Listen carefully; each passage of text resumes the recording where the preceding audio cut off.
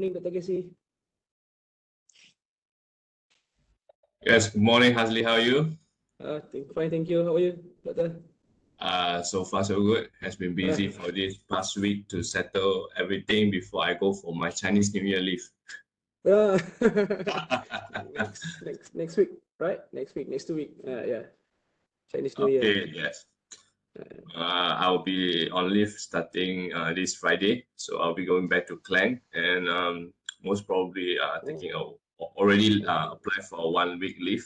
Okay, so at least have some time lah. Okay, for myself to settle down before going for the New Year. Yeah. All right, so how about the situation at KK? Is it the most of the places already came up with all the tanglong things? Yeah. Any decoration for Chinese New Year? I see the preparation for the Chinese celebration by the DBKK. I think they orang set up one place for the celebration for the Chinese New Year. Quite interesting, quite menarik lah dia punya decoration kan. Banyak lah tanglong semua tu bergantung. Okay. Meriah lah, meriah. Bagus lah tu. Ada open house tak? Open house saya tak setakat ni tak dapat lagi info. Mungkin nanti kot dekat-dekat minggu depan lah kot ada invitation for any others, any organisation or somebody. Hopefully lah. Because normally ketua menteri lah kot. Ketua menteri. CM. Yeah.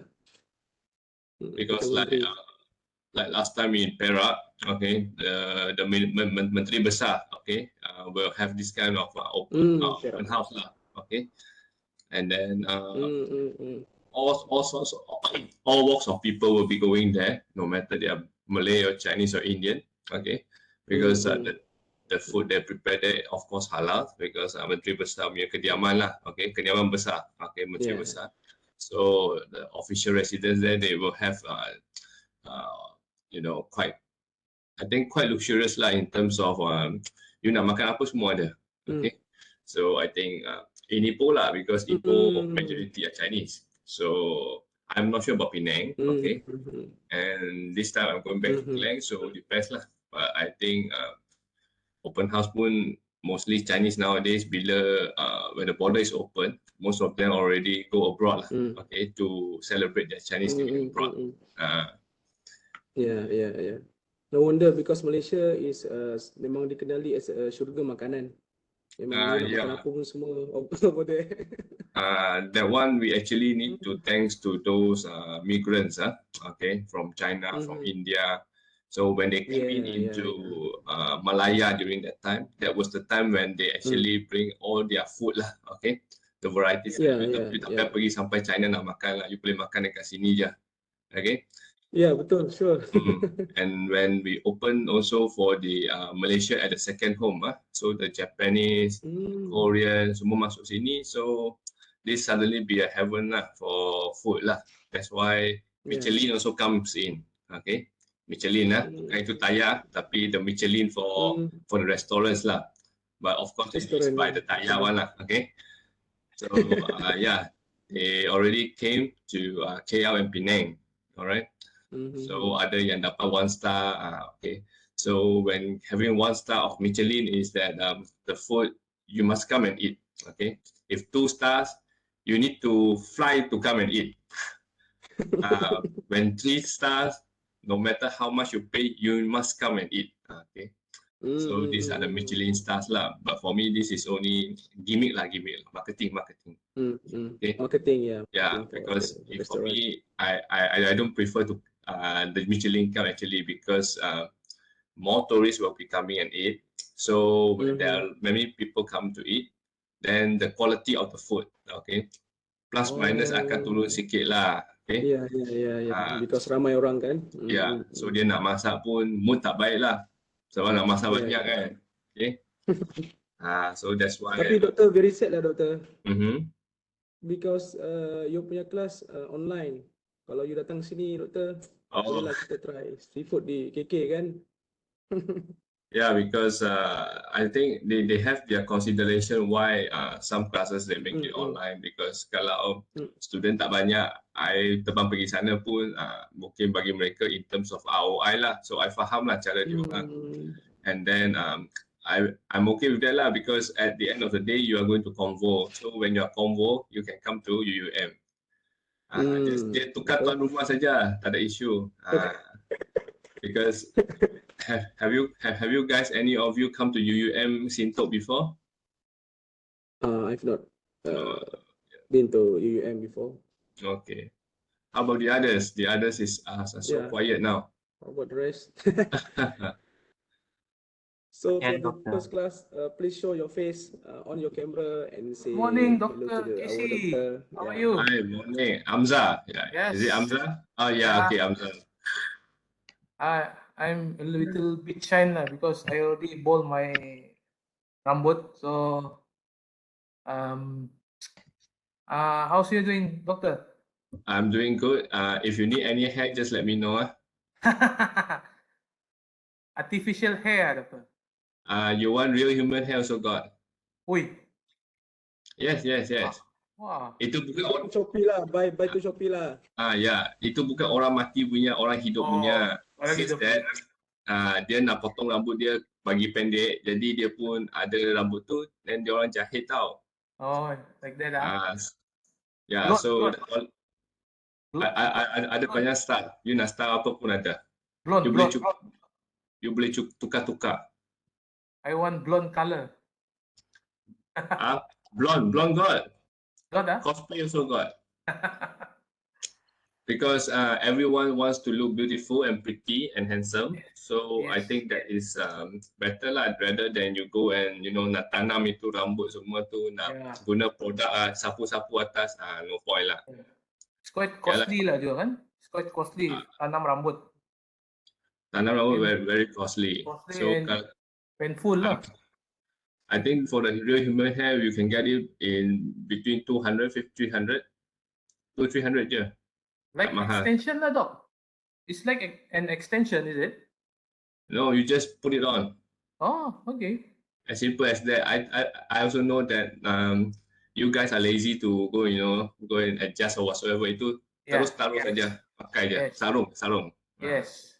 Because if you let wake up in the morning kan, and during, let's say tomorrow lah, Monday, so you want to go jump to the bathroom and then just go to there's no time to make up lah. No lah, actually bot lagi senang. You hanya sapu minyak saja cukup. Minyak coconut. Itu orang India buat. Sapu minyak coconut, shiny and nice. Lepas tu dia tak keluar minyak. Because dia pun dah guna minyak coconut kan, dia sapu. Lepas tu dia pun wangi tau. So they can last for the whole day. Oh, is it? Yeah. Because last time I pun potong sampai bald. Ingat nak jadi sami dah. Okay, tapi tak jadi juga. No lah, just playing with friends lah during that time. Form 5, I think, Form 5. Nearly graduate lah. So we challenge each other. No lah, sorry, Form 6. Okay, we challenge each other. So we make ourselves bald. I tak tahu masa ada gambar itu lagi tak. Memang kosong, licin lah. But just lah, student lah, right? So we just try to at least do something crazy lah during our school life. Yeah, okay. Doctor. Another story regarding about some of our friends not yet registered in this course. So maybe no problem. Can have the attendance regarding attendance. What I can do here is to look at the report and to see those two. I think normally those are registered only lah. Okay, but no register, I think it's okay lah. I think the PACE already know, because your attendance instead of this, they are going to look at the WeBacks as well. So as long as you are in the WeBack, should be okay lah. Okay, if they have if the place have issues about the attendance, just let me know lah, because I think it's not fair lah if it is their technical problem and then because of that you are not able to scan or was not able to register and scan, then I think small matter lah, small matter. Yeah, We also doctor. Also, I want to question Pes regarding my name. Why my name got small letter and capital letter? All student in this class is capital letter. The one is about the system lah. I think if you want to capital all lah. All right. Yeah, Don't yeah. sentence case lah. Sentence case ni. Yeah. This one yours is capitalized Yes. for each words. Okay. So Yes. biasalah when we talk about eminent management university, so there's a lot of things lah that we actually have to take care, because even though you see this is a small matter, but actually it will affect people's mood when studying or whatsoever. Yeah. So I feel like I'm second class. How about you think that you are in the premier class because you are the only one special, unique? Like It depends on your perspective lah. If you look at positively, be positive. Yes. If you look at something that you want to improve, that I think is good lah. For me, you should complain lah. For me, I always support my students to actually give their comments or ideas about what's happening lah, instead of just paturut just listen, follow, but you don't argue anything, because you are in master class now. Master classes, it should be a class that you can try to argue lah. If you don't argue here, you want to argue in your department or during your career, I think it's not too appropriate, because in class is the place for you to actually release your tension. Okay, you pay to release your tension here actually. So if you in your organization, if you argue there, it's a suicidal lah. No, it depends on how you want to argue. Okay. And then who you can argue, because there is a channel lah, okay, not to argue in a Facebook, like in UM we have a Facebook page called New Seed, okay, New Seed, New Seed. So in this Facebook, students complain over there, all right. But for me, it is not actually a right channel lah. If you really want to complain about something, you should formally write to, maybe if it's related to your INASIS or your residential, so you can go to SAC, Student Accommodation Center, to complain over there. If the complaint is not taken, then you take the next step lah. Okay, just like strategic management, same. You can't straight away go and hentam orang, okay? At the informal channel, you go to the formal channel first. If they don't layan, okay, then only you go to other channels lah. Just like the cikgu Cikgu Fadil lah. The case of Cikgu Fadil yang dia kena mungkin tindakan tata tertib. Fadil lah, I think. So his way, I'm not sure lah to what extent that he have go through most of the procedure lah. If he has went to, and then there is nothing from there's no actions taken by the boleh dikenakan tindakan. Okay. I think the case is already closed kan? Yeah. Tindakan kan? Yes, it's already closed, but he seems to be lucky lah if that's the case, because normally people will just buang kerja. Okay. Itu pun sebab isu-isu that he bring up lah. Alright. So as a minister also, you need to really listen lah. Kalau you rasa it's difficult for you to listen, then at least you pass it to your PA also, or someone lah, okay, that can actually discuss about these things. If let's say you as a minister not able to do so, okay, because you are busy. So these are the things lah. If you are aware of this particular Cikgu Muhammad Fadli. Okay. Kalau Dr. Fadli lain lah, itu orang lain itu okay punya. Ini, so sometimes as a public servant, there are a lot of things that we are not able to we're not able to talk in public. Okay. but you bring it to the right platform, then you argue. It's okay to argue actually, as long as you have your justification and then you have do some research on that. Same goes to strategy management. Strategy also, you have to go step by step. You cannot jump. Once you jump, right, there will be a loophole and people are able to actually take advantage, okay, of maybe what are the information that you don't have, but they have. So these are the things lah. So dia kongsi terus. Cikgu bermasalah. Kalau setiap tahun dapat 90%, maka untuk prestasi pun bermasalah, habislah untuk kita punya KPM lah. Okay. So you can take a look lah. Ini pula P respond, I don't know lah. To what, how do you perceive about him? Okay. Yeah. So I understand actually in government sometimes when you complain, you give maybe your arguments and then they don't accept. Okay. So now the government servants are not like last time. If you purposely like this say we don't accept or whatsoever, people will bring it to other platforms. This is about digitalization already. All is global. So if things in global, right, you cannot just ignore it. So that's why people nowadays are also very, they know their rights lah, and also they are educated. Okay, but don't blame the education saying not good lah. Okay, but it is because they are educated, they know their rights. All right. So at the end of the day, the most important thing is that you sound things that you feel that it is reasonable. Okay, you are able to justify. Then I think no problem. But the issue now, people takut lah, okay, tiba-tiba kena gantung, tata tertib, orang kata rasa troublesome, okay. But of course, when you want to menegakkan sesuatu, you have to sacrifice lah, okay.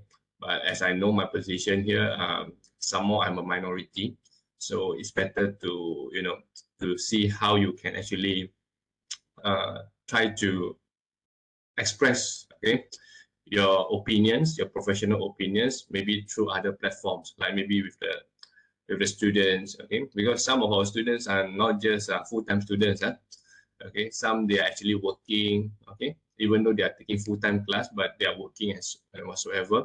Because yesterday I just finished a class for leadership and management, okay, for MPM as well, and I have a few students of them are from JPM, okay. Some they are from ICU, okay. So we can talk a lot about the economics and so on, and also some they came from KKM also, Kesihatan, so Ministry of Health.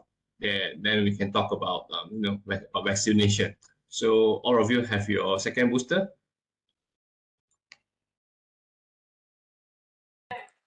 Belum, doktor, belum. Belum lagi.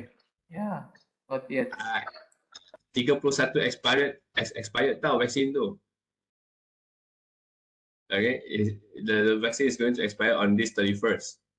Okay, because when I took it, same. The expiry date is on the 31st of January. So if you're okay, then go and take it. Right, because it depends on everyone. Okay, but because it depends on you lah. Because good morning. Yeah, morning Hafiz, how are you? All right, see you again. Okay, sorry doctor. Hey, no problem. Because today's class is a 10-hour class. Okay. So we will have some break time as well, and also time for you to go for your prayers. So we will just enjoy our class for today.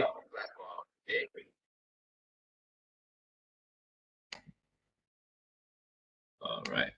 So now we have 15. Okay, that looks decent because in the WhatsApp group we have around that number as well. Okay.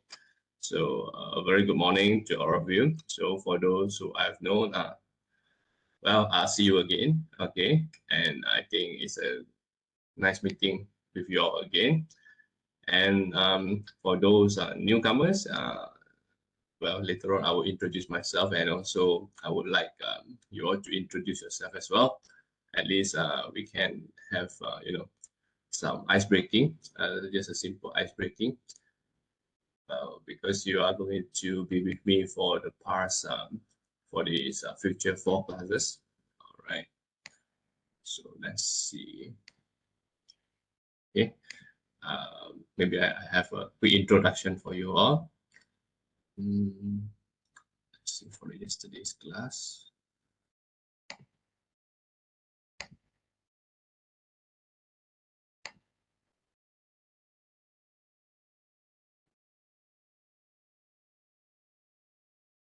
Okay. I need to use this particular slide for a while because that is for my introduction of myself in ice breaking.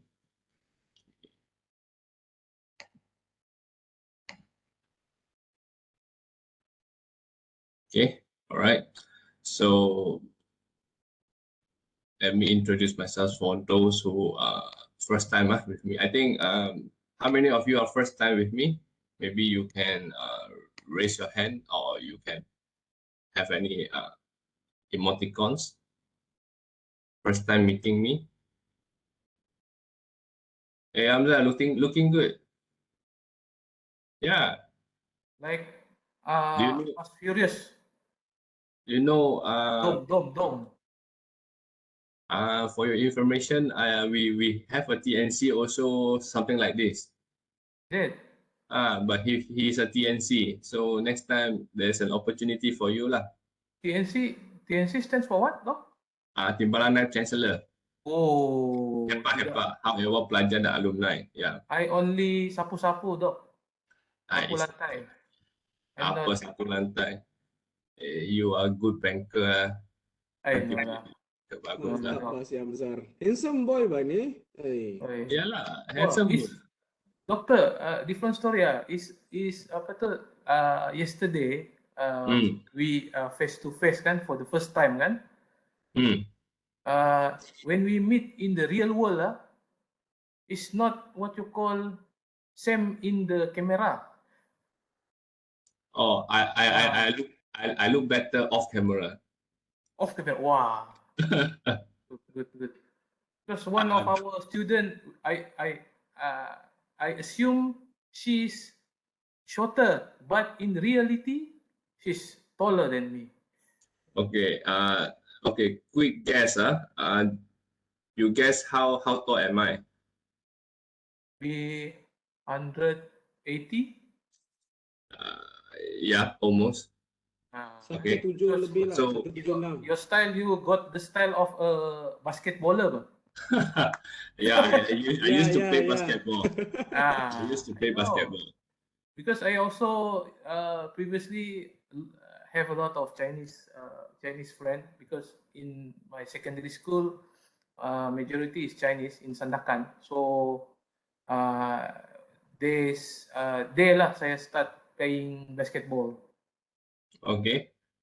Come here and play in UUM. We have a very nice basketball court here. Oh no lah, bro, because my weight is already not suitable. That's why you need to play. That's why you need to play. Yeah, have some sports. It's been a long time. I don't have kaki here. All of them also, too young. Okay, all the students. So I'm playing with them, I scared. Oh no lah, if you gather with young kids, so your heart young lah, like some soul. Yeah, heart can be young, but I scared my heart beat too fast. Oh yeah. If to shoot, okay, shooting no problem. But if to play with them, it will be problem a bit lah. Sorry, Yeah, no problem. taking your time, doctor. Sorry. No, it's okay because we have 10 hours. I was also thinking 10 hours what you want to do so that you won't feel boring. Okay. Yeah. So one of the way is to communicate lah. All right. And then if you have something, anyone if you have something, just chip in. Okay. And then just cakap je apa-apa yang you rasa you nak cakap. BM ke English boleh je. Kalau you bahasa suku kaum saya tak boleh lah. Okay. Kalau lain boleh. So like Amzan, sebab dia dah biasa dengan saya sebelum ni, so he used to chip in one. So when he chip in, then the class is lively lah daripada kita nak, you know, like teacher centered sangat lah. Lecturer je cakap, and then student buat part turut je dengar. So no point lah. This is a master class. So how was your physical class yesterday? Oi, experience, new Good. experience. Siapa? Sakina, Dr. Sakina. Sakina Muslim. Okay, alright. Okay. Yeah, I think dengan dia, so far so good lah kot. It's better lah if you are here. It's even better. Maybe now we are in the coffee house. Maybe drinking. Yeah, because for me classes I think normally if I want to do classes, normally I will do outside from the classroom lah. Because banyak orang. Okay, one is tak banyak orang, and then you just need, you know, discussion. Because there will be sessions for discussion lah. Mungkin kita pagi dalam kelas, and then petang tu kita pergi tempat lain. So that you won't feel like, you know, sleepy lah in the class. Except in the class you can do potluck, then it's never mind. Everyone cook something, and then yeah, we can enjoy the food lah. Because after all, food will be the energy for you to survive for the past 10 hours, you know. Yes. 10 jam bukan senang, tapi semalam berapa jam Until 5:30. Oh. Okay, alright. Morning until 5:30. Yeah. Just want to ask, you not mohon to the PACE to buat satu kelas ke face to face for this subject? Macam tu lah, dia senang je cakap, I don't think that they will pay for it, okay, for the claim lah, okay. But if let's say I want to do it, maybe boleh lah kot from my side lah sendirilah. Kalau PACE because they have like untuk elective or core dia kena buat online, and then and either is elective or core dia boleh buat untuk face to face. Okay, if I'm not mistaken, I during that time I never thought of KK also sebab dia assign saya Johor, alright. And after that mungkin ada lecturer nak ambil saya pun kata tak apa, bagi je, because for me this is orang kata rezeki lah, and then pop dapat korang. So itulah, as I said, rezeki lah. If not, I think I'll meet people from Johor, okay. And for me actually it's not, I sudah plan dah, kalau dekat Johor nak pergi mana, dekat KK nak pergi mana, okay, because I'll be bringing my wife as well, because she also have PhD, but at the same time she's doing business. So far the business is you know, giving more better income lah, okay, and also short term prospect lah, but not long term. For long term, lecturing is better, but for short term prospect, I think doing business is better for her, okay. And she has some time at home, so she can take care of the house call as well. And then wherever I go anywhere, I will bring her around lah, because need to expose her lah to some of my networkings as well.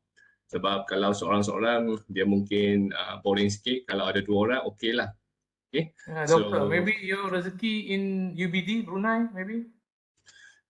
Yeah, I was thinking Brunei actually, Brunei or Singapore or mana-mana yang dekat lah. That you can get 1 to 3 cukup lah. Same lah, Brunei and Singapore dollar is the same bah. Yeah, it's just that I have to look at the living cost, because I have not make a research on at Brunei. I tak tahu dia living cost kat Brunei, but Singapore almost I know it, because most of my friends are there, and also even my colleagues, there are some that went to Singapore, and then there are a few went to UK. Orang muda macam tu lah, sebab UUM dia kalau untuk you nak bersara boleh lah, tempat untuk nak bersara boleh, tapi kalau tempat you betul-betul nak kerja, sebenarnya bagi saya boleh juga, because kan tempat bersara, so orang pun slow kan, orang lain slow, kalau you laju sikit, so you senang dapat lah. There's a pros and cons lah. If you go to Singapore, then you really have to be very competitive, but at the same time you will get more things lah, okay, because you learn a lot.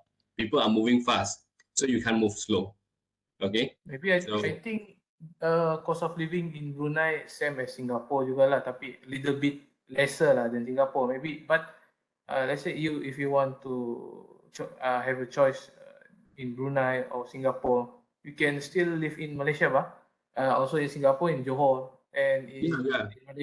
in Brunei, it's the nearest either is the best spot for you is in Miri, because there's a lot Miri. of development there, and also for your information, Brunei don't have sell alcohol, so if you want to happy hour, you need to go to Miri or Limbang lah, either. If No, lah, if. if that's the case, I go Labuan lah, duty free mah. No lah, so far I think the so-called alcohol that I drink is only shandy lah. Itu pun masa raya saja. Pernah dengar tak shandy? Pernah dok. So kalau shandy di now Sabah ni mesti pernah dengar. Shandy, semua pernah dengar. So it's not cheap now. Last time you can get for 40 ringgit. I just bought it 2 days ago. It's 50 ringgit. Per can? Per carton. Carton. Oh. Hey, come on. I think you don't know which one is the shandy lah. I know. Carton lah. Mana boleh per can mahal lah. I just tease you, doctor. Want to? Yeah. Yes. Very funny. Yes. No hard feeling lah, dok. Relax. No hard feeling. No, because I was thinking, you tahu ke tak tahu sebab if one carton, then you know it's good lah. Yes, because not many people actually know bila ini bukan, sorry. No. Yes. Ini tak ada. We know lah, dok, because it in 99 Speed Mart got lah. They sell there. Is it? Oh, okay. Yeah. Good for you guys lah. Kedah tak ada tau. Yeah, betul. 59. So I bought it 50. Tapi yang ni dia sebenarnya tak memabukkan pun. You minum lah satu carton, tak mabuk pun. 1%. I think 1% or less than that lah. Sampai orang rasa itu macam, macam Coca-Cola je lah kita minum. Okay? Sebab I think that's the only drink that I took lah. If red wine semua tu I tak minum. Because I pun tak boleh minum pun. Sebab lepas minum dia akan naik warna merah, bintik-bintik. Oh, okay. For me lah. So siapa yang suka punya, I think it's good lah. You just orang take it as teh herbal lah. Kalau you rasa badan panas, dia orang minum lah. But don't take it to consume too much lah. Nanti kena alcohol punya orang kata poison lah. So because kita kat sini early in the 60s, also I think in newspaper, I think I see they have what you call the advertisement for this alcohol drinking, like Guinness, Tiger, Stout, means for the people dulu, they drink this one to energy or something, or tambah darah or something, I don't know. Kalau kat Malaysia kita ada Oktoberfest. Same in Germany kan? From German, yes. So they have Oktoberfest. So I tak tahulah, Kedah sudah tutup kedai judi dah. So arak is on the way. And then don't know the status of Langkawi. Kalau dekat Langkawi tak jual arak, I tak tahu dia nak untung apa dah. Okay. Kalau pakai jual coklat saja, very limited lah the profit compared to alcohol lah. Okay. Because in Kedah lah. Because kedai judi dah tutup. So now bila dah tutup tu, if I'm not mistaken, they need to think of how to cover the 5 billion punya taxes. Okay, 5 billion lah. If I'm not mistaken, it's 5 billion or 500 million, something like that. Okay. So dia nak cover taxes. One of the way that they're doing now, okay, that we can feel it directly, cukai pintu. Cukai pintu dulu I bayar 300, sekarang kena bayar 500 lebih dah. So it's almost going for 1/4, satu kali ganda. So ramai akan terkesan, sudah bising dah, okay. It's in Kedah lah, only in Kedah so far. Other states we don't have any news yet, but in Kedah we personally feel it lah, okay. So because of that, he tries to introduce penanaman ketum, okay. Ketum dengan alkohol, I think almost lah. is that ketum dia memang it is cover under akta dadah berbahaya lah. So I tak tahu macam mana dia nak settle. Okay, so if penanang ketum di Kedah, then there will be more social problem, especially when you are at the border. Border social problem, border crime is normal lah over here. Okay, so you will have a lot of Thailand people coming in. Okay, and then we also menyeduduk and so on. So a lot of things lah that happens here. But Thailand already legalize marijuana kan? Yes, correct. Yeah. So just for imagine. Purpose, Doc? First for medical purpose, but I can tell you that human okay, human they like to get benefit. So dia akan cuba lah fikirkan how to to meluaskan penggunaan marijuana to other reasons lah. Okay, same goes to here lah. If let's say now Thailand macam ni, that's why Malaysians like to go to Danok. Okay, not only because of women but also because of drugs. Okay, because normally they will combine together lah, combo lah, women plus drugs. Okay, and then for information, little combination lah. And then for information over there in Danok, most of the women there is actually they are eager for money. Okay, but at the same time they have to sell themselves. So indirectly for them to reduce stress lah, drugs is the answer. Okay. So from there, if for those Malaysian yang pergi sana untuk macam tu, so they will also sell to them. Okay, the ladies will sell to the guys. So indirectly, there will be more social problem lah macam tu. But after all, kalau dia nak cubalah. Because kita yang tak ambil ketum tak ada isu pun. Because orang ambil vape kat sini pun banyak. So dekat vape tu dia boleh masuk apa-apa saja bahan yang dia nak. Okay. So that is terpulanglah pada orang kat sini lah, because orang kat sini banyak yang sebenarnya dah B40 is one thing, another thing is that kebanyakan tak suka kerja. Okay, ada yang tak suka kerja, so that's the thing lah that we have to look at lah. Okay, so alright, so maybe I continue a bit because Jakim tak pernah jumpa saya, so nasib baik Jakim ni Jakim lain lah. Atau minum arak dah kena dah. Ini Jakim lain tak apa. Ini Jakim Yusof. Lain. Ya lain Dok. Lain. Alright, so saya pun tak adalah tua sangat, tak adalah muda sangat. Okay, I was born in 6 of June lah. Okay, senang ingat. Tapi bagi korang 6 tu devil lah kan? For you guys 6 is devil, is it? No. No lah. Yeah. For the Western 6 is devil. Okay, syaitan. So sebab tu adalah sikap nakal-nakal tu adalah. Okay. So I was born in Taiping, Perak, kalau ada yang pernah pergi Taiping Okay. So lepas tu sebab ayah nak stop bekerja sebagai polis, jadi dia pun migrate to Ipoh untuk cari kerja lah. Okay. Sebab mak tak bagi, kalau tak boleh kahwin. Okay. So nak tak nak dia kena dia stop lah dia polis, and then dia bawa kita satu keluarga pergi Ipoh Perak. Okay, so for those who have went to Ipoh Perak, I think it's a good place for food as well. Okay, there's one restaurant that actually welcomes all races. Okay, nama dia Restoran Hollywood. Okay, ini Restoran Hollywood, kalau you nak makan ada banyak yang you boleh cuba, because the Chinese and Malays over there okay. Kalau ketum hukuman bawah section 33 Akta Racun 1952. That's why I say lah, dia nak ubah lah this thing. So I tak tahu boleh ubah tak, ataupun boleh digubah tak undang-undang ni, sebabkan dia nak buat ketum.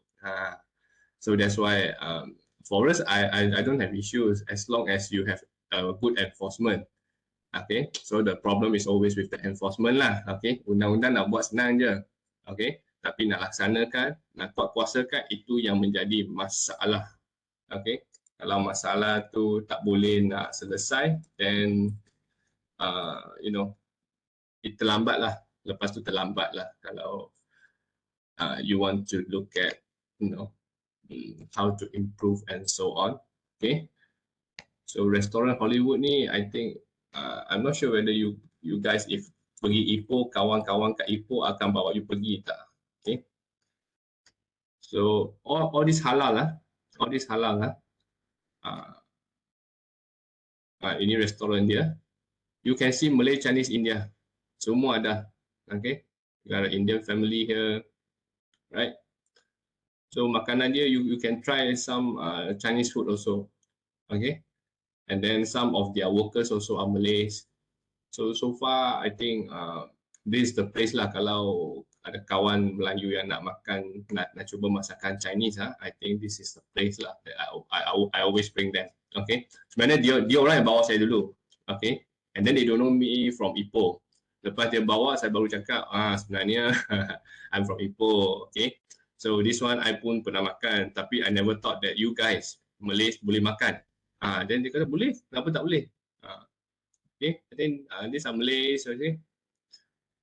So sebenarnya banyak these are Malay auntie, dia jual dim sum. Orang pun dah makan dim sum dah sekarang, nampak dekat Changnun dah start jual paus, dim sum and so on.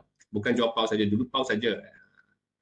So all these are halal, alright.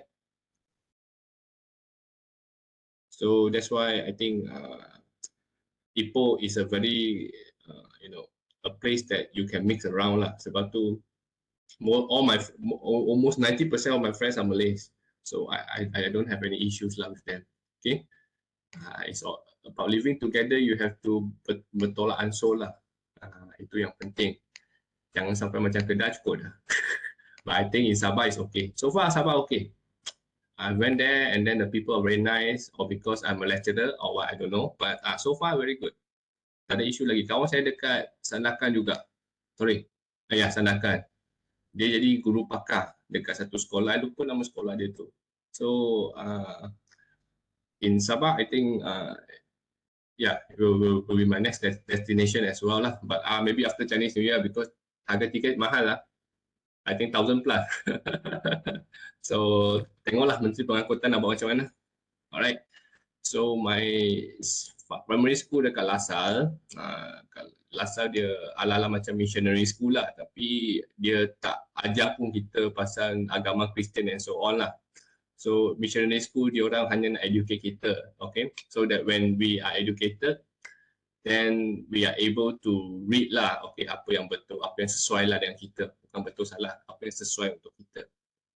Then my secondary school dekat Sri Putra Ipoh juga. Tapi as I said, yang ini semua orang panggil dia sekolah sampah. Sekolah sampah sebab mereka yang tak masuk mana-mana sekolah menengah akan dibuang, okay, ke sekolah tu. Alright. And the best thing is that saya jadi ketua pengawas kat sana. Jadi hitam putih kita kena kenal lah. Okay. So for me, yang gangster-gangster ni pun tak ada apa je. Dia pun pandai cakap je. Dia boleh jerit lah. Tapi bila nak buat kerja tu, dia pun takut juga. Okay. Cakap je boleh. Okay. Tapi bila nak betul-betul bergaduh ke apa, kurang sikit lah. Okay. Tak macam perempuan lah. Perempuan terus tarik rambut, tarik tudung je. Okay. Sebab sekolah sebelah memang the girls school. Okay. All girls school. We are the all boys school. Tapi kita Sri Putra, dia Sri Intan. Okay. So kita ada gate, ada pagar, tapi pagar dia yang jenis kita boleh nampak see through. So bila lawan ke perempuan buat bising, sebab kita atas sikit, perempuan punya sekolah dia bawah sikit. So daripada tingkat atas kita boleh tengok bawah lah. So bila gaduh macam tu lah, kita pernah tengok. Bila gaduh memang tarik je rambut. Kita pula lelaki pergi jerit-jerit je. Okay. And my form 6 Anderson, I think kalau Anderson kebanyakan orang akan tahulah because it's one of the best school in Ipoh. Tapi saya pergi untuk form 6 sajalah. So tak kira lah alumni ke apa sangat, but at the end of the day it's quite Anderson lah. Jadi semua pun orang-orang kaya lah. So kita daripada sekolah sampah pergi tempat orang kaya, dia lain sikit lah. Okay, but well, I can feel that lah, the differences. But I think now tak ada lah kot. Sebab orang Ipoh pun boleh tahan kaya dia. Kebanyakan yang nak bersara, okay, most of the time they will reside at Ipoh because of the food or either at Taiping. Alright, so my tertiary education at UUM, I'm really alumni for BPM, graduated in 2008, and then straight away I go for my PhD because for those who get first class will have an express lane to PhD. Okay, I've asked my students nowadays, the MPM students, there are some first class degree student. And so far now, the UM is not providing this kind of express track. Okay, so for me, maybe lucky lah during that time, because during that time our government needs 80% okay of our staff are PhD holders.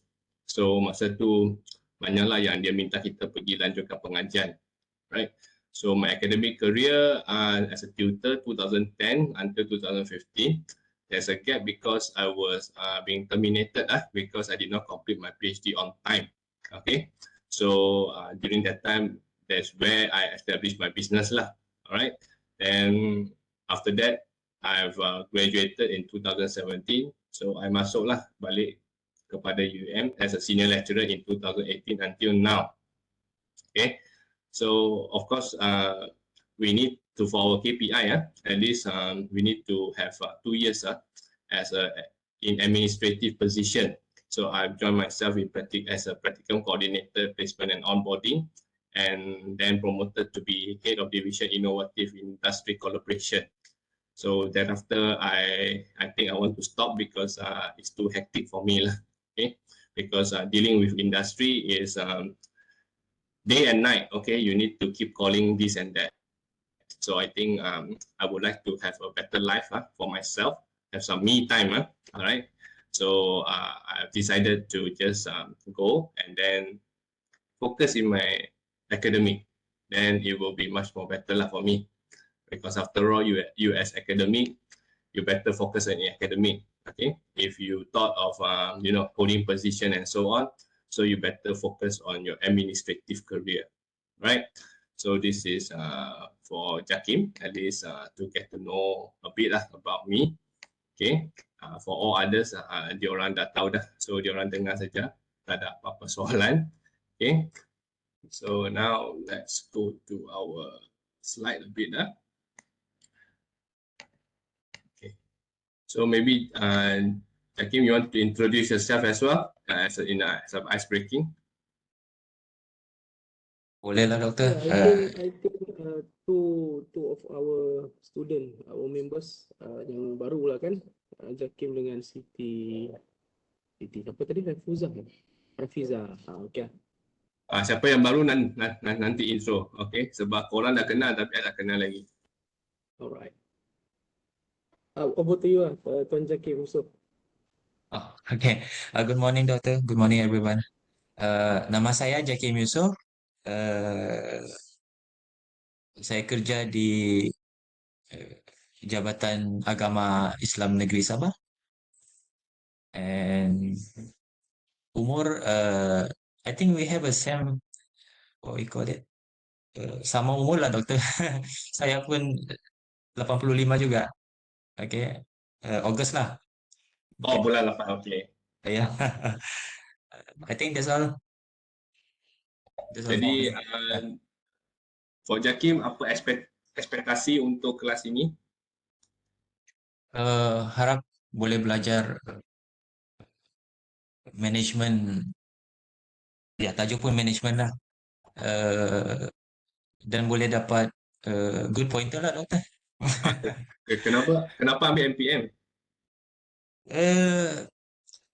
Sebelum ni saya ambil UMS, Bachelor in Economics and major in Human Resource Economics, Human Resource. And saya fikir dia ada kaitan sikit lah kan, dari segi kita pun ada belajar pasal management sikit-sikit, pasal ialah banyak juga pasal Human Resource. So saya ingat sebab dia ada berkaitan, mungkin okey sikit lah, saya boleh faham sikit-sikit lah. Okey, jadi lepas dapat MPM, apakah dia akan membantu dari segi apa? Saya ingat dari segi career kita sebagai pejabat awam, saya fikir tiada kaitan sangat pun dengan peningkatan career. Tapi dari segi apa orang cakap, kepuasan diri lah doktor. Okey, kepuasan diri. Jadi lepas ini nak ambil PhD jugalah, baru puas. Kalau ada duit. Boleh, sebab PhD kalau buat part time tak mahal sangat. Okay, sebab the problem now is because when it is trimester, okay, dulu kita 2 semester 1 tahun, so now when go trimester, so it's just a bit fast, but I think the fees also is not that expensive, around 2 to 3,000 per semester. During my time is 1850, okay, for the tuition fees, right? So if you would like to have it, I think it's okay. I think that's why I said if you are in Jabatan Agama Islam, I was thinking kenapa tak ambil pasal Syariah, okay? Because that will for your career advancement one. And another thing is that if you want to ask for any cuti belajar, there will be much sekarang cuti belajar ke macam mana? Part-time macam tu sajalah, sendirilah. Ya, part-time. Ya, sebab ya ada problem sikit dengan saya punya jawatan, jadi terpaksa ambil part-time lah, doktor. Itu tak ada masalah. I think that is why that's why ada PJJ, okay? Ya. Saja kahwin ada PJJ, belajar pun ada PJJ. Okay? Itu percintaan jarak jauh okay. Sebenarnya tak bagus lah, okay, tapi okay lah untuk belajar sebab at least you know what you want. And another thing is that your planning lah, I think you need to strategically realign your planning. If after you have this MPM, maybe you try to get maybe professional certificates for your jabatan agama Islam ya, macam halal ke, kita ada halal executive and so on lah. So kalau jabatan agama tu skop kerja lebih kepada apa? For your information lah, doktor, sebelum ni I think kita jawatan di negeri Sabah ada guna sama lah. Jadi dia akan mana-mana department dia akan pergi kan.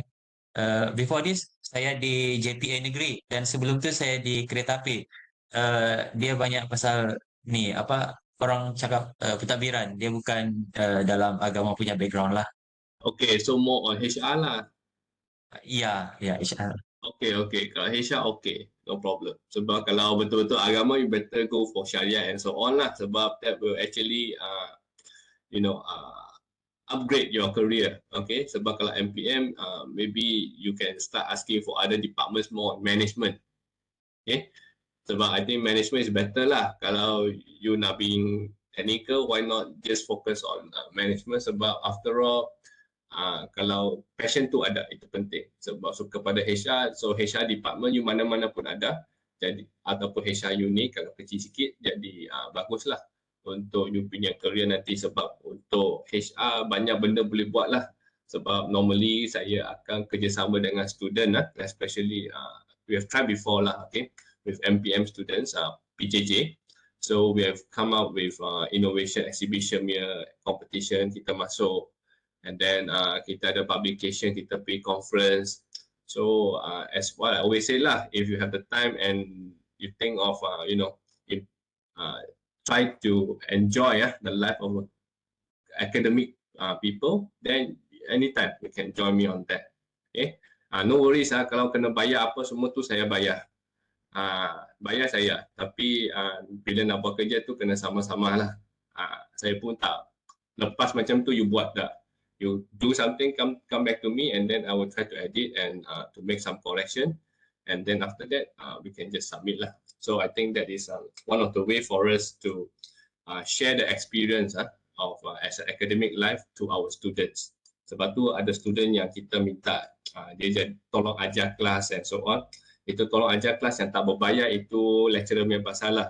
So normally kalau saya ada charge macam tu, saya akan bayar sebab that is not my money. Sebab you put the effort, so it's good for us to actually give you the money lah, as what we're being paid by the other parties. Okay, so thank you very much, Jakim. Alright, nama pun Jakim. Bila cakap pasal agama je, memang I thought fully agama, okay. But if you guna sama, then it's good. Sebab you will be more holistic lah, and then in your CV also it will be very interesting lah. People will look at you. Okay, alright, good luck and all the best for you as well for your good pointer. Okay, normally tak fail lah kot. Saya, I think this yang pernah jumpa saya tak fail kot. Kalau fail maaf lah. Okay, alright. Next, siapa yang kita tak pernah jumpa lagi? Hi, good morning, Doctor. I'm Siti Hafizah binti Tumiran. Okay, I'm working as PDRM, IPD Kota Kinabalu. This is my first sem in Master Public Management lah. Before that, I'm take Bachelor Public Management in UUM also. Oh, okay. That's all I know. When you graduate? Actually, I'm already graduate, but not convocation. Maybe Okay, so in you're May. coming this May? Yeah, sorry. Are you coming to the convocation this April or May? Maybe May. Yeah, I'm May, going to okay. Sintok sudah. Yeah. Yeah, finally, yeah. Yeah. Okay. All right. Okay, so why do you take MPM?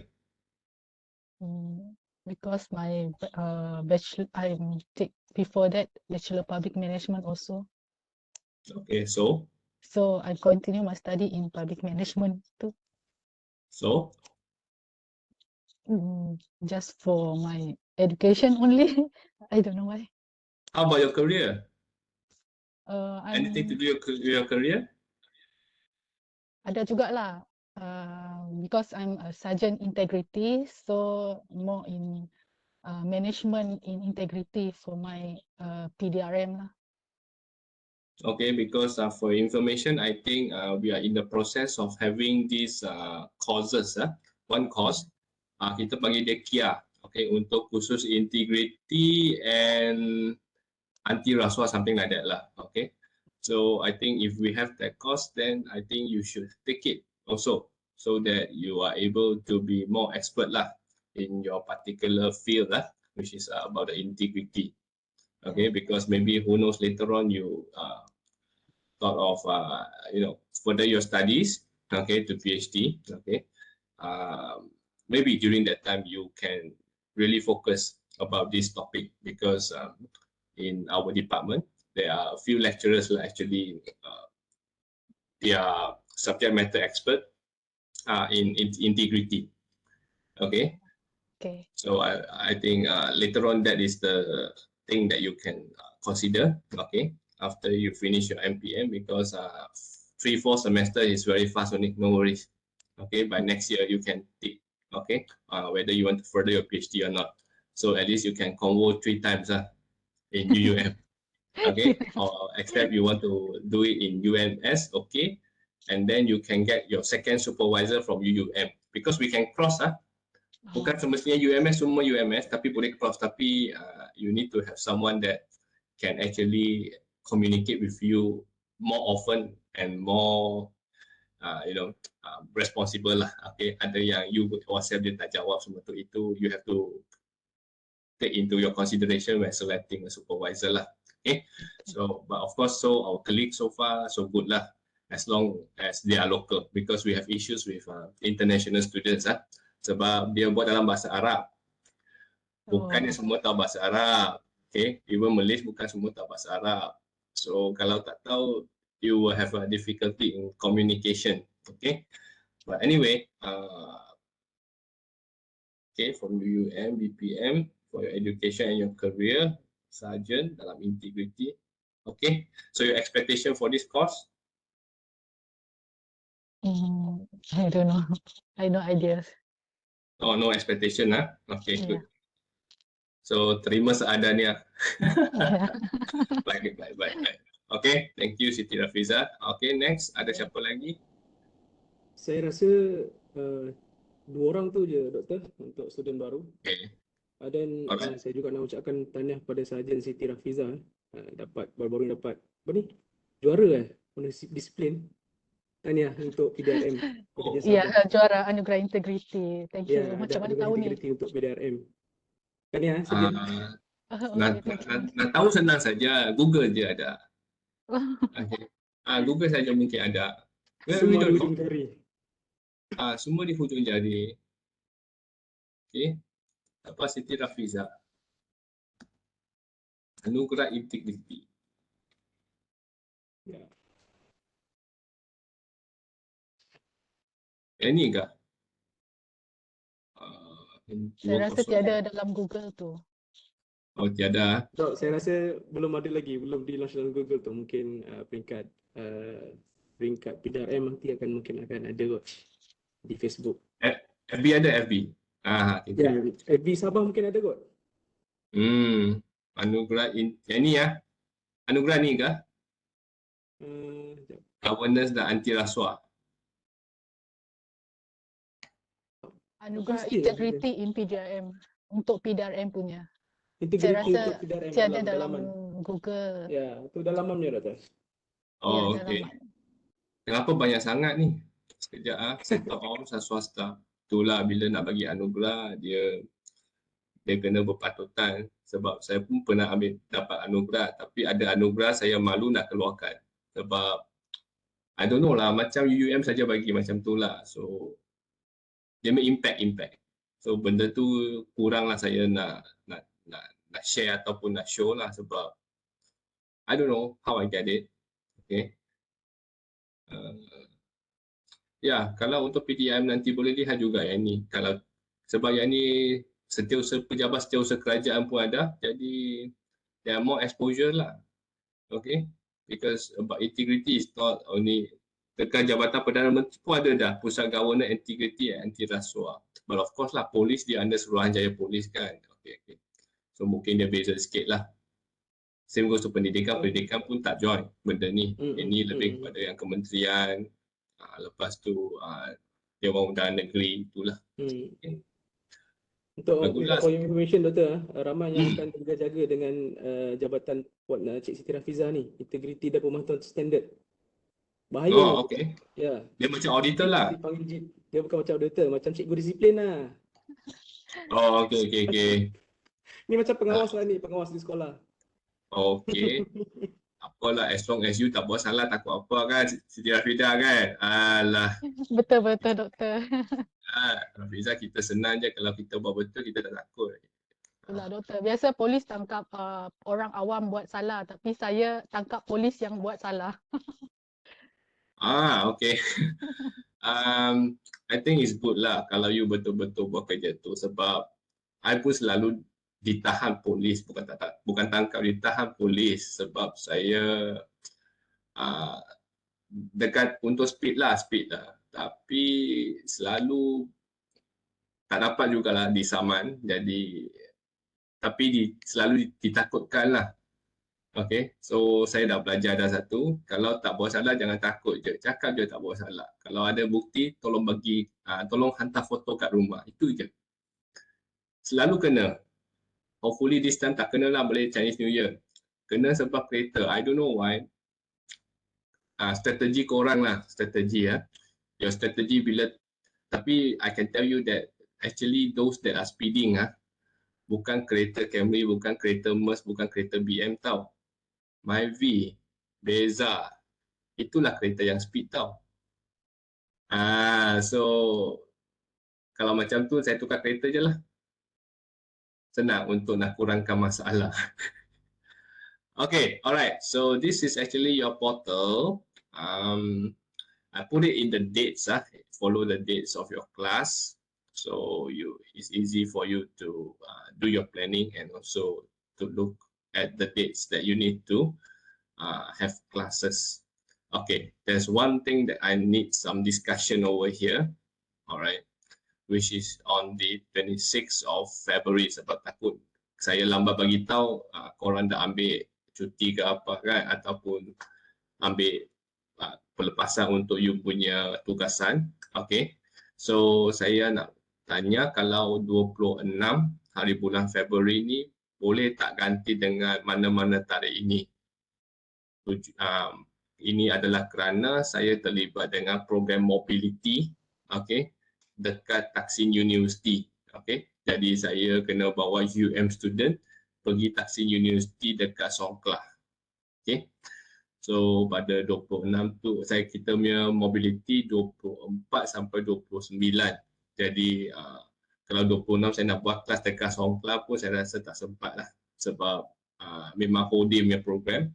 Okay, jadi nak minta pertimbangan untuk digantikan sama ada lebih awal, iaitu 19 hari bulan 2, ataupun digantikan lambat sedikit pada 5 hari bulan 3. Kalau 19 hari bulan 2, you akan ada kelas sebelumnya 12. Kalau 53, selepas tu 12. So it's the same lah. It's just that which date you want. Saya cadangkan 5 bulan 3. How about the others? Setuju. Okey je. Okay, alright. Setuju, kalau penghulu sudah cakap setuju punyalah. Dah boleh lawan. Tidak. Apa just cadangan untuk 5 bulan 3. Penghulu suggest je. Jangan nanti semua dekat penghulu pula. Kasihan kat penghulu. Iya, Abah. Kasihan sama saya. Iya. Paling penting semua okey. Kalau tak okey nanti kita adjust. Right. So kita replace 53. Kalau ada apa-apa, boleh je bagi tahu. Tapi lepas raya Cina lah. Mungkin raya Cina. Ya, lepas raya Cina lah. Boleh. Akhir bulan lah kalau apa-apa. Ataupun sebelum masa kelas 12 lah. For the time being, kita stick for 5 bulan 3. Okay. 53. Okay, 53 dulu. Okay. Alright, saya sebab benda ini sebenarnya tak tahu kenapa saya diminta pergi. Sebab yang ada 2 lagi pensyarah pengiring perempuan. Okay. So mungkin takut kot. Jadi macamlah saya yang ada masa sangat. Jadi diminta pergilah. Jadi amanah diberi, kita jalankan amanah tu lah. Alright. So, okay. For your information, if for any Webex, I've already put the Webex link, different Webex link, okay, for each class. Except for this, I will do the new one because I want to know which date, okay, that we are actually having class, okay. So if 5th of March should be okay, right? And now we go up second one.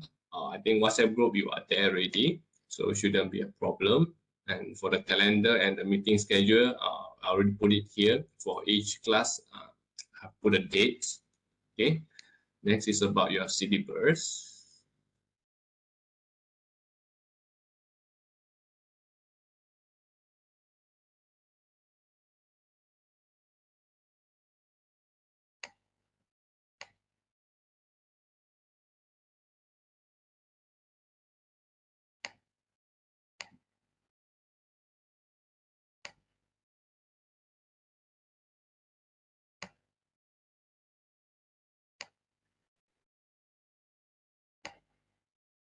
Okay, let me share with you the syllabus.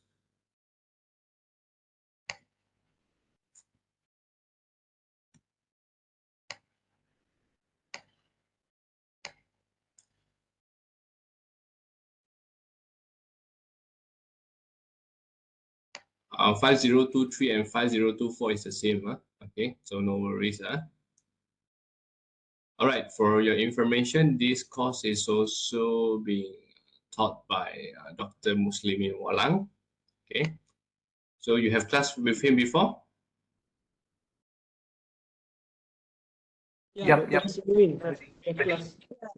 Pernah, Prof. Pernah. Apa? Pernah. Local government. Okay, good. Sebab soalan semua tu nanti dia akan keluarkan, nanti saya dapatkan lah untuk final exam. Alright. So this is a compulsory course for MPM students, whereby it helps to expose students to practice the analytic and decision-making process involved in strategic management. Okay, this is 4 credit hour punya paper, so that's why we need to have 10 hours of class. Alright. So for this particular course, you are expected to understand the key content and issue in strategic management and strategic planning theory and practices. Okay, and the conceptual framework for thinking about how leader should create and maximize resources. Okay, in strategic management, normally we'll talk about money and cents lah, and also the resources that you have, whether it's monetary or non-monetary. Okay, so these resources, of course, is limited for all of us, and the problem is how we want to allocate the resources, okay, that we have. All right, and at the same time, of course, you have to think of the way to increase your resources. Okay, kalau jimat sahaja tidak cukup, paling penting ialah untuk nak dapatkan lebih pendapatan. Okay, so the third one is to know the framework needed in strategic planning, the tools and techniques for organizational performance. So at the end of the day, what we will learn about in strategic management is about how we want to allocate the resources effectively and at the same time to perform, okay, in the organization, because kalau you tak perform, jadi resources yang kita dah berikan itu tidak mendapatkan pulangan. Okay, everything is about return lah.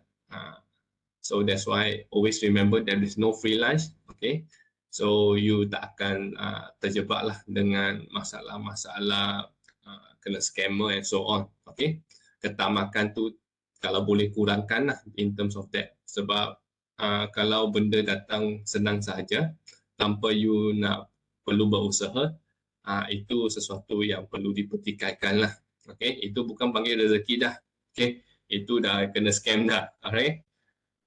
And for the course learning outcome, at the end of this course, you are able to explain what is a manager's role as a strategist planner, okay, according to the relevant theory. And then you try to identify the related formulation. There's a formula lah, okay, how we want to manage our organization resources. And the third one is to evaluate the strategic implementation in public sector program, okay, because this strategy management, it comes from the private actually, okay. Then after that, when we put it in public organizations, there need to be some adjustment, okay, because public sector dia tak ada lah dikatakan sebagai profit oriented sangat, okay. It is more on how you want. It's about for your citizen mere well-being, okay. So the most important thing is the limited resources that you have, how you want to strategically distribute to all your citizens, okay. And propose evaluation approach in achieving the strategic change for your organization's performance. So what you will have after you go through this course is to improve your cognitive skills, your leadership, and also your personal skills. So we will learn this particular subject, okay, using mixed method lah, okay, teacher-centered and student-centered. So basically, this particular course is actually focuses on strategic management and leadership, okay, in the public sector of a democratic societies, okay. So it examines and apply the assumption, concept, and tools of the new approach to public management that are being applied around the world, right? Because Malaysia boom developing only, so we try to learn some good practices from the developed countries. So it presents a broad analytic approach to the problem that the manager face and aim at the development of integrated strategy for improving performance in solving the serious problems, okay, in the public sphere. So of course, in public sector, the problems that we have is totally different compared to the private sector, because public sector, first of all, your salary is paid by the people. So we are serving to the people, and we always have to think, okay, how we can do things better for our citizens. So it should complement specialized courses that focus in more detail on particular tools that the manager use, and should help students in integrating the knowledge that they have gained from their experience or from previous coursework, okay.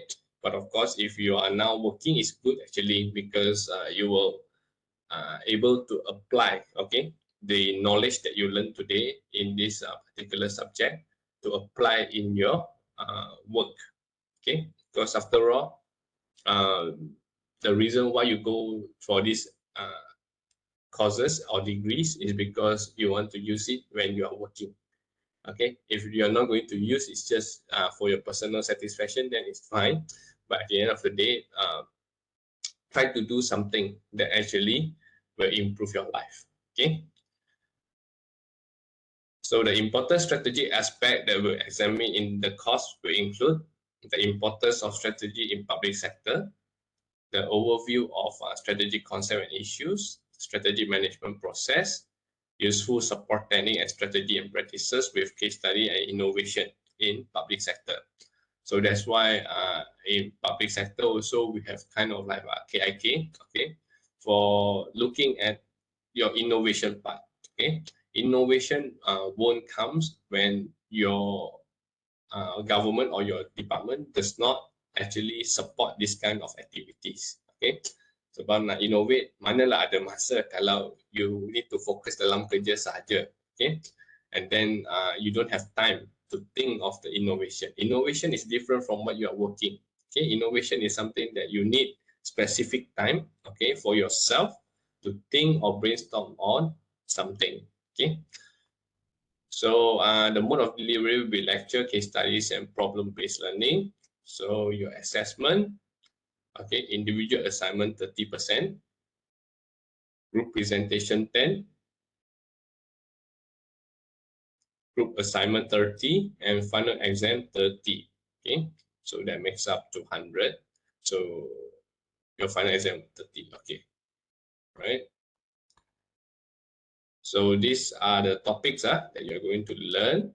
Okay, about introduction and so on. This one you can read because we are going in detail lah. Okay, after this. Okay, and these are some references that we have took to do the slides and something that can help you to understand more about the strategic management in public organizations. Okay. All right, so final question for your syllabus.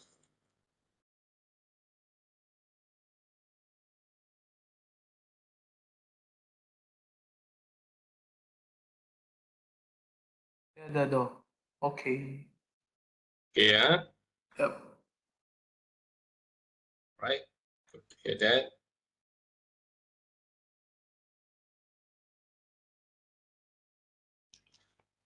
Okay.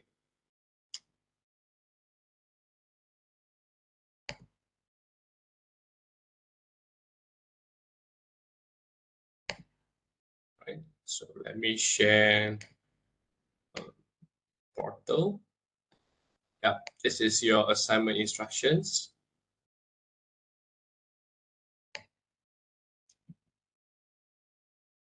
Okay, for your individual assignment, you can straight away over here to choose your topic, okay, for your individual assignment. So it is also about strategic management lah. Yeah. So we have 25 title over here. So I think we have around 18 students, okay, if everyone is still there, okay. So you can choose which one you want. So for this individual assignment, what you need to do is that to write an essay, okay, on the selected topic above, okay. What you need to have is that you need to discuss the issue of the topic in other countries, not Malaysia first, okay.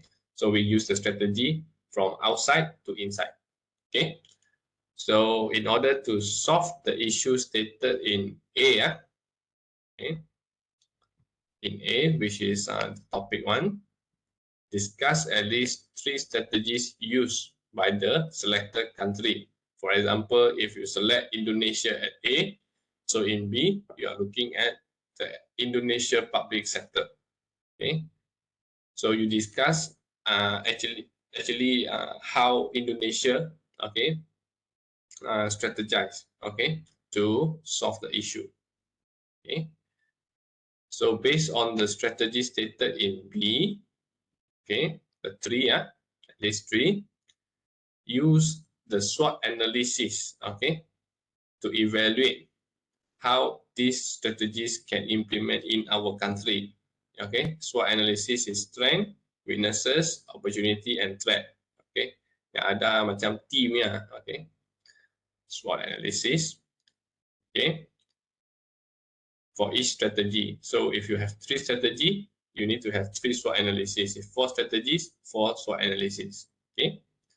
So based on the SWOT analysis in C, provide 2 ideas how these strategies can practice in Malaysian public sector.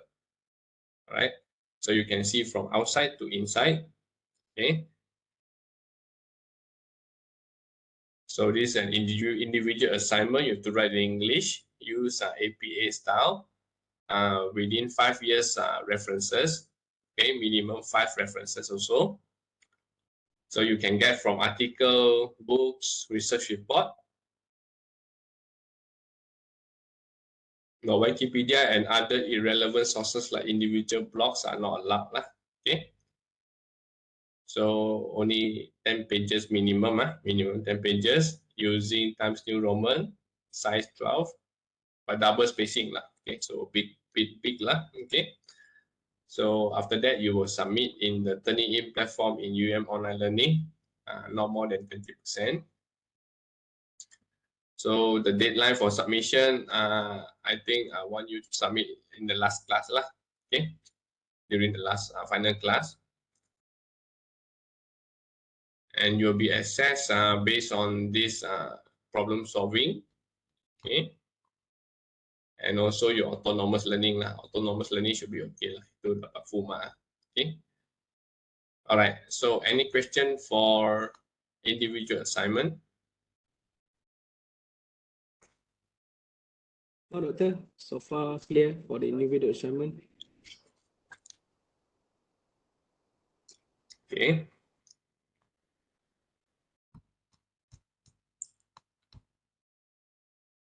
Okay, for your group assignment, so I don't know yet how many people that we actually have. Okay, I think for the groups you can mix lah, tak ada issue lah. Okay, like last time also the same lah. One of the group only 2 orang, takkan 2 orang satu group kan. So you can just mix lah with the other groups. So if we were to look at here, we have 16. So if 16, maybe 5, 5, 6, okay. Or either you want to be you want to be fair, then 4 in a group lah, 4, 4, 16. Okay. So I'm still not sure at the end of the day how many of you are, but you can put it in here first lah. Okay. How many members? If 5, then you just add lah, become 5. Okay. So these are the topics that I would like you all to do. Okay. Because if you can write quite good lah, I think it can be published. Okay. Boleh diterbitkan. I think as a master student, at least you have some publication lah. Okay. So that to show your master level punya perasaan lah. Okay. Masters. So these are the few things. Okay. Few topics that I've proposed here for 6. There are 6. So you choose any of it. Okay.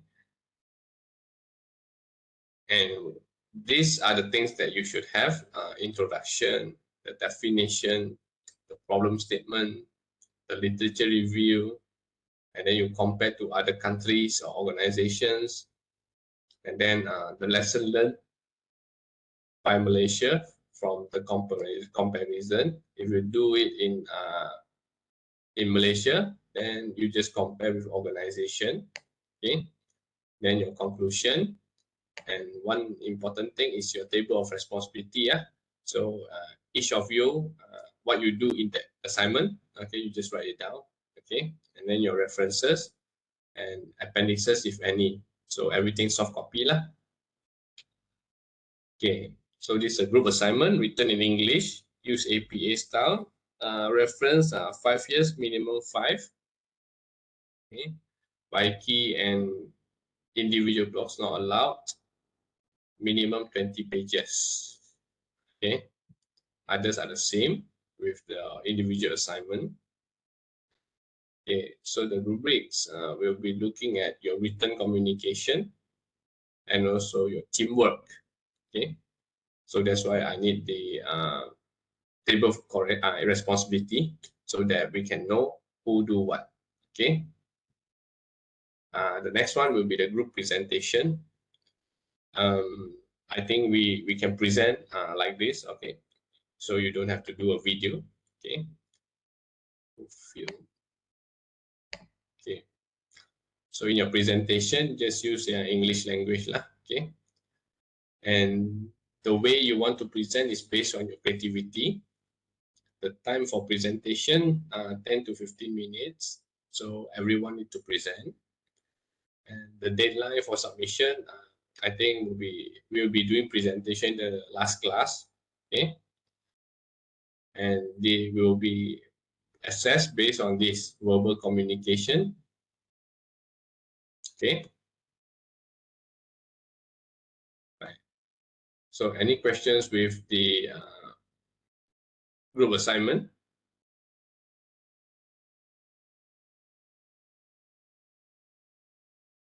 So far, we stick at 4 people in one group, right, Doctor? 4 person in one group Yeah. for the time being. Sebab Okay, kalau ada okay. lebih nanti dia tambah masuk lah. Okay, boleh Doktor, boleh. Okay, Mhm.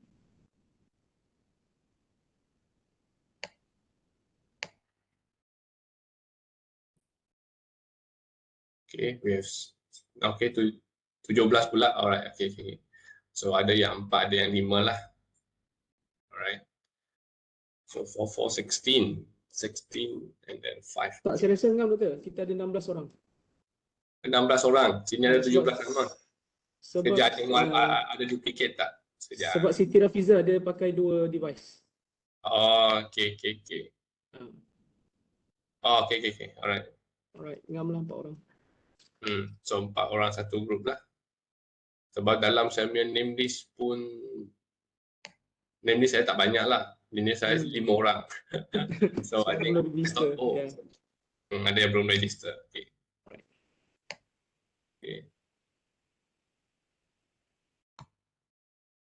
Alright, boleh.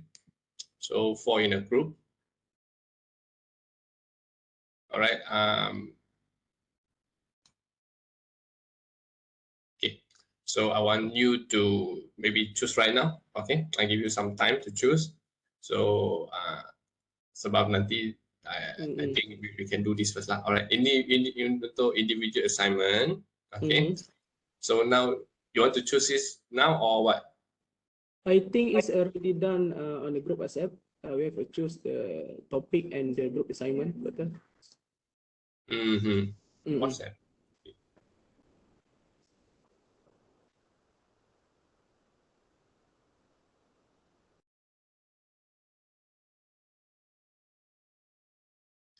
Okay. So actually nanti boleh terus masuk file ini saja sebab because you tak payah download sebab this is a Google Doc. Okay. So kalau you isi sini nanti semua orang akan tahu lah mana you pilih. Alright. Okay, so they already choose, you boleh klik masuk. Okay. Dekat daripada Online Learning Ya, sebab ada yang tak register tu Doktor. Kita pilih dulu manual. No. Kalau macam tu, I bagi link. Okay, I'll give you the link. Okay, ngam. Jadi senang lah untuk kerja.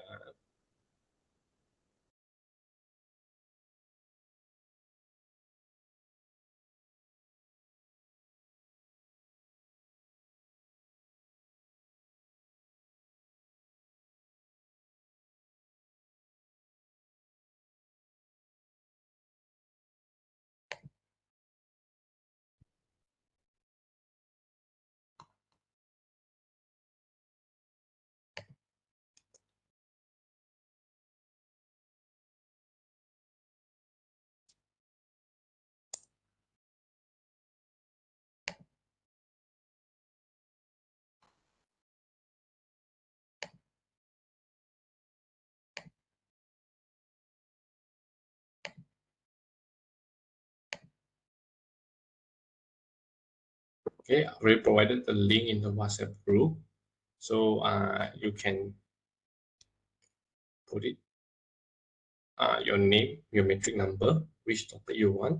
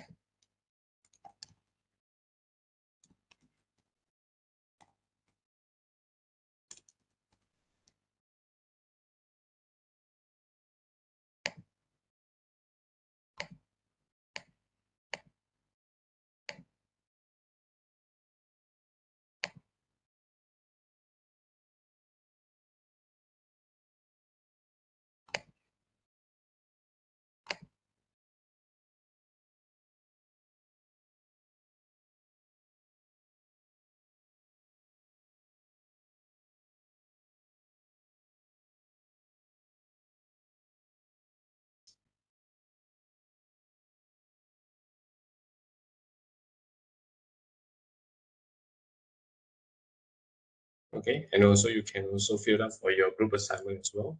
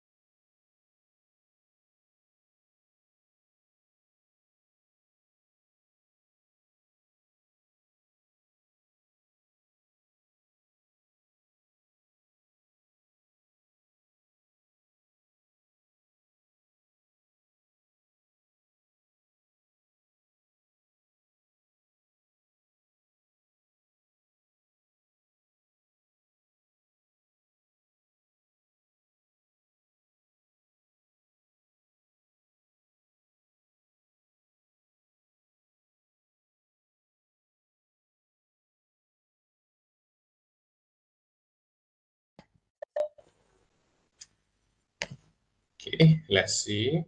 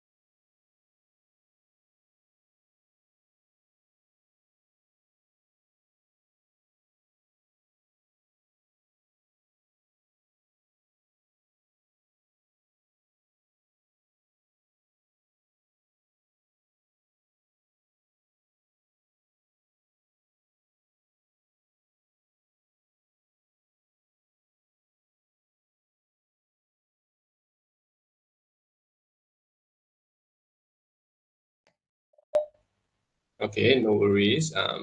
For another group, then nothing. Maybe after we have discussed, we'll put it here. Okay, because the title actually is you know, if you are into that particular topic, then it should be fine.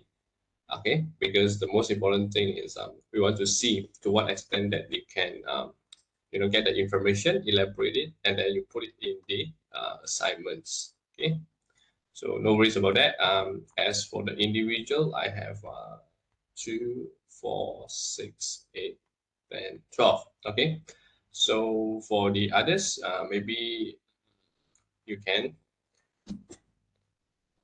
select, okay, the topic that you want to, because it's actually related lah, actually, with the strategic management. Okay, so no worries about it. We have some time, at least you have formed your group. Okay, so it's just in selecting the topic. All right. Okay.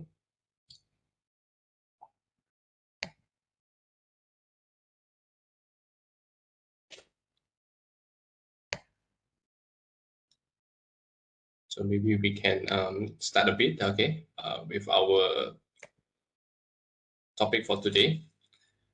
All right.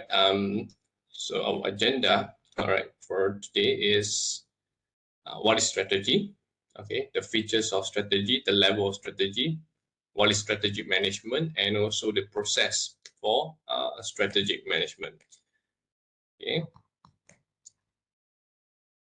So let me provide you with a video, okay, to let you listen to what strategy is all about. To many people, strategy is a little bit of a mystery. Often we have a sense, in order to know what strategy is, you have to be super senior. A lot of job experience. It seems very complicated. Nonsense. Strategy is simple. Is a plan to create value. The way a company plans to create that value, that's the strategy of the company. Boleh dengar ke? Boleh. Boleh ya, okay. Alright. Of course, it's natural to look at financials. What are your margins? What's profitability? What's the return on invested capital? And that, of course, shows the result of strategy. It's an endpoint. It's a consequence. It's not actually where we start. Strategy is about looking forward, seeing the future, planning for the future. We want to start with a sense of how much value do we create in the first place. Value for customers, value for employees, and value for suppliers. Value is the difference between willingness to pay and willingness to sell. There's a really straightforward and simple way to show this in a figure. The figure is called a value stick. And literally imagine at the top we have willingness to pay, at the bottom we have willingness to sell, and the difference between the two is the value that the company creates. If I'm more successful, if I create more value, I can only do this in two ways, either by increasing willingness to pay or by decreasing willingness to sell. Now you're going to ask, okay, so but what is willingness to pay? What is willingness to sell? Willingness to pay describes customers. It's the most a customer would ever pay for a product or a service. Charge me 1 cent more and I'm better off not buying. Now, the company's not going to give away its products, of course. And so if we're charging a particular price, the price has to be below willingness to pay, otherwise people will not buy. The success for customers is just the difference between willingness to pay and price. I don't know about you, I have a hard time waking up in the morning. My willingness to pay for that first cup of coffee, $7, $8 easy. I go to Dunkin' Donuts every day. They sell me coffee for $2. Big difference between my willingness to pay and the price. There's a lot of value created for customers. Customer delight. The difference between willingness to pay and price is significant. Willingness to sell is a little less intuitive than willingness to pay. Willingness to sell is the least amount of compensation that an employee would accept and still work for this particular company. So think of a person trying to sell. I could sell my work to company A. I could sell my work to company B. How do I choose between the two? How fabulous is the job? How interesting is it? Will I like my colleagues? Value for employees is the difference between compensation and my willingness to sell. It's a measure of the quality between what the person is looking for in work and what the company can offer. So total value created is the difference between willingness to pay and willingness to sell. And then it gets split three ways. Some of it goes to customers. That's the difference between willingness to pay and price. Some of it goes to employees. That's the difference between willingness to sell and compensation. And the middle wedge, that's the margin of the company. That's financial success. In the end, how profitable an organization is reflects the amount of overall value creation. So one natural question is, what are the ways I can raise willingness to pay? And there are really three buckets. The first one is the quality of your product or your service. Our quality can mean very different things to different people. But the higher the quality, the more appealing the product, the more appealing the service, the higher is willingness to pay. And then there are two different ways to also increase willingness to pay that are a little less obvious. The first one is with the help of compliments. A compliment is a product or a service that supports willingness to pay of something else. Think razor blade, think printer and cartridges, think Nespresso machines and espresso capsules. And the third is network effects. For some products, in some situations, the more popular the product is, the more widespread its adoption, the greater my willingness to pay. Social media is a great example. If all my friends are on Instagram, oh, it's so much better to also be on Instagram. My willingness to pay will increase as the adoption of Instagram increases. There are really two ways to be more attractive in the market for talent. The first one is, I just pay you more money.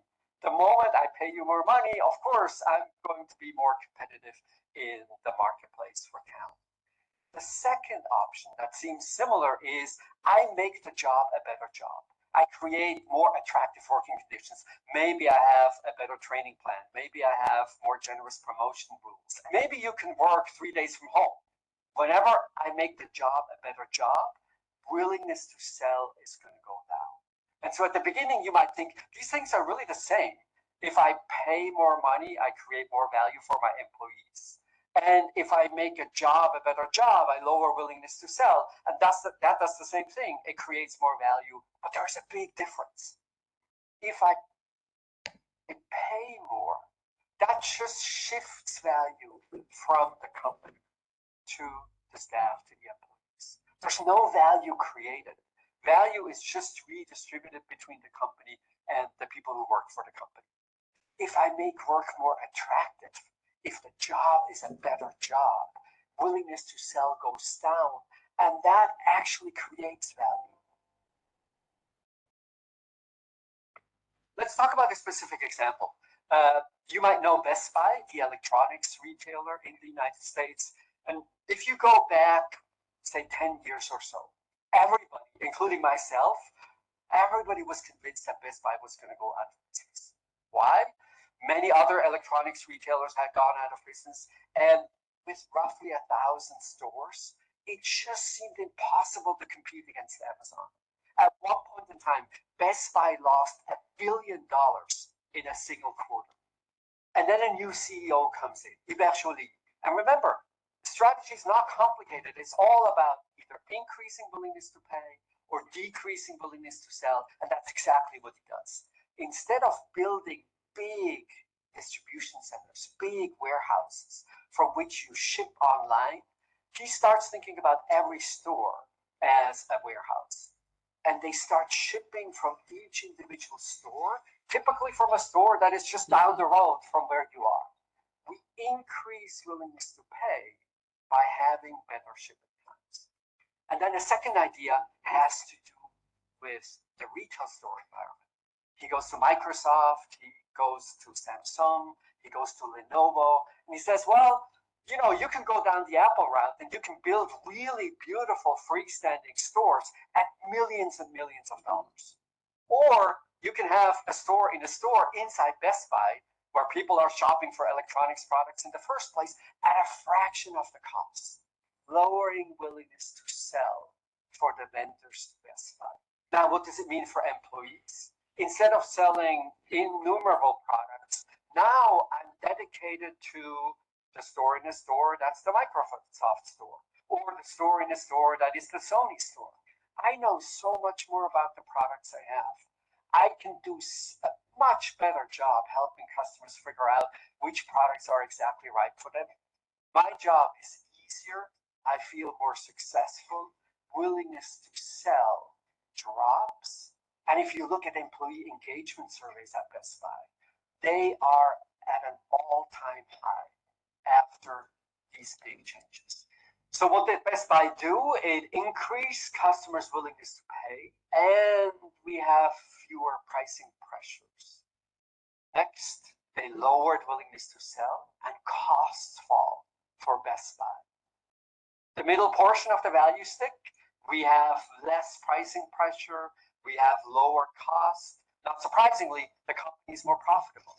They go from losing $1 billion in a quarter to having a return on invested capital that exceeds 20%. Amazing. Why? Because we started with ideas about how to create value before we thought about how to capture a fraction of the value that we create.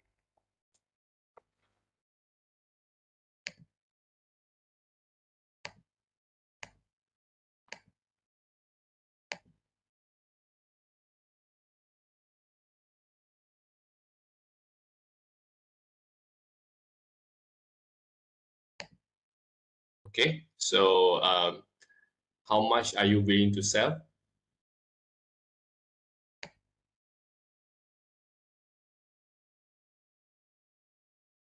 Okay, how much that you are willing to sell your work, your time to your organization?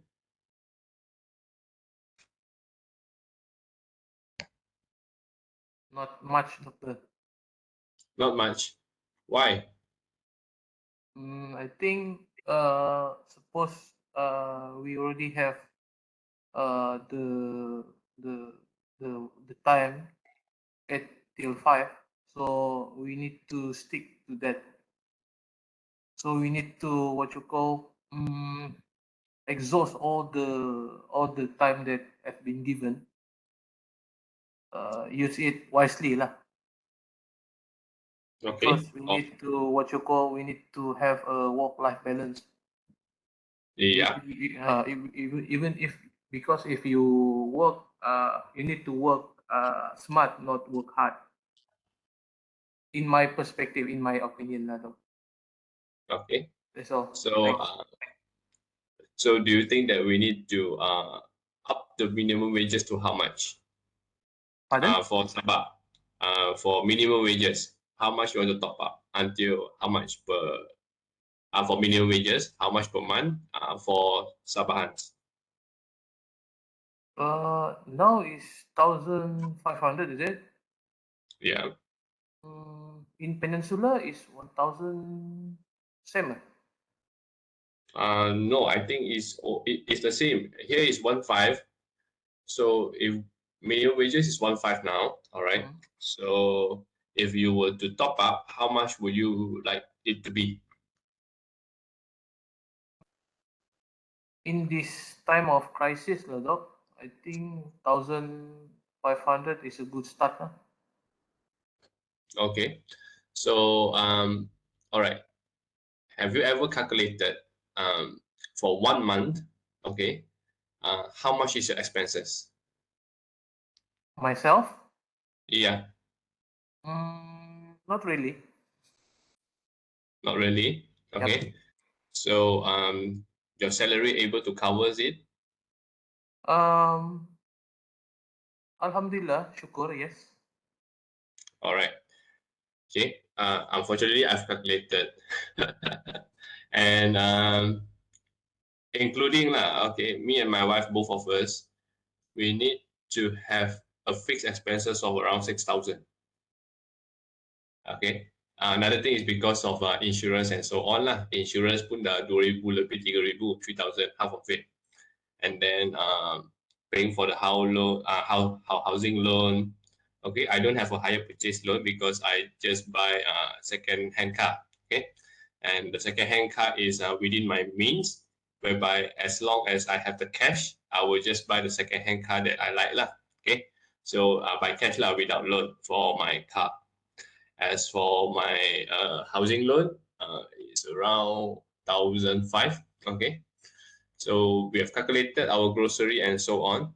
At least, even though you don't want to calculate the insurance, you need at least 3,000. Okay, so that's why now I understand why people, especially in KL, they will demand minimum wages at least 3,000, or salary around 3,000 to 3,500. Okay.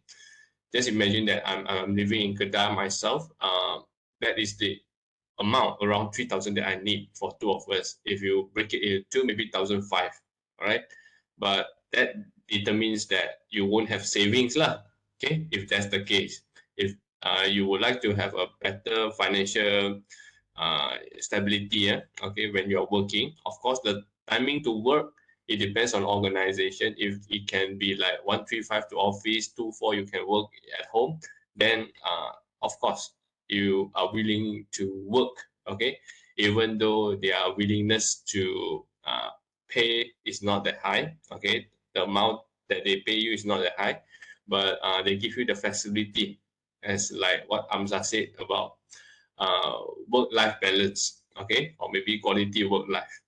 So I don't know, after COVID, a lot of people already have a different mindset nowadays, okay? Because no matter how much you earn now, if you are not able to use it, no point lah, okay? So you just keep the money just for your family. But how about you yourself, okay? Because you're working hard for it, and I'm sure that you don't only work hard for other people, you also need to work hard for yourself. So for yourself to be rewarded, one of the way, whatever that you want to reward yourself, mostly you need money as well. Okay, so when you want to make sure that you are in balanced life, right, or maybe in quality work life, it will depends on the working hours, of course. But our working hours is already stated at the 8 to 5 or 9 to 6. Okay, so that will be our normal working hours, and that's why some people during their work time day do online business. Okay, we can't blame them actually because of the low salary that we have. So at the end of the day, the most important strategy now is to make sure at least people will get a salary that they are quite comfortable with. Okay, and at the same time, if they want to work outside or part time, so the head of department maybe can give some permission, okay, as long as it does not affect the work too much. Of course, when you're doing in office online business, of course it will affect your time, okay, because whatever you do, you need time. Okay, so now when you are upgrading yourself, having a master's degree later on, so that will actually cut short your willingness to sell because you thought to have a higher pay, of course. Okay, if not, what for you take masters? Okay, because if you talk about taking masters because of knowledge and so on, maybe that is secondary lah. It's for yourself. Okay, but to what extent that it will affect your work, or maybe to a certain extent your life? Okay, because if we look at Jewish, right, they have the rule if they are poor, the first thing that they will sell is their jewelries, okay, something external. And the last thing that they will sell will be their books. So that's why for the Jewish, books, education is the most important thing, because that are the things that people cannot take it from you. Okay, but money, jewelry, or your so-called assets, liability, people can take it. Okay, so that's why it makes it different. Okay, if we are focusing on something what we call materialistic. Okay, So that's why Jewish until now they're using their knowledge to create the value. Okay, so this ini bukan agama untuk Jewish or what, but this is the concept. Okay, if you want to create the value, okay, this is the two push-pull points: willingness to pay, willingness to sell. Okay, so now of course we want to upgrade ourselves so that in the future that we want to go to any job also it's easy for us because we can have more options. Okay, just like my wife, she got a PhD, so anytime she can, well, if she wants to, she can go join the academy. If not now, if she's good with the business, then she just continue with the business. So this particular video is actually helping us to understand more about how we want to create value. Okay, the value doesn't mean that the value of having just a degree or whatsoever, but in what terms that can help you to create more values. Okay, of course, I'm sure that for bosses, they hardly increase your salary, but if you were to calculate, I've calculated before, even though like us working in government, we have a fixed, of our emoluments, but at the end of the day, for the private sector, even though maybe their salary 2,000 or 3,000, but their bonus, their bonus is enormous. Okay, some up to 6 months, 12 months. So, after you average it, 1 month they also get around 6,000 to 7,000. Okay, so that's why to a certain extent, why most of our students are willing to go to private sector. You are going to work hard as well in public. It's the same actually. It's just that in private you are exposed to more things compared to in public, because public there's a lot of bureaucracy is one thing. Another thing, the attitude of your colleagues as well. Okay, not all colleagues are willing to share with you. Okay, but in private, yes, they have to, because if they don't share, anything's happen, the boss will will go and look for the supervisors, okay, or the seniors, okay, because how come you never taught them about all these things? Okay, so well, it also depends on the environment. Okay, if the environment is good, it's fine, but if the environment is not as you expect, then you might not work there happily. Okay, so we've learned about what strategy is actually about values. Okay, so we put it in our public organizations. Okay, so strategy is a tactical course of action which is designed for you to achieve long-term objectives. So that's why whatever that you're doing, you need to set an objective. Okay, maybe you will say that sometimes what we plan is what we plan, what we get is what you get. But if you fail to plan, you plan to fail. Okay, so if you have a good planning, at least there is an opportunity that you will succeed. But if you did not plan at all, and then just wait for the durian runtuh whatsoever, now still not durian time. Okay, so you won't really get what you actually expect. Okay, but if you plan, at least you know what you want to achieve. Okay, so that's why for every year, for me as during Chinese New Year that is actually our time to plan for our so-called manifesto, our planning for this current year. Although manifesto is not kitab, but at least manifesto is something that you can take it as a guideline. If you don't have manifesto at all, you don't know what you want, and also you can't see your achievement. Humans are very special, very unique. They being motivated by their achievements. Okay, if you do not calculate all those things, you might not know. Okay, actually how far you have go. Okay, so actually, yeah. Do you agree on the saying, if you don't have any plan, you are planning to fail? Okay, you fail to plan, you plan to fail. Okay, if you don't plan, yeah, so how are you going to succeed? Okay, that's why kenapa nasib boleh diubah? Disebabkan kita ada perancangan. Okay, kita merancang bagaimana kita nak ubah. Contoh dia lah, masa saya kena ditambahkan perkhidmatan, saya reda tu satu. Okay, yang kedua tu you kena rancang how you want to survive, okay? Because I don't know how long will I be waiting to be taken in, okay, untuk nak jadi balik staff kat UUM. So we have to plan. During that time when I was planning, the first thing me and my wife do is that we list out our assets, our money, how much we have, okay?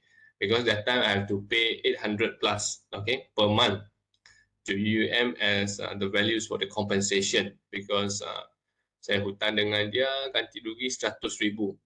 And then another shock news for me is that UUM kena bayar kat dia 100, kat KPT pun kena bayar 100, 100k. So total 200k. So that time I was like, alah, I pun jadi tutor pun gaji 1,800, 1,800. Okay, so 1,800 actually to survive even here. If you don't have your own savings at all, zero, memang tak boleh. You at least have to have some savings. So during that time, my savings is around 30k, 30. So we calculated, okay, if per month kita guna dalam 2,000, kita boleh survive how long? Okay, and then itu untuk nak bagi tahu, you still have to take another job, or maybe if you want to do a business, okay, itu yang you ada sekarang, itu untuk you nak survive, okay, itu kira macam emergency fund lah, right? So after that, we thought of with the 30,000, why not we take around 5,000 out to at least start a small business. So during that time, lelong.com, kalau you're familiar with it lah. Sekarang ada Mudah semua tu kan, mudah.my.com and so on. Dulu lelong.com. So kita pun start business over there. Sebab masa tu nak online punya tak banyak. Okay, masa tu tak ada Shopee lagi, tak ada Lazada lagi. Okay, so to start up, you need to plan. Okay, you need to plan how much you need to put inside, and then the other money, how we want to make sure the money can generate the income. Sebab kita bekerja keras untuk dapatkan duit. Of course, kita pun nak perah duit tu untuk bekerja keras untuk kita lah. Okay, so you put in some investment vehicles which can provide you with a higher return. So yang risk sangat tinggi saya tak main lah. Macam share and so on tu saya tak buat. So normally putting it into FD first, and then take out the 5k and to start the business. Untuk lelong tu nak bayar staff pun kena value dalam 498. I still remember the figure, 498 ringgit untuk nak set up dalam dia punya platform. Okay, sekarang Shopee free lah. Okay, but Shopee dia ambil transaction fees lah. Okay, per order. So during that time, you need to plan. First thing, you need to identify your product. You nak jual apa? Okay, lepas tu you jual kat sana, what are the things that actually orang jual? So kita survey, kita pergi research in the platform. Normally people sell what? So the first thing I sell is couple t-shirt. Okay, ada gambar couple punya untuk dua baju untuk couple lah, couple t-shirt. And then second is bag. Barulah kita ada modal sikit untuk nak jual rambut palsu. Okay, but that's why lah the intention during that time is because masa I kena terminate, my father was diagnosed with cancer, and then is final stage dah. Okay, so I pun nampak dia pergi chemo and so on, so rambut gugur and so on. So I terfikir, hopefully we can help those patients as well lah. Sebab masa arwah ayah saya chemo, I can tell you the whole floor around 40 or 50 patient yang sama-sama chemo. So just imagine, banyak orang kena cancer masa tu. Okay, so I was thinking like, okay, how about rambut palsu macam mana? So kita survey and see, oh, actually it's quite expensive. Okay, but lepas kita dah dapat cari stock, actually it can be sell, the cost can be lower. The cost is low actually. It's just that mereka untung nak banyak sikit lah.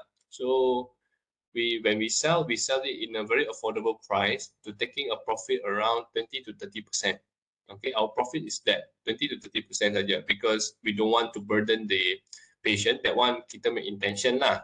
Okay, so kita mula jual, business getting good, but of course there are ups and down lah, especially dengan customer lah. Ini customer biasalah, customer yang selalu troublesome bukan Malay Chinese. The Chinese customer memang we need to use a lot of thinking on how to convince them. Lah Chinese dia biasanya kiasu, jadi banyak komplain yang dia bagi.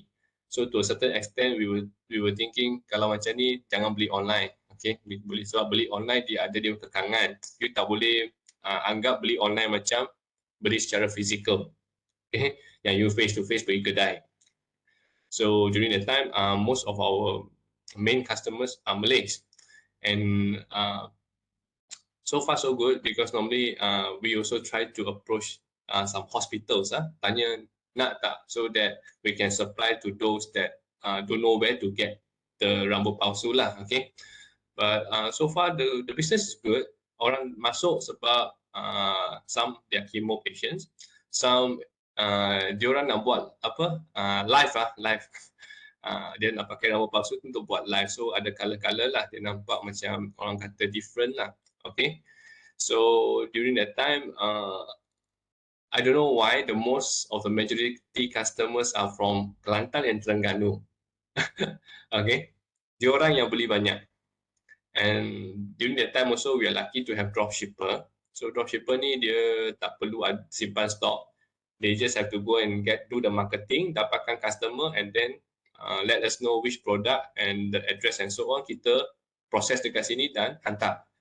So dia memang zero lah, dia tak ada apa-apa komitmen pun lah. Okay, so we met one of them, she is actually selling drinks at the roadside.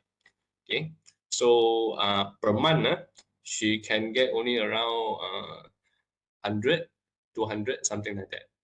So I was like, per month man, you are selling water, so takkan minuman tu you tak untung banyak. Then lastly baru tahu dia kerja dengan kakak baru bagi 150, 200. Oh, okay. So after that when she joined us, now I think she can make during that time she can make her first 1,000, okay, 1,000 ringgit per month. So for us we feel that wow, we are actually helping people. Okay, so from there with that intention, so the business getting better and better lah. All right, and unfortunately when during 2018 I've approached UM and then finally can get a warrant sebab kita nak kerja kat public sector kena tunggu warrant jawatan tu. So I waited for 6 months for that after I've graduated, then okay, boleh dapat. So kalau katakan today saya tak plan, okay, I did not calculate how much I have, and then I never think of doing business, setting up business and so on. Saya rasa hari ini dengan jadi pensyarah saja, saya rasa gaji pun tak cukup, okay, untuk my expenses. So with a more luxurious lah, that means you beli insurance and so on. Insurance tu tak semestinya untuk yang you punya accident ke ataupun mati ke baru ada. Ada juga insurance untuk orang kata investment. So macam endowment and so on. So yang itu kita letak banyak sikit lah sebab itu untuk masa tua saya, sebab I'm not planning to have kids. So we are by ourselves, and saya punya planning pada masa depan ialah untuk buat macam, dia tak panggil rumah warga orang tua, dia macam satu resort. Okay, kalau di China what they are doing now, they don't call it old folks home. Okay, they have like condominium and then ada clubhouse lagi tau. You nak panggil dia old folks club, okay, boleh. Okay, so whereby for those yang sendiri-sendiri ataupun anak tak nak jaga dia orang tu, yes, that will be a place. So kita boleh, saya dengan wife boleh jadi pengetua lah. Okay, so jadi pengetua pun syok juga rasanya. Alright, so we can take care of ourselves also, okay, and also we can take care of other people. So that is the planning. If you don't plan, kalau dah lalu tua and then you panjang umur, okay, dengan pencen you ada and then tak ada orang jaga, and then who knows one day you bedridden, okay, you tidur, you hanya boleh you are on atas katil saja, you tak boleh nak gerak, tak boleh nak apa, siapa nak jaga? Okay, that one you really need money. Another one, Doc.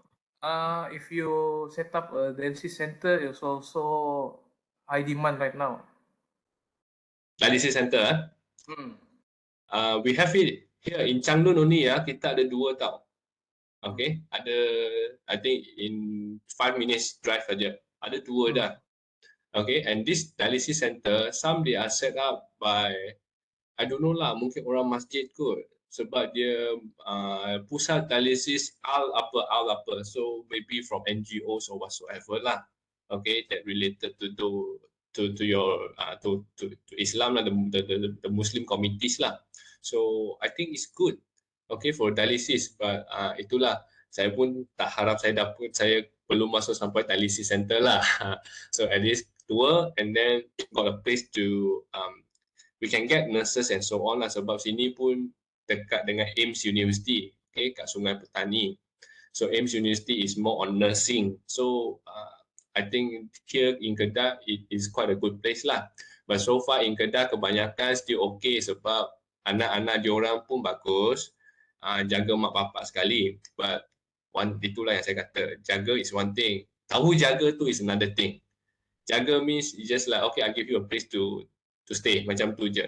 But the details macam you nak tolong dia tukar pampers ke, nak mandikan dia ke, dia kena belajar tau. Okay, it's not as easy as you just letak macam tu je. You have techniques. Okay, so those normally will be by the professionals lah. So if let's say I didn't plan about all these things, if one day memang I kena ke apa, at least I ada tempat lah. Okay, that's the most important thing lah. So that's why I save a lot now and then plan a lot about. Sebab tu I selalu keluar untuk nak tengok, okay, kalau rumah untuk warga orang tua tu dia orang buat sampai macam mana. But so far that makes me impressed is in China. It's not because I'm Chinese, I suka China, no.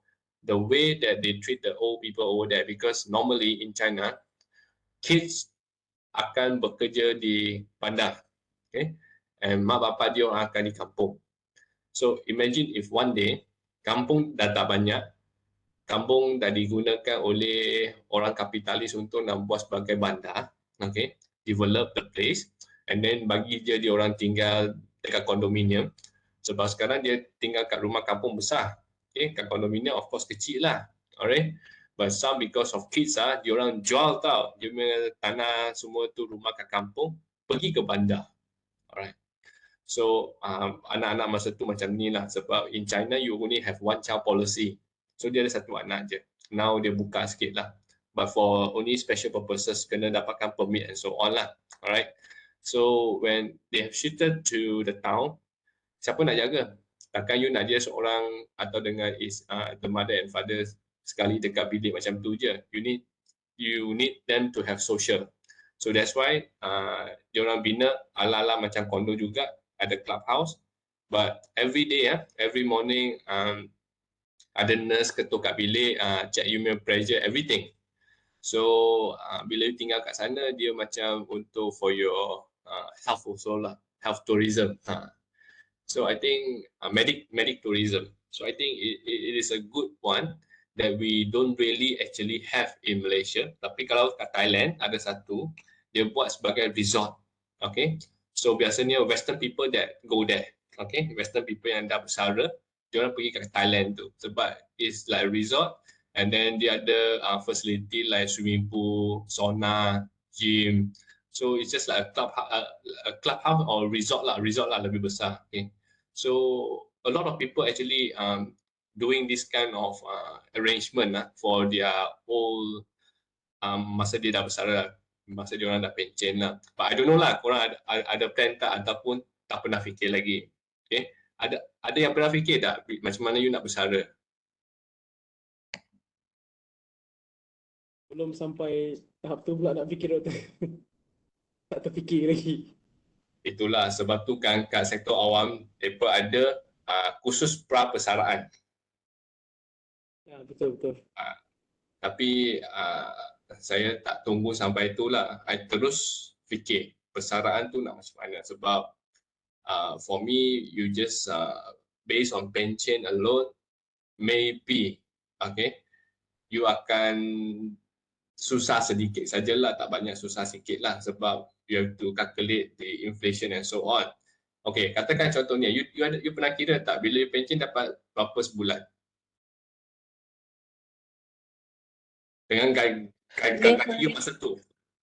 Masa tu level berapa tu? Tengoklah you punya planning dah sampai level berapa. Of course everyone have the planning. Baru you start beli rumah, commitment calculator and so on. Doktor, kalau by strategi, sebelum kahwin kita dah beli satu property.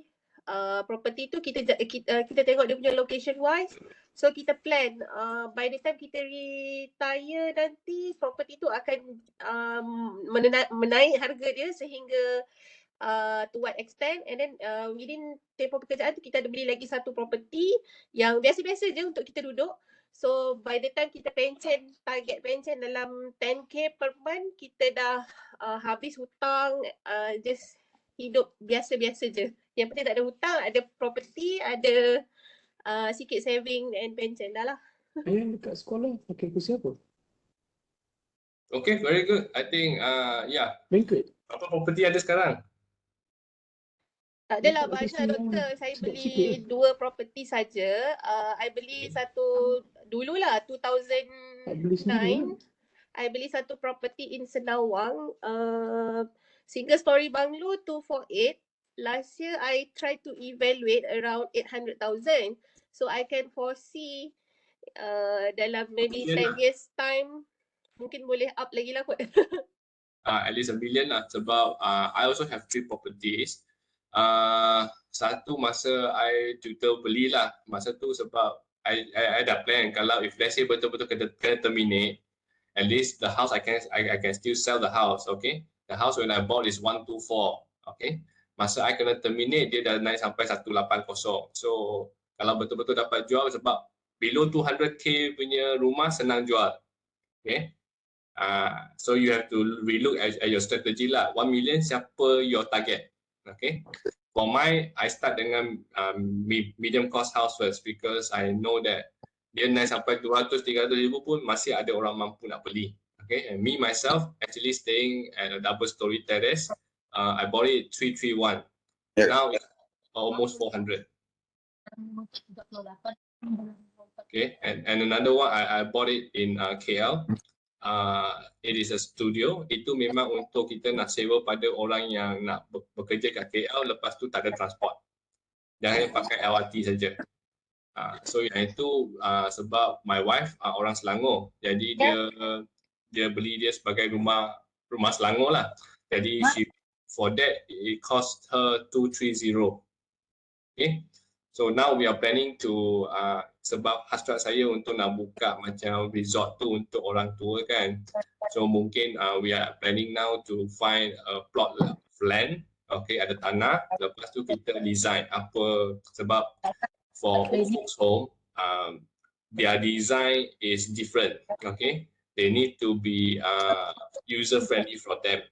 Because bukan semua orang tua macam sihat macam ni lah. Okay, ada yang dia kena ada something to prevent them from falling and so on lah, benda-benda ni lah. Doktor, referring to resort yang you cakap earlier tadi kan, actually last time when I was in Kementerian Pelancongan, we call it retirement house. Retirement house ni dia punya konsep sama macam medical tourism.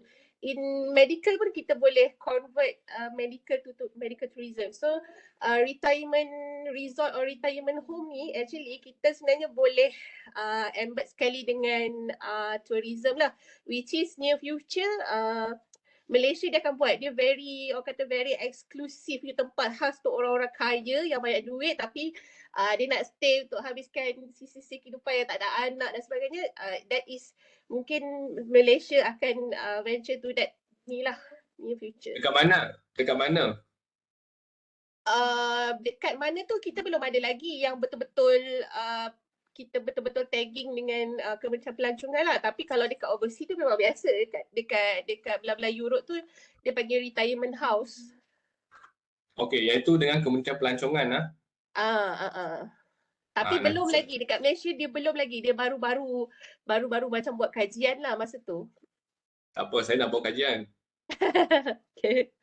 Sebab saya ada lecturer yang housing, okay, yang dia memang terfikir pun nak dia pun still single lah, tapi umur sebaya dengan saya, dia still single juga. So dia pun terfikir sama macam saya, to do that retirement house lah. Okay, so dia tahu tentang yang teknikal. Okay, contohnya dekat toilet kena ada toilet bar lah, itu semua tu, so that bila dia nak naik, tapi nak naik ada penyokong untuk nak sokong dia semua tu. She do all those things. She perempuan.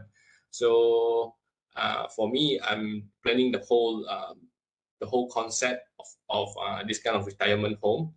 So that's why kita when I have time to go China, I will just go and visit, okay, their retirement home. At least we want to see sebab they have a lot, okay, and they are actually doing quite well.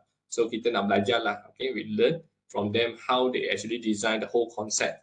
Sebab saya nak tengok is kind of like town planning and the whole place, the whole town, okay, so that it is sesuai untuk retirement. Like sekarang kita kalau ada memang nak retire, memang typing dengan Ipoh lah, okay, those are the places that Chinese people normally go and retire lah. Yang KL semua tu kerja boleh lah, tapi nak retire mungkin diorang nak pergi kat Sungai Buloh ke Rawang ke, those are the more quiet places and it's quite it's a bit of distance, like dia suburban, okay, dia tak pergi rural, dia suburban, okay. So like in Kedah, I still think that the potential is not that big. Sebab satu dekat dengan Thailand, dia pun kalau nak pergi Thailand je. Second, most of the old folks they are still staying with their kids over here. Alright, and then these people also they don't really like to be alone. Okay, something good about Malay people is that they prefer meriah. A lot of people they feel meriah. Okay, so that's the thing lah. If kalau ada apa-apa information about this kind of retirement home, just share with me, because I think it is also good for the people in the future. Sebab in the future, especially for the Chinese, banyak yang tak nak kahwin. Kalau nak kahwin tak ada anak, tak mau anak. Okay, and then kalau bekerja, dua-dua pun bekerja. Okay, so they will be my biggest market lah. Okay, because Chinese ni dia willing to pay walaupun dia kiasu sikit, tapi they still willing to pay. Okay, it's just that kita kena layan dia orang je. Kalau tak, I think everything should be okay lah. So that is the planning that I said. Kalau you tak pernah plan, I think it's time for you to think about it lah after you go through this course because this planning it is really looking at your resources. Berapa yang you ada sekarang, okay, and then how you want to use it, okay, especially in changing environment. For example, those that have been laid off because of COVID so sekarang memang daripada M40 jadi B40 lah, okay. So how are they going to do it strategically? And then of course, we from the government sector, we have to really trigger ourselves. Bila COVID macam ni, what are the things that we can do untuk nak merancangkan lagi kita punya ekonomi? Tolong jangan kata kalau telur mahal jangan makan telur. I think it's quite irresponsible lah to say so. Okay, even though PR dia tak bagus je. Okay, public relation tak bagus je, tapi the point is correct. Okay, like us, kalau tak for us you tahu tak itu daging babi sekarang naik harga around 2 kali ganda. So for us tak makan tu, kita makan ayam. Okay, kalau tak makan ikan, alright, or makan apa yang masa itu ada. So jangan berkira sangat nak makan tu, tapi bila naik harga you pula complain. Wahal sebenarnya kita ada alternatif lain. So we still have other alternatives. So you can stick to those alternatives. Okay. So kalau daging ayam mahal jangan makan ayam, itu is right, but the public relation PR dia is quite poor lah buat macam ni. Sebab I don't think rakyat akan terima. Kebanyakan rakyat akan rasa kau ni tak pernah hidup miskin, tak tahu kot, something like that lah. Okay, so now you got it. There's a few important terms. First, about your planning. Second, about your resources. Okay, apa yang you ada. And then how you want to use it. Sebab you kerja keras untuk duit. Duit tu you nak gunakan macam mana supaya lebih efficient. Okay, so that's why I always, when talking about spending with values. And then now I've I've downloaded an app, okay, actually to record all my expenses. Okay, sebab tu I boleh tahu dalam sebulan tu at least kalau betul-betul nak comfortable 6,000. Okay, 6,000 ringgit for 2 people. So 1 people around 3,000. Okay, if 3,000 that means you kalau satu orang bekerja, you dapat gaji 3,000, okay, is quite comfortable. Alright. So a strategy of a business enterprise consists of what management decides about the future direction and the scope of the business. Okay, so it entails managerial choice among alternative action programs, competitive moves, and different business approach to achieve the objective. So that's why kalau we ourselves during for our life, we already try to plan for our objectives. Okay, so bila you bekerja, you will have the same attitude of doing work. Okay, so that's why you have sasaran kerja tahunan SKT. So I'm sure that this annual work target you are starting to do now until maybe February or March. So you have to really, you also have to plan, okay, in your job as well. Okay, so instead of just using it in your job, why not also use it in your life as well? Okay, because if you don't have objective, I don't know. Maybe you don't get the answer why do you want to live in this world. Okay, kenapa you masih hidup lagi? Okay, you hidup untuk apa? Okay, kan datang dunia ni tengok kerja lepas tu habis. Of course, there is some objective that you want to achieve. Okay, when you achieve, then only you can go to the next level.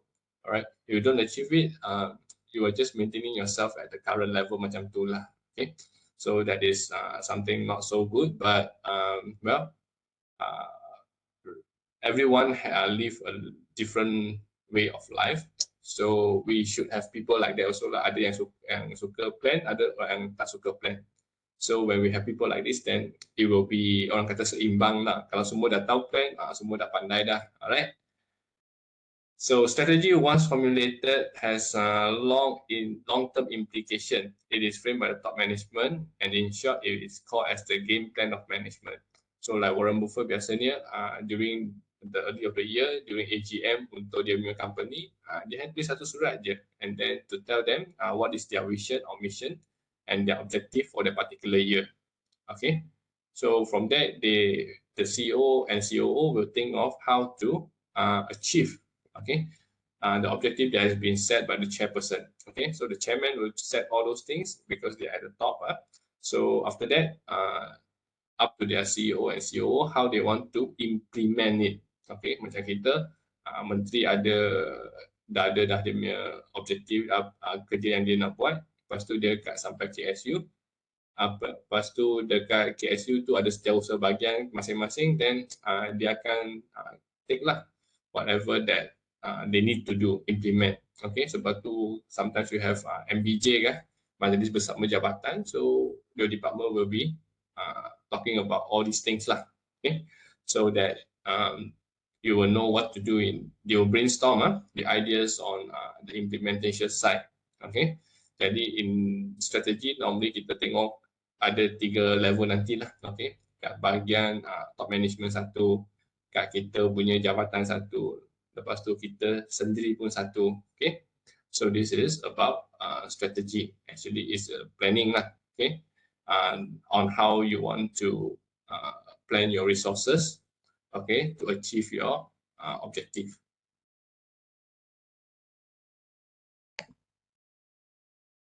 So kalau academically, okay, Glue kata strategy is unified, comprehensive, and integrated plan relating the strategic advantages of the firm to the challenges of the environment. So it is designed to ensure that the basic objectives are achieved.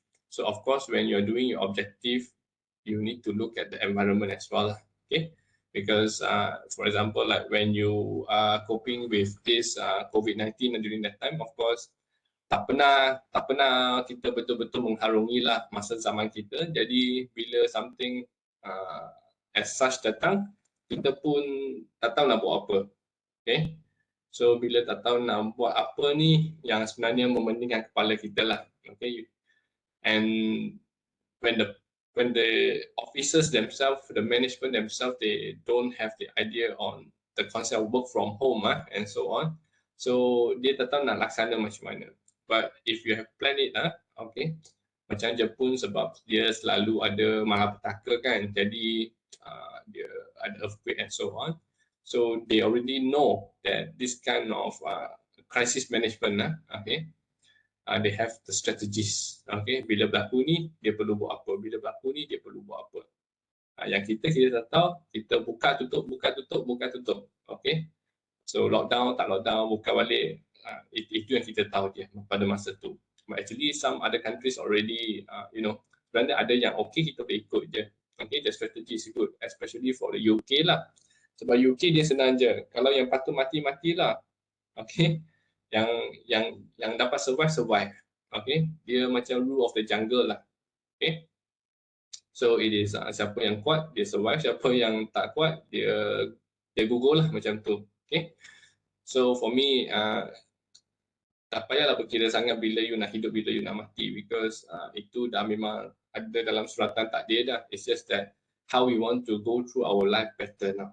Okay, everyone is going to die. It's just that how you want to die. Okay, as for the Chinese, if you don't have money, you cannot die lah. Okay, because kalau Chinese yang memang typical, they need the land, the plot of land for them to actually kubur dia orang lah. Okay, dia orang main kubur lah. Okay, talking about this, maybe I want to share this with you because this is very interesting. I went to this place already. Okay, and this place is actually quite for me, kalau dah mati ada tempat macam tu kira bagus juga. Okay, so macam I don't know lah, dekat Sabah ada Nirvana tak? Okay, so dia macam Nirvana juga, but dia ada satu city. Okay, let me share with you.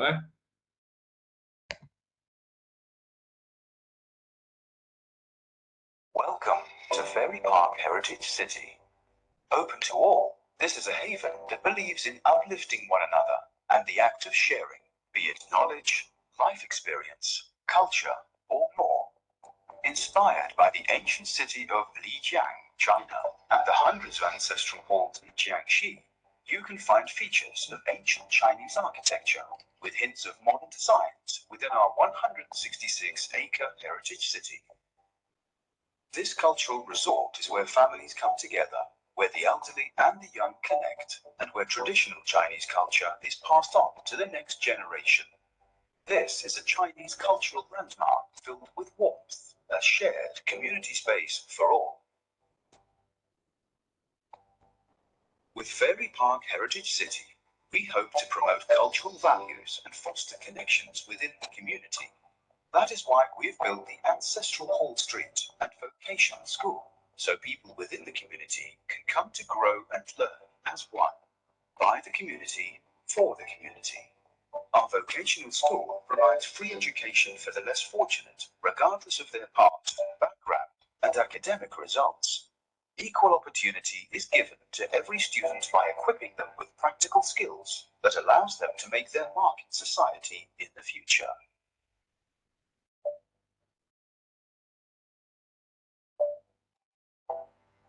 Fairy Park Heritage City embodies the spirit of togetherness. Our memorial park offers more than just ancestral worship. We have shared facilities where family and friends can meet, gather, and bond too.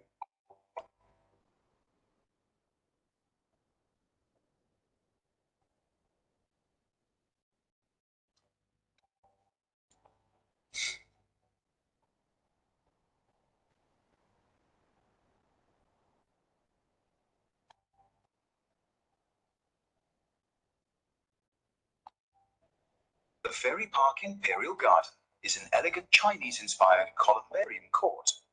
Strategically located in the center of our heritage city, this is a courtyard surrounded by peace and tranquility. In the spirit of sharing, together with the guild halls, Fairy Park Heritage City introduces the Ancestral Hall Street, an initiative to extend the guild hall's effort to preserve the rich culture for our future generation. A portion of the profits made from this initiative will be channeled back to their respective halls to ensure self-sustainability in the future. Our cultural hall is where our future generation can appreciate and commemorate the sacrifices our ancestors made and embrace the value of remembering one's roots. Ancestral Hall Street is a one-of-a-kind platform that gathers and unites the Chinese community. Fairy Park Heritage City breaks stereotypes and transcends above. A cemetery is no longer just a place where people come to perform ancestral worship. It is now a space where the living and the departed coexist. This is where people can enjoy food, culture, and the wide range of facilities we provide. Heritage City is not limited to the valuable culture we have to offer. We also have delicious food in our cultural food street. Find international and local delicacies where you can feast and learn about its origin. Fairy Park Heritage City is a dream that is realized with the help and support of various parties who value togetherness. Fairy Park Group intends to uphold this lifelong commitment to give back to society and community, as well as preserve our valuable cultural values for the future generation. Fairy Park Heritage City, a sanctuary for millions with filial hearts. Okay, so kita tahu tempat ni apa tak? Do you know what is the function of this place? Kan krematorium ni, Dok? Ya, tempat untuk kubur Chinese ataupun tempat untuk nak bakar. Okay, bakar mayat lah. Okay, jadi abu. Okay, and then put it into the urn. Alright. So, biasanya kalau dalam perspektif you, kubur Cina tu macam mana? Kalau di Sabah, ada tak macam tanah perkuburan Cina? Ada. Okay. Ada, no? Jadi biasanya kat tepi jalan kan? Nirvana. Di Tawau tu kita tu tepi jalan. Okay, Nirvana. Alright. So this is exactly almost the same. Ini bukan dekat China, ini betul-betul dekat Malaysia, dekat Kelang.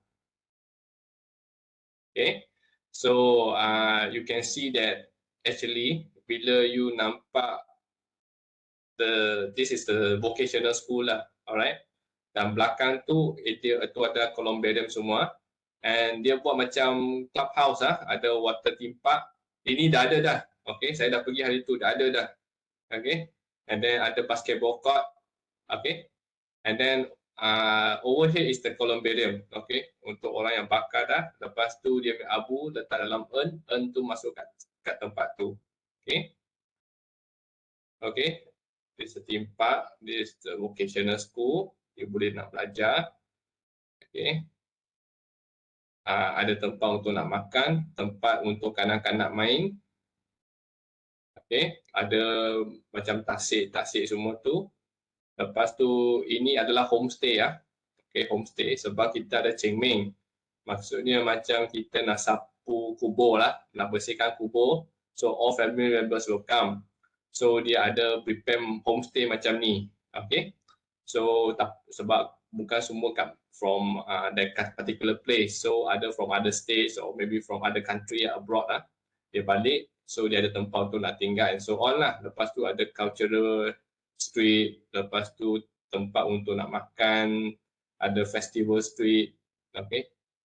Ada you nak check in lah, boleh check in. So dia cuba untuk nak terapkan strategi dia, nak terapkan sebenarnya nak pergi tempat kuburan tu tak menakutkan, okay. So this is to share with you. Ini dia punya street untuk makanan lah, okay, macam food festivals street lah, okay. Dia ada makan-makan, semua makan-makan ni vegetarian lah, sebab ini tempat untuk perkuburan kan, so makan vegetarian lah majority dia, okay. So from your opinion, what is there is no more cemetery lah. Cemetery sebelah sini ada cemetery juga, okay. Tapi kita sebenarnya tak menggalakkan for our new generation lah, kita okay untuk dibakar, okay. But for the old generation, they still need the cemetery. Because if I'm not mistaken lah, if I'm maybe Dr. can can what correct me. Can. If you are cremated, if you kena bakar, you cannot apa tu, dilahirkan semula. Okay. Saya pun tak nak dilahirkan semula. No lah, just ada sajalah, just. Ya, betul. Yes, I Tapi know. orang tua lah. Tapi kalau orang muda tak nak dilahirkan semula, you nak macam mana? Ini pun ada Christian. Okay. Do you know how much? Tapi sekarang dia ada promotion lah, cik. Promotion. Okay. Promotion dia, you boleh bayar zero deposit, 0% installment plan untuk 5 tahun. Kalau you dah mati, kena all in lah. Kena bayar semua lah. Okay. So that's why kita ada hari tu saya nampak ada harga. Nak bagi tahu harga berapa. Okay. Kalau dia punya plot lah. Wait, I think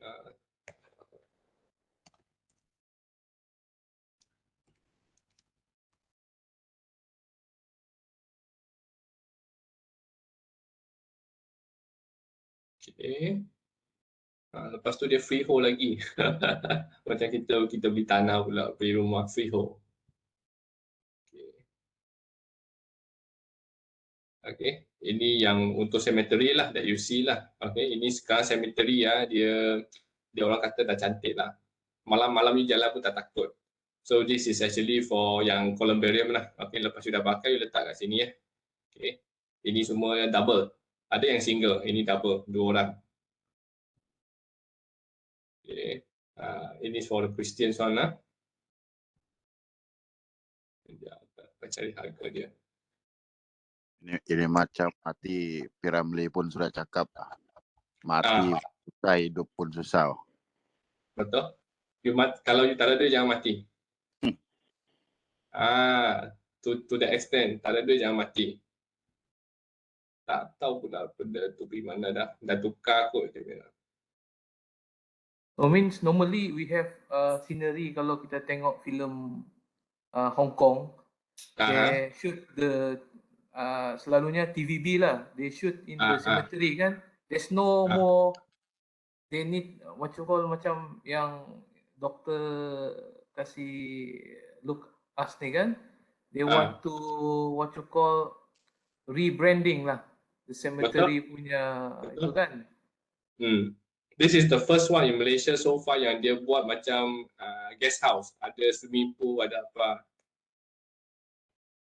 Kalau orang yang nasib dia okey, lepas pergi dia tak sakit lah. Kalau orang yang tak okey dengar cakap lah, balik nanti dia akan sakit lah. Because same lah, benda ni bukan setiap orang boleh buat lah. Bukan setiap orang boleh buat perniagaan macam ni. Okay, you need to have the luck okay, that kind of luck baru boleh guna. Just to let you know, kalau nak beli plot macam ni rasa-rasanya berapa harga dia? 50k maybe. Pelot lah, pelot. Yalah, kalau untuk let's say 2 orang, how much 100 maybe. Tak adalah banyak sangat, 98k. Sekarang dia punya promotion lah. Hari tu baru saya pergi tengok, 98k. Okay. And then untuk bakar, rasa-rasanya untuk bakar dah berapa? 50. Tak ada banyak sangat lah, 48. No lah, 40, sorry, 40k untuk 2 orang. 40k. Okay, so that's why orang Cina selalu cakap lah, kalau tak ada duit jangan mati lah. Sebab kalau you mati pun, everything is about money. Okay, but of course, this is like, ini bukan rumah retirement lah, ini memang rumah untuk you nak apalah. Okay, these are the prices lah. Okay, yang Christian ni ada yang 13,000, yang Columbarium yang 16,000, ini single lah. Okay, ini pun single, ini double 63,000. So masa I beli untuk my mother-in-law is around 60k. Sekarang dah naik harga 98k. Okay, ni macam investment pula.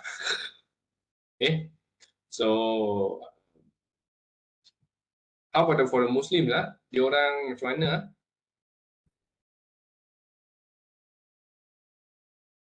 Jakim mungkin boleh jawab lah, Jakim. Free lah you punya tanah untuk perkuburan tu? We call it tanah wakaf, doktor. Okay. Orang bagilah. Someone just give a piece of land to wakaf the land, and we can put a dead body over there for free. Okay, lepas tu kalau dah penuh, macam mana? Dia akan dikeluarkan ke ataupun dia tanam dalam sikit? Saya ingat ada satu bukan program lah, macam satu inisiatif, dorang panggil tu tanah apa, kuburan bertingkat ke? Tapi so far saya tidak pernah dengar mana-mana tempat lagi lah ada buat begitu. Oh, bertingkat lah. So, orang yang pertama dia akan gali dalam sikit lah. Iya, begitu. Oh, okay. Tak apa, daripada kita akan mati juga. Jadi, nak tahu benda ni sebenarnya bagus tau. Okay? At least you know, and then tak rasa takut lah. So, you dah sedia.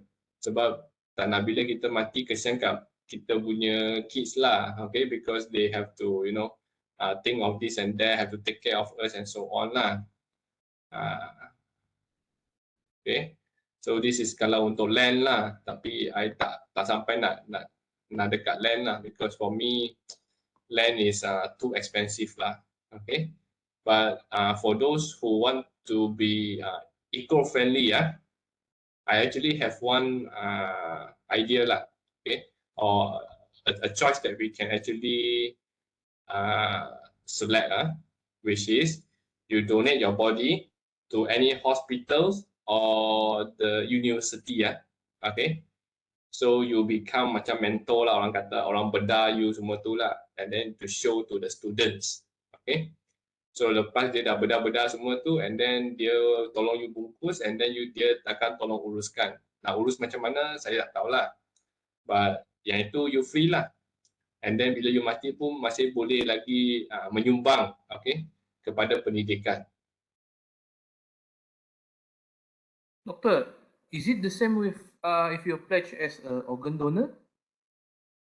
Kalau organ donor, you hanya bagi organ je. Saya bagi the whole body. Body ya?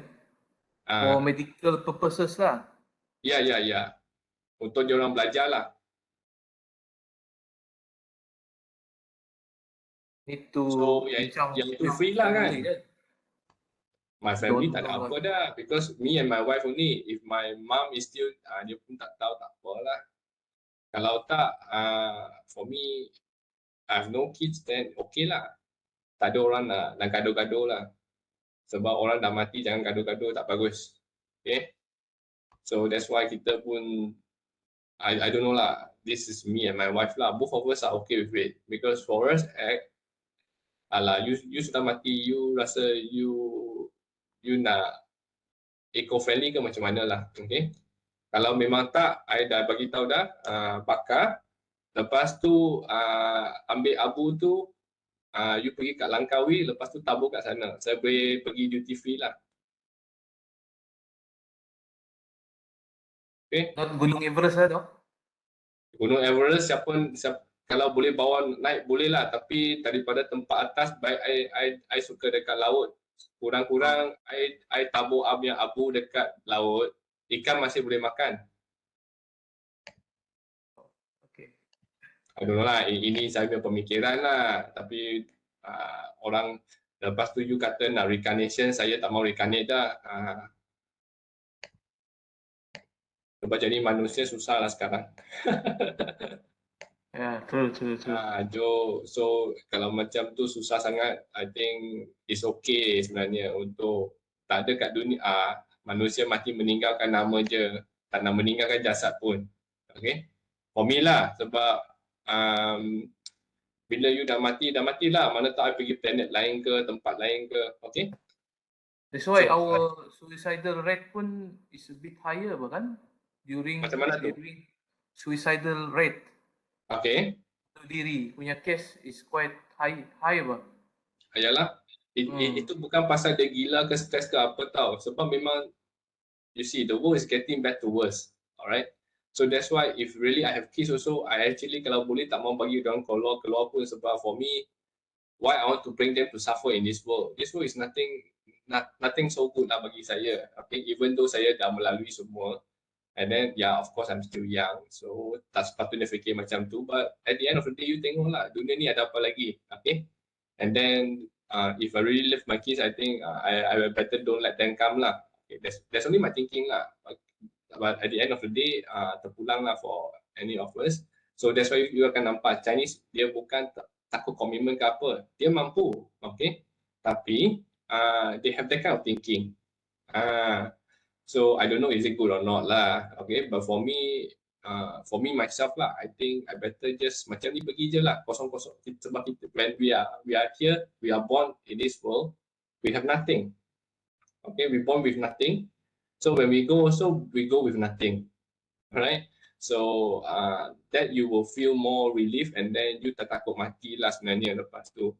Orang takut mati bila dia dah suka sangat dunia ni. Okay, dia tak fikir pasal akhirat. Saya dunia dan akhirat dah fikir dah. So when it's time, go. And then go in a environmental friendly punya cara macam tu lah. Sebenarnya bakar pun tak bagus tak sebenarnya. Sebab bila bakar dia menghasilkan banyak carbon dioxide, and actually it's not good for our planet in our earth. But itulah, kalau dibanding dengan nak tanam, I think bolehlah macam tu. Sebab nak tanam sekarang harga pun memang orang kata boleh tahan lah. 100k, just imagine 100k, tak masuk lagi upacara tau. Upacara pengebumian tu at least 30k, basic 30k untuk dia upacara saja. Okay, so nak mati jangan kita nak bebankan orang lah bagi saya. Okay, kalau you ada kemampuan nak buatlah. Tak ada, then there is another simple way. Okay, strategi lah. Okay, you only have limited resources now. Okay, tanah bukannya banyak. Sebab lagi banyak demand, lagi nanti mereka akan menerokai tanah-tanah baru. Bila ada lagi tanah baru, so orang mati nak tinggal, orang hidup nak tinggal kat mana? Okay, takkan semua nak tinggal kat kondo, mesti ada yang terfikir nak rumah landed and so on. So daripada bagi orang mati tinggal, why not bagi orang hidup tinggal? You understand? Sebab orang hidup ni yang akan meneruskan, okay, hidup dia kat dunia ni. Orang yang dah mati dah. Okay, lepas tu you cakap pasal reincarnation and so on. Bagi saya reincarnation tu, you and I also don't know. Okay, you don't believe in reincarnation, we believe in reincarnation. Tapi at the end of the day, betul-betul reincarnate ke? Macam tu lah. So if let's say you takut sangat, then it's okay lah. Kalau you tak takut, you just make your decision. Bakar lah, so what? Sebab when we come also, it's nothing. So when we go also, it's nothing. It's just that kadang-kadang orang terfikir keluarga kita lah, our parents lah. Mungkin dia dengar tu dia sakit hati and so on. But at the end of the day, they don't have that kind of education that we have now. Okay, our thinking actually is now more open-minded. Alright, because to face death ada sebenarnya banyak orang muda tak terfikir pun benda ni. Sebab bagi mereka it's not time yet. Okay, but for me it's any time. Sebab bila COVID ni you can understand lah. Okay, tapi my friend yang pass away bukan dia pasal COVID lah, yang pass away pasal heart attack, pasal dia stress sangat and so on lah. So at the end of the day, I agree with what Hamzah said. Your quality work of life itu memang penting lah. So that's why I pun tak adalah nak mengejar sangat social prof itu semua tu. Itu bagi saya dalam dunia saja. Tapi akhirat tu you tak tahu lagi macam mana kan. So it's good for me to start to enjoy my life lah.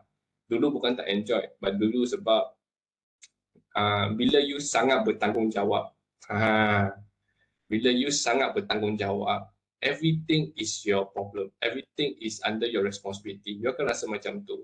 Okay, so kita sekarang cuba untuk, if really that thing akan ada orang untuk nak uruskan, kita biarkan je. Bagi mereka urus, tak apa. Jangan everything you take it to yourself. Okay, so that is one of the thing lah. When we see strategically, okay, how we want to plan our life. Okay, so strategy is actually also a determination of your basic long-term goals and objective. Okay, and the action and allocation of resources that you want to plan. Okay, I don't know lah. There's only my thinking lah, sebab I datang sini pun kalau boleh contribute, okay, syukur, okay, boleh contribute, but I don't want to membebankan orang lah. Itu cara saya lah rasanya, another thing lah. So about the work life tu memang I think, sebab for me kalau tak kerja sebagai akademik pun I can do my business also. So maybe because of I have option, jadi I can say something like this lah. And also the most important thing is the commitment untuk loan ni ya. Yang ada pun loan rumah 2. Okay. And then dengan insurance. But insurance kalau at the end you nak cut off, boleh cut off je lah. Because insurance actually you also indirectly helping other people. Okay. How insurance comes? Insurance comes when there's a group of people thinking tu macam korang main kutu lah. Okay. Simpan-simpan, kumpul-kumpul, siapa perlukan kita bagi. Okay. Kita pinjam kat dia, nanti dia bayar balik. Tapi kita bayar in advance dulu, masuk itu tabung, siapa perlukan, dia guna dulu. And kita actually is paying every month also. Dia macam main kutu juga for insurance. It's just that when you want to go for, you have more people putting money in the tabung, then you can provide a better coverage. Itulah insurance. Bagi saya lah, okay. Mungkin ada yang memang pakar jual insurance, then you boleh let me know lah, correct me if I'm wrong lah.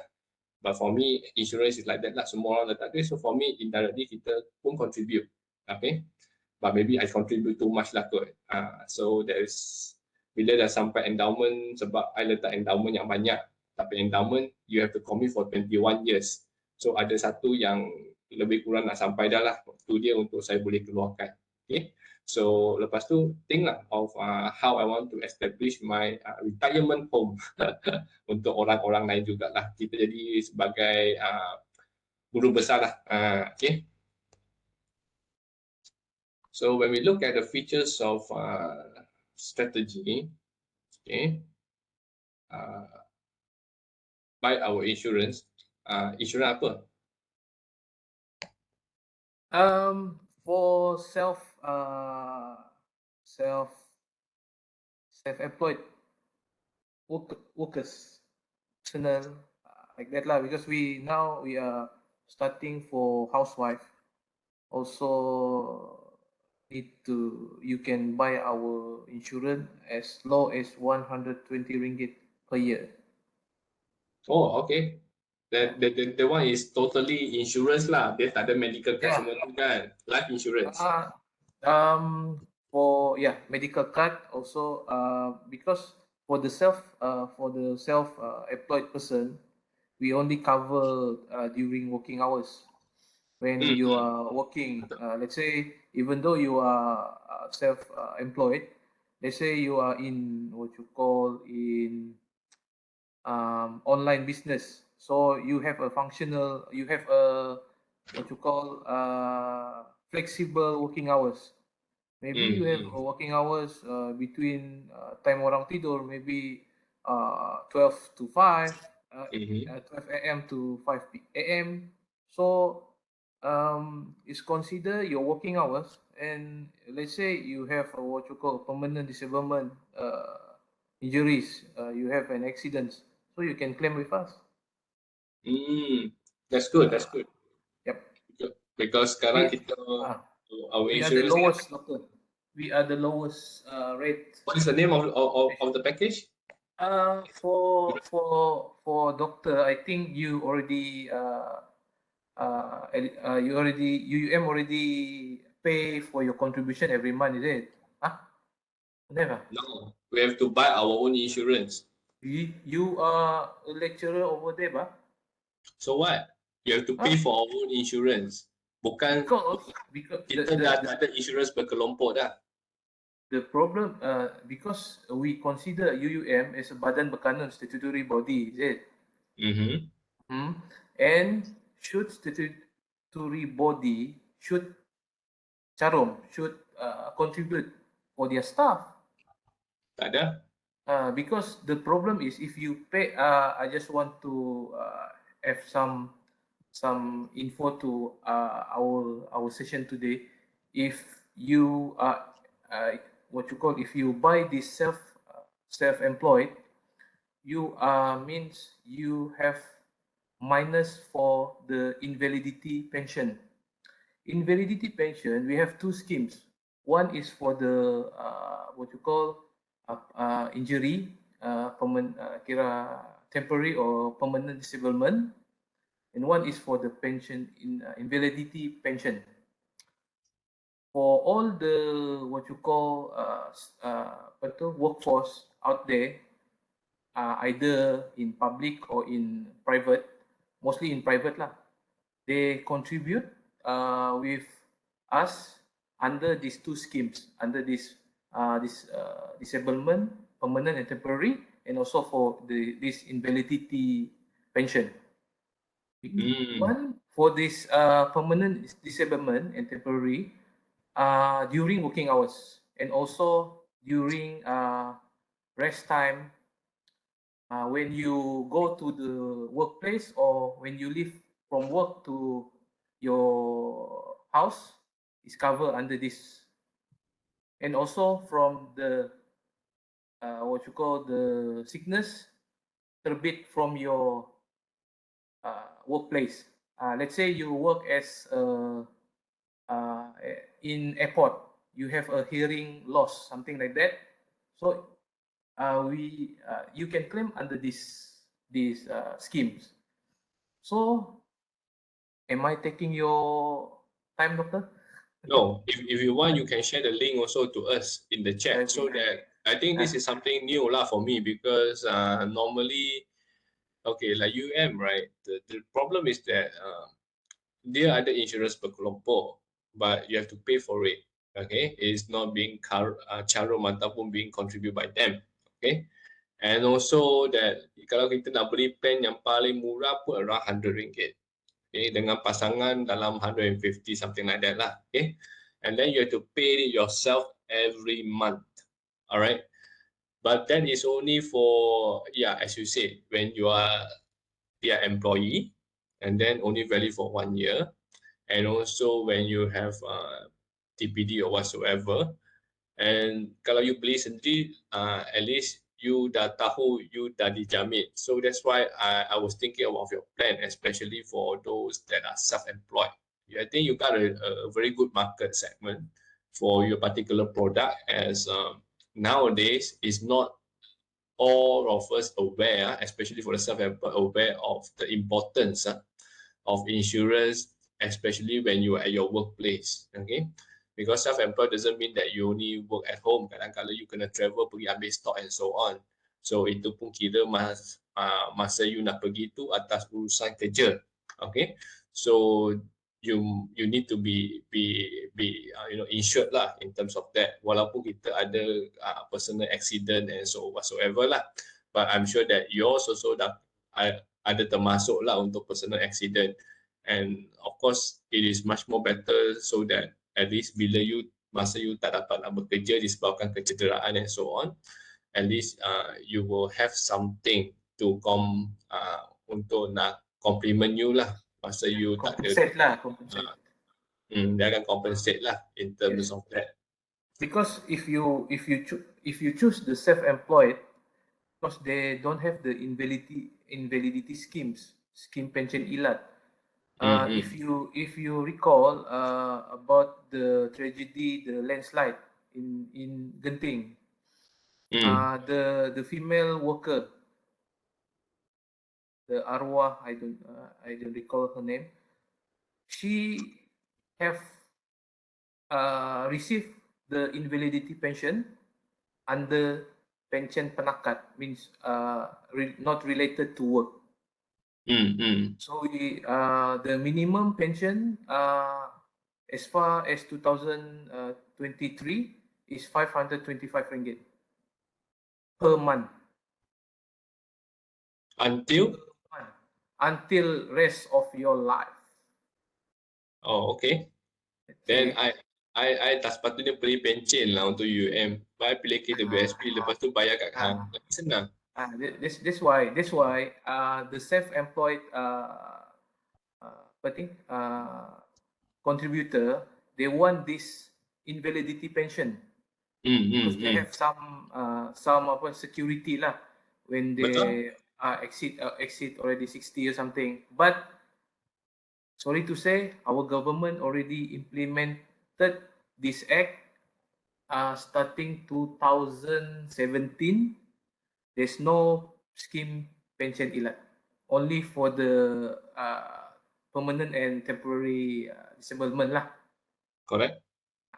But special for housewife, either married or single, they have this scheme pension ilat. You send nanti you ada information, you send the link Sure. to the WhatsApp group. I think Okay.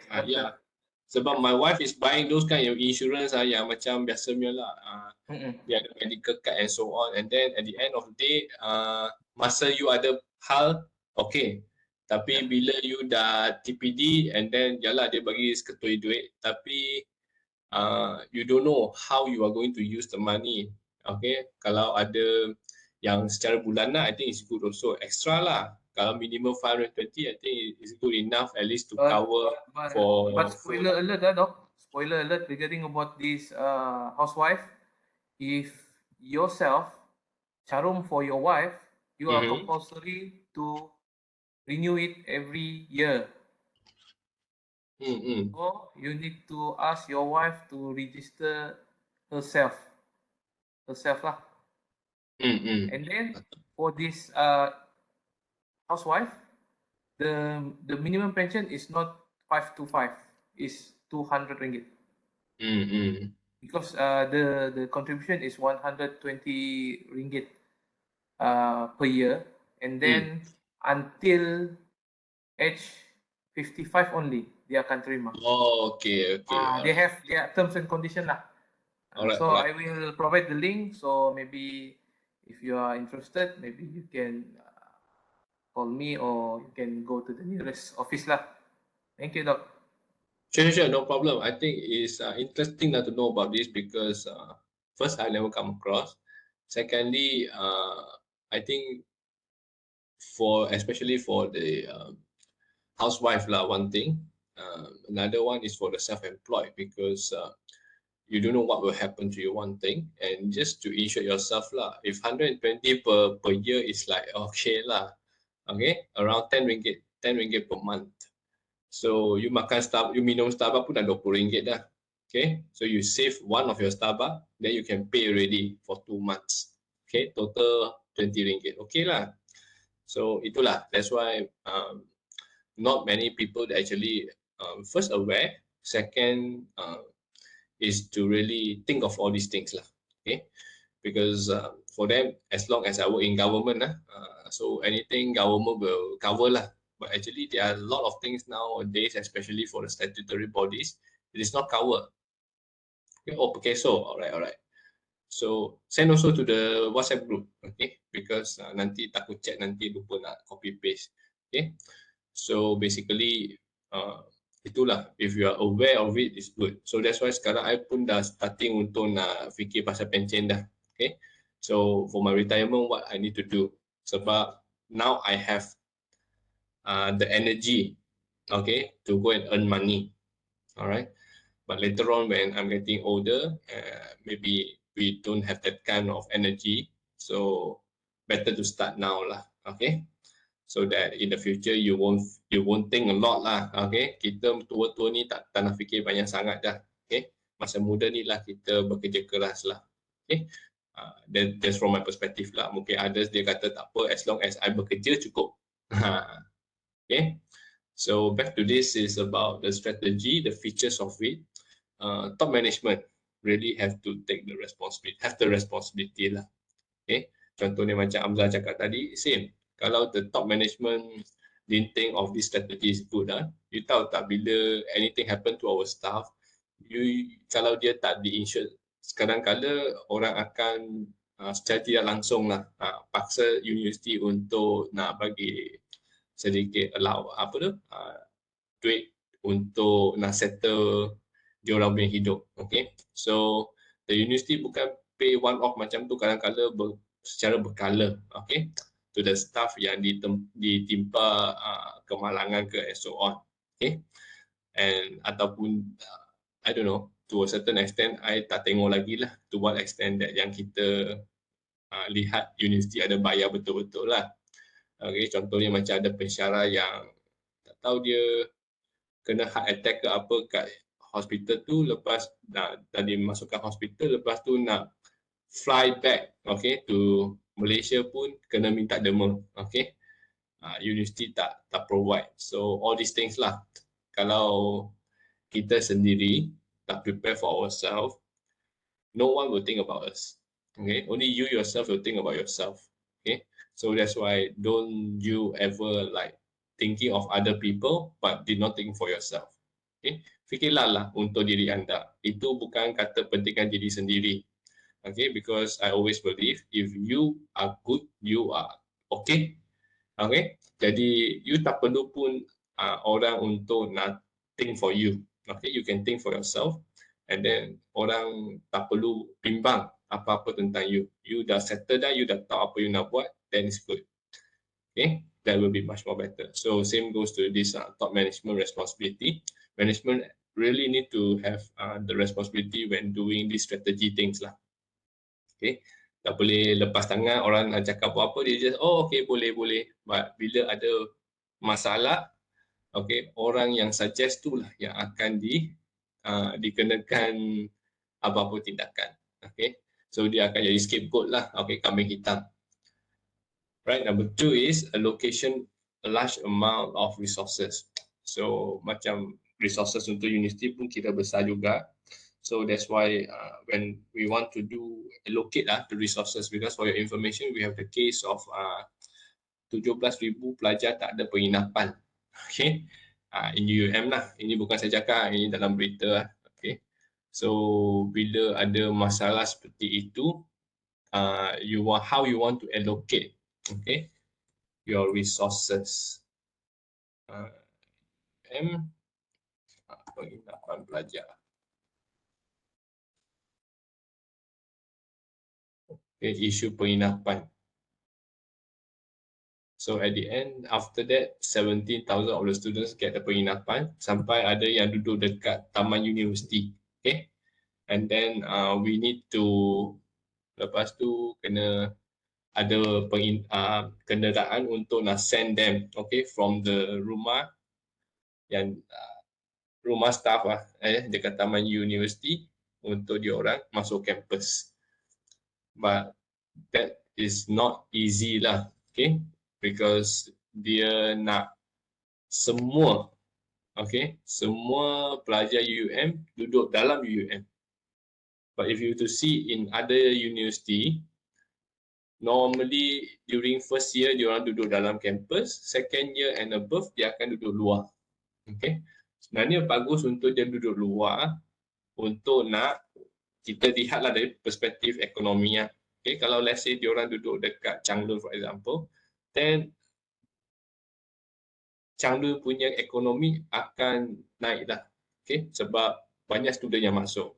So that's why when there are any places that you have university institutions, you are actually trying to develop the place. Kecuali Kampar lah, sebab dekat sana ada Utah dengan Keita, okay. Dekat Kampar, I tell you is a dead city lah. Sampai sekarang pun walaupun ada Utah kat sana, tak naik-naik mana. Okay, sebab kebanyakan orang nak pergi ke Utah, Universiti Tunku Abdul Rahman, dia akan pergi kat KL, Pelakong. Okay, so dekat Kampar tu, sebab the distance is also not far. Okay, maybe 1 hour plus. Okay, so kalau benda universiti ni dibina dekat sangat, okay, then you will have a different effect. Kalau dekat Perak sebenarnya dah ada UPSI, okay, kalau yang government lah, public. So the area is good lah. Bila ada university, there will be students will have purchasing power, so they have spending power, they spend over there, then our economy is good, okay. So that's why dekat Changlun sekarang banyak makanan pun dah mahal, alright. You are not able to see RM1 nasi lemak anymore. It's already 120 to 150, okay, for nasi lemak, alright. For roti canai, everything also pun dah naik harga. Thanks to this student actually, okay, to boom up the place. So that's why rumah yang saya beli kat sini pun dia naik secara mendadak jugalah. Okay, so indirectly it actually helps lah the economy for the whole place. Okay, and if especially student duduk kat Changlun lagi bagus. Okay, but because diorang datang pun pasal nak belajar, so semua pun masuk kat dalam campus, right? So we don't know to what extent this strategy will help them. Okay, but as living in campus, your living cost is lower, okay, but also your spending power is getting higher as well. Sebab dalam universiti dah sekarang mula ada banyak, to drink a cup of coffee now is not cheap lah. Okay, in UUM you nak minum pun sebab kita ada satu panggil campus brew dekat Anjung Tamu. Okay, so we recruit the professionals to teach our students to become a barista. Okay, lepas tu bagi dia tempat untuk nak buka dia punya kios dekat dalam Anjung Tamu. Alright, so it's not cheap, it's almost like 14 ringgit, 15 ringgit macam tu. Itu yang barista yang baru sedang pelatih lah. Okay, tapi dekat Changlun we already have Starbucks, we also have Zeus Coffee. Okay, so this Starbucks and Zeus Coffee, of course lah, kalau nak mahal sikit Starbucks lah. So Zeus Coffee dia murah sikit. Okay, sebab bagi dia the coffee is not something luxurious. Coffee is a need. Dia punya slogan lah. So that's why you can see that Sabah ada kan Zeus Coffee? Ada doktor, ada KK. A necessity, not a luxury. Okay, so harga dia pun orang kata boleh tahan lah. Okay, but it's cheaper than Starbucks kalau in terms of coffee lah. Okay, oh di sini tak tulis harga. Okay, sebab I guna apps lah untuk nak beli. So it is much more cheaper than Starbucks, maybe 4 to 5 ringgit. Okay, tapi still mahal compare to kalau you nak bancuh sendirilah. Okay, you nak bancuh sendiri sebenarnya sekarang guna coffee machine dan coffee powder yang you beli dekat Lotus ataupun mana-mana yang murah lah. I think dalam 20 to 30 ringgit per pack. Yang itu you boleh buat at least 30 cup. 30 cups you dah kalau betul-betul minum kopi yang 10 ringgit pun dah 300. Kalau 20 ringgit dalam 600. 600 ringgit untuk the 30 cups of coffee. While you nak beli machine and also the coffee and the milk, dah sampai pun the machine dalam 200 plus. Okay, and then the sebuah kopi dalam 30 ringgit, and then susu tu okay lah, boleh dalam, tengoklah you nak minum banyak ke kurang susu tu. So you nak bancuh 30 cups tu, I think dalam 300 boleh settle dah. Okay, 3 to 400. And then you nak minum dekat luar is almost 600. Okay, kita kira assume every day lah. So you can see there's actually another choice for you. So strategically, which one you need to select. Okay, that is best for you. Okay, sebab dekat area Kedah, Changlun ke Selatan ni ke ada tak Rikiamo Coffee? Ada? Ada, banyak. Oh, okay. Itu maybe dia orang punya competitor lah, new competitor. Tapi if I'm not mistaken, around Malaysia dia macam dah ada 100 plus outlet Rikiamo. Yang paling cantik so far nampak dekat Perlis lah kalau dekat sini. Okay, Rikiamo dia pergi kepada universiti. Okay, we have in UUM, Unimed, UITM. Okay, ini Tangga-Jaya yang cantik punya lah. This the so far dekat sini lah, area sini yang luxurious lah. This is the place. Okay, ada drive-thru Ini drive-thru dia. Okay, ada drive-thru. In terms of price, doktor, dia dengan Zeus mana yang cheaper? I think lebih kurang. Tapi in terms of selection, Rikiamo banyak lagi selection dia. Oh, okay. Tak pernah try lagi Rikiamo tu. Zeus tu biasalah. Sebab Zeus saya selalu tunggu bila dia ada, okay, bila you jadi member baru buy one free one kan, lepas tu buy free one. Itulah yang selalu kita tunggulah. Okay, tapi lepas saya dah tahu bancuh kopi guna mesin tu, saya dah tak tunggu, tak payah tunggulah. Okay, saya just minum whenever I want. Okay, Sebab the coffee machine is easy to use lah actually, tak susah mana pun. Okay, it's just that you nak pergi beli pun perlukan masa. Okay, so you can actually kalau at home lah, kalau at home you boleh je. Dia bukan mahal mana pun. I beli yang ala-ala macam ni je, the cheap one. Wait, I see ada tak? Sebab previously I nampak aja. Sebab I also show to my students as well to let them know there is a much more easier way and a cheaper way kalau you nak betul-betul nak minum kopi lah. Okay. Okay, this is my machine. Oh, so naik harga mas I beli dalam 100 lebih 200 je. Okay, so this is the machine that I get for myself. To be clear, oh my dear, nobody wants to on my shoulders, nothing left to see. Why you tell me somewhere closer to the sea? Then we can jump and pretend we disagree. Right now and right here, my love. Oh my dear, I'll try to be clear. Over and over, turning off the light. Even the words are always great at night. Wait till we somewhere closer to the moon, and you can kiss me and say that it's too soon. Right now. You want to steam milk? My love, oh my dear. Yeah, I'm doing my own steaming as well.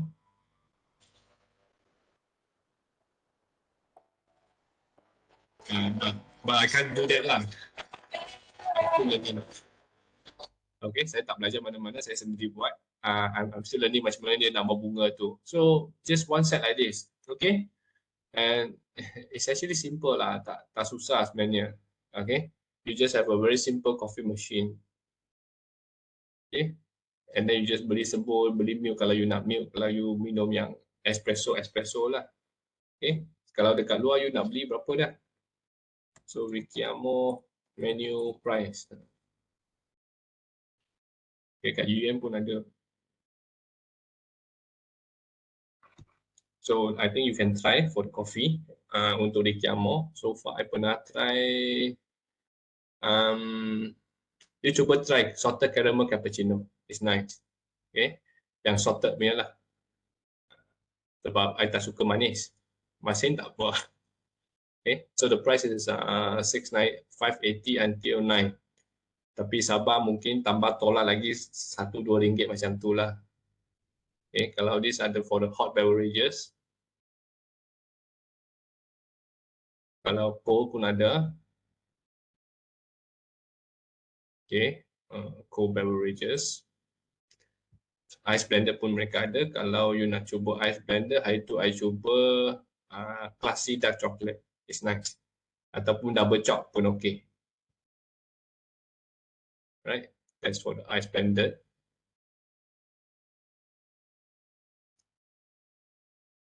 Kalau nak makan, yeah. I'm not sure whether in Sabah ada menu ni tak lah. Dekat UM tak ada. Okay, UM tak ada. Full food, okay, available at selected outlets only. Tempat saya tak ada, UM tak ada. Yang ni pun tak ada. Dia more on pastry lah. Dengan mungkin spaghetti ada kot. So nanti Siti nak main, boleh cubalah dekat UM punya. Okay. So I think it's actually the same. Tiba-tiba dia boom tau dekat this area about coffee. That's why I tell you, you calculate lah. Kenapa tak boom? Sebab dia punya cost rendah. Okay. The strategy cost dia rendah. Okay. And then orang minat nak drink at a nice environment. Okay. So untuk nak renovation tak mahal. Sebab for each cup of coffee, dia punya keuntungan at least 150%. Okay. So cost dia macam RM3, RM4. Dia boleh jual sampai RM12. Okay, tadi RM9. So RM9 almost RM6 dia untung. 200% dah. Okay. Cost dia tak tinggi sebenarnya. Kalau nak campur dengan kedai punya electric and so on pun, I think cost mungkin dalam RM4, RM5 pun lah. Okay, dia pun dapat 100% at least. So, you see lah, minum kopi ni sebenarnya luxurious lah kira. walaupun Zusku kata itu necessity ya, okay lah harga dia boleh tahan, but Rikiamo is much more cheaper I think, right? But depends on your place lah, at your place lah. Sebab I don't know dekat Sabah dia tambah berapa, 1-2 ringgit macam tu lah, the differences. Okay, so at the end of the day you can see that a lot of people actually open the gerai kios kalau dekat Changnun itself, just tepi jalan alright, kita ada kopi gantung, lepas tu kopi Vietnam, and then ada kopi pahit. So ini 3 stores is quite many people lah, okay, yang beratur nak beli tu. Okay, so lepas MCO memang orang berbelanja secara impulsif lah. Okay, for me is an impulsive spending. Okay, for them nak beli je. So what do we get from here is that orang sekarang bukan tak takut mati, dia tahu mati tu boleh berlaku bila-bila. Okay, so when you have the money you spend. Okay. And then another place in Changnun, if you come, okay, this is a quite unique place. Okay, Rifa actually is the store that selling clothes in Kedah area here lah. Okay, so mungkin pernah tunjuk dah. So yang tak pernah tengok, for them they are actually selling Thailand food. Okay, tengok pun dah cantik. Jangan kata nak makan, tengok pun dah cantik. Boleh makan tau ni. Okay, sedap. Dia kata sedap. Bukan saya kata, dia kata sedap. Okay, and then dia ada miang pla. Okay, so dia dah buat sampai macam ni, dah cantik dah bagi saya. Okay, it's very nice environment. And then ada pembinaan untuk camping. Tak tahu dia nak buat camping ke glamping. Okay, so orang pun dah tanya bila nak buka untuk camping. Okay, the strategy that they use is that this particular couple during MCO, because Rifa is selling clothes, so during that time dia memang kena tutup lah, alright, sebab dia shopping mall semua tu tak buka, alright, so dia kena tutup. So dia pun pergilah venture into this dusun okay. So in this dusun dia pun fikirlah untuk nak buat tempat camping, sebab masa MCO camping is quite orang kata ada permintaan dan demand. Okay, so this is the miang pla, ada ayam goreng, daging bakar dia sedap. Saya tersilap cuba satu tapi tak apalah, I think it's okay lah, once in a while. Okay, so saya tak ada apa sangat lah. Okay, so this is 1st of January. Wah, this is the boss lah, the Rifa punya boss. Yang dusun Rifa, dia punya husband. Okay,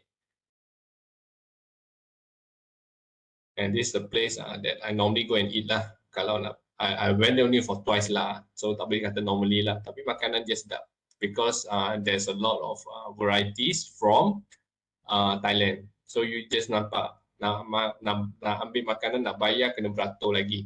Okay, so dia ada pulut mango and so on. Okay, so the place is nice, everything is good, and then all they have innovation in their food. Okay, so they innovate a lot, and then they promote using Facebook and WhatsApp.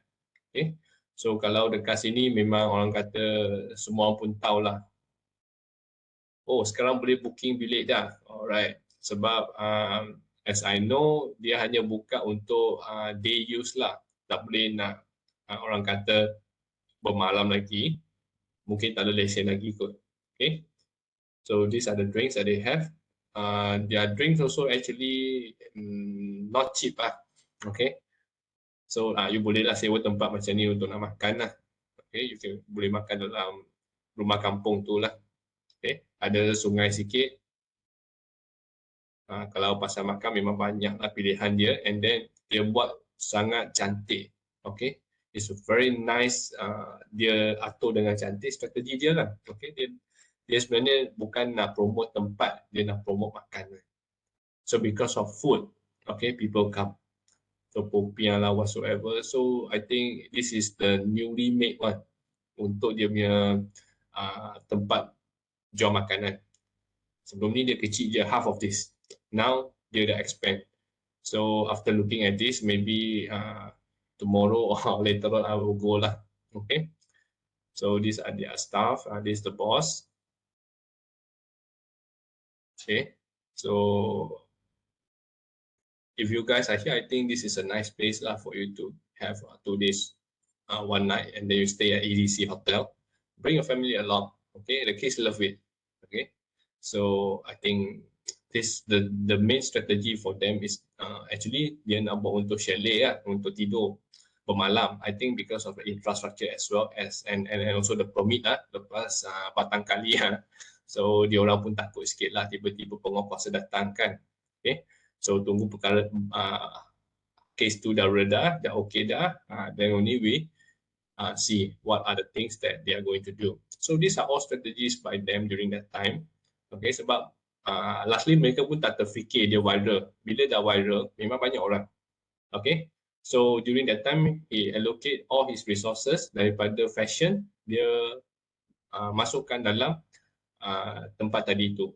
Okay, so they actually, I think, good strategy lah for them. Okay, during that time, right? Third is the impact on long-term prosperity of the firm. Okay, so of course kalau you nak buka tempat-tempat pelancongan sepatutnya tak rugi sangat lah. Okay, because of orang sekarang suka melancong dah. Okay, and then they like to go for like camping, glamping punya benda ataupun open air.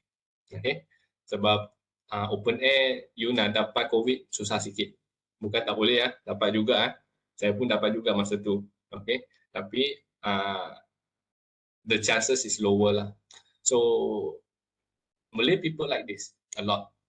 Chinese diorang kebanyakan pergi glamping lah. Okay, glamping lah kebanyakan. Yang camping pun tak banyak. Glamping yang banyak. Itu yang bayar satu malam 400-500, which I think sometimes not worth it lah. But okay lah, dia sanggup berbelanja, boleh lah.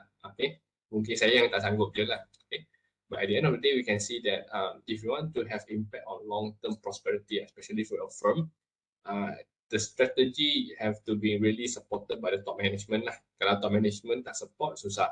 Contohnya, kalau kita nak lihat case of revenue, revenue yang kita duk bayar, kalau CIMB you nak beli barang dari Taobao, dia ada internet banking. So internet banking dia akan use the revenue punya payment gateway. Okay, so this payment gateway is actually quite good lah. Dia memang untung, tapi because of dia punya CEO dengan COO tak ngam dengan chairman lah. Okay, so that makes them at the end of the day mengalami masalah dalaman. So strategically, kalau ada masalah dalaman, it will have an impact on your share price. Ini syarikat yang ada share lah, dia masuk bursa lah, salah satu syarikat dalam bursa Malaysia. So harga share dia memang turun mendadak lah. Okay, so that's why if you want to talk about long term, okay, you need to have a very good team. Jangan pula ada yang orang kata kacau daun lah, okay, dekat dalam dunia company. Okay. Next, your strategy needs to be future oriented, okay, di mana dia boleh sustain lah, okay, orang kata season lah, dia boleh sustain lama, and also it is the future trend, right? So for example, like the strategy that started by Shopee, Shopee actually started, they are the company from Singapore, okay, HQ from Singapore, and then after that they expand to Malaysia. So for them to tap the Malaysian market, what they do is that they promote free shipping. Okay, of course kita punya orang suka lah free shipping. Okay, sebab free shipping tu dia tak payah bayar shipping around 7 to 10 ringgit, tak payah bayar tau bila you beli barang dari Shopee. So during that time they have a 1-year contract with Post Laju. Okay, and memang masa tu Post Laju pun up lah dia punya business because of Shopee ni. Alright. Tahun 2015 dan 16, during that time, that was the time when I set up my own Shopee as well. Okay, so sebab tu saya tahu pasal Shopee ni sikit lah. Alright, and then for Shopee, lepas tu dia sebenarnya start daripada application, okay, apps. Lepas tu dia pun perhebatkan dia punya website. All right. So you can see that they can see the future actually in Malaysia market. Okay. But now they are trying to expand. Okay. To involve in international markets. So in the future, their plan is to have Shopee in China, and then barang yang kita beli dari China boleh juga terus datang ke Malaysia. Okay, with sekarang boleh, it's just that sekarang tak ada shop yang memang dari China. That means yang terkenal lah dekat China. Yang sekarang ada macam orang tengah lah. Okay, orang tengah untuk import export. Okay, for trading lah. Okay. The stores that you see in Shopee nowadays yang dia kata ship dari China and so on, they are just the middle person lah, just for trading. Okay, and dia orang tak ada stock. Okay, dia tak simpan stock. Normally they are the middle person, and then they will order to help you to order in Taobao in China, and then to ship it here in Malaysia. So kalau you dah tahu Taobao, you terus guna Taobao beli lagi bagus lah. Okay. And then shipping kat Taobao sekarang dia ada their own shipping. Okay, tak perlu bergantung pada Shopee lagi lah.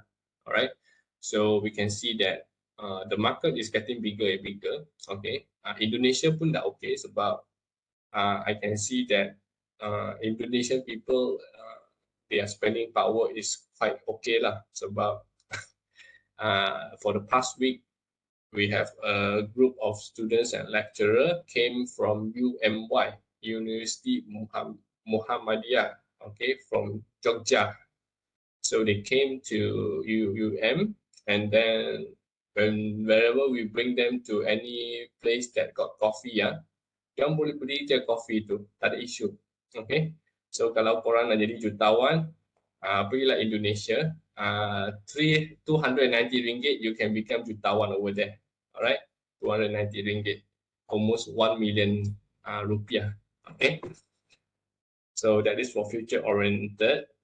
And the fourth one is multifunctional or multi-business consequences.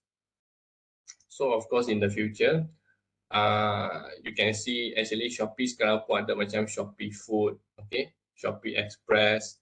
So when they just started to venture into Malaysia market, they only have the platform. Dia tak adalah macam untuk nak hantar barang tu guna Shopee Express and so on. Masa tu hantar barang still guna Post Malaysia.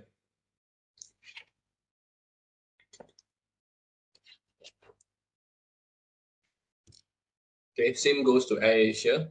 AirAsia sekarang dia sedang fokus pada dia punya super app. Okay, the super app dia adalah function-function macam Grab juga lah, Grab Food and so on, Grab Express.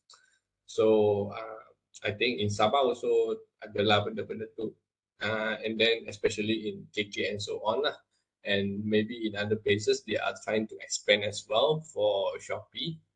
As Shopee Express sekarang they're actually doing well lah. Okay, saya rasa tak rugi lah diorang. So that's why they have now multi-function. Dia juga Shopee juga jadi sebagai Shopee Wallet lah. Okay, Shopee Wallet. So you can see dia try to venture multi-business now. So the strategy that he's using actually baguslah sebab dekat Singapura semua mahal. You nak menggaji orang pun mahal. So bila dia datang Malaysia, everything is cheap for them. Okay, 1, 2, 3 word. So for them, this is a nice place lah. So kalau kita tak jaga baik-baik, nanti diorang pergi Vietnam, then we lost a very big business partner lah. Okay. Next is about consideration of factors in the external environment. So normally external environment is more like the politics outside, the economy outside of our country, something that is not in our country. Okay, it's out of our country. So if we have considered about this environment, then actually it's good for us lah. So for example, like we are talking the case whereby we want to open the gate for the China tourists to come in. Okay, so in your opinion, do you think that the government should open the gate for the China tourists?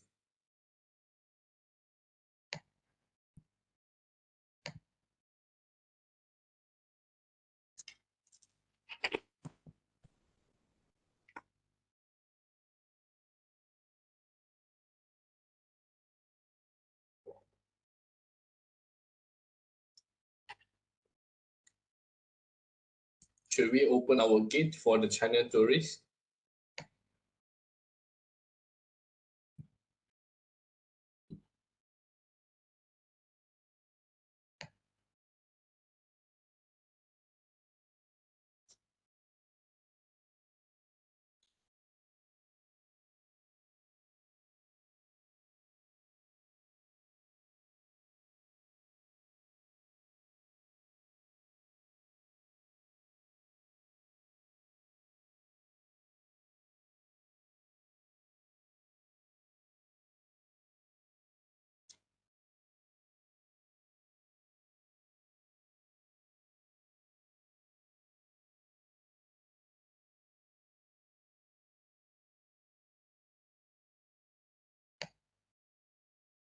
Okay, should we open our border to the China tourists?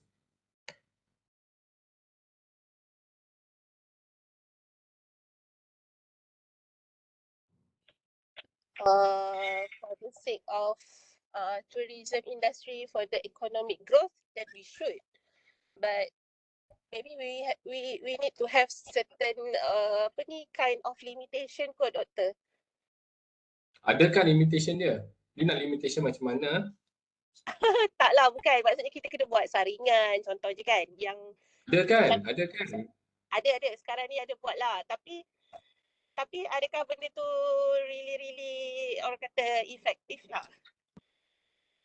Sebab kalau ikut tourism industry in Sabah, memang kita punya fokus group for tourism segment adalah from China. Jadi bila China tutup border, so kita punya tourism industry di Sabah ni memang really drop lah, I can say. Because Okay. Because China dia more into the nature lah, instead of pergi ke tempat-tempat yang apa ni orang kata pergi KL and all that. Okay. So kalau kita nak lihat, we are looking at the perspective of itu health lah, takut dia punya variant lagi hebat lah. So I think the only way that we can actually protect ourselves is to get a booster too. Okay, yeah, ambil vaksin. Agree. Saya pun dah ambil dah. Sebab I nak ambil ni sebab nak balik raya Cina. Because during October bila I kena tu pun daripada Selangor. So I rasa kuat jugalah dia punya virus dekat sana. So for this time I take my own precaution lah, which is going for the already went for the booster 2. Okay.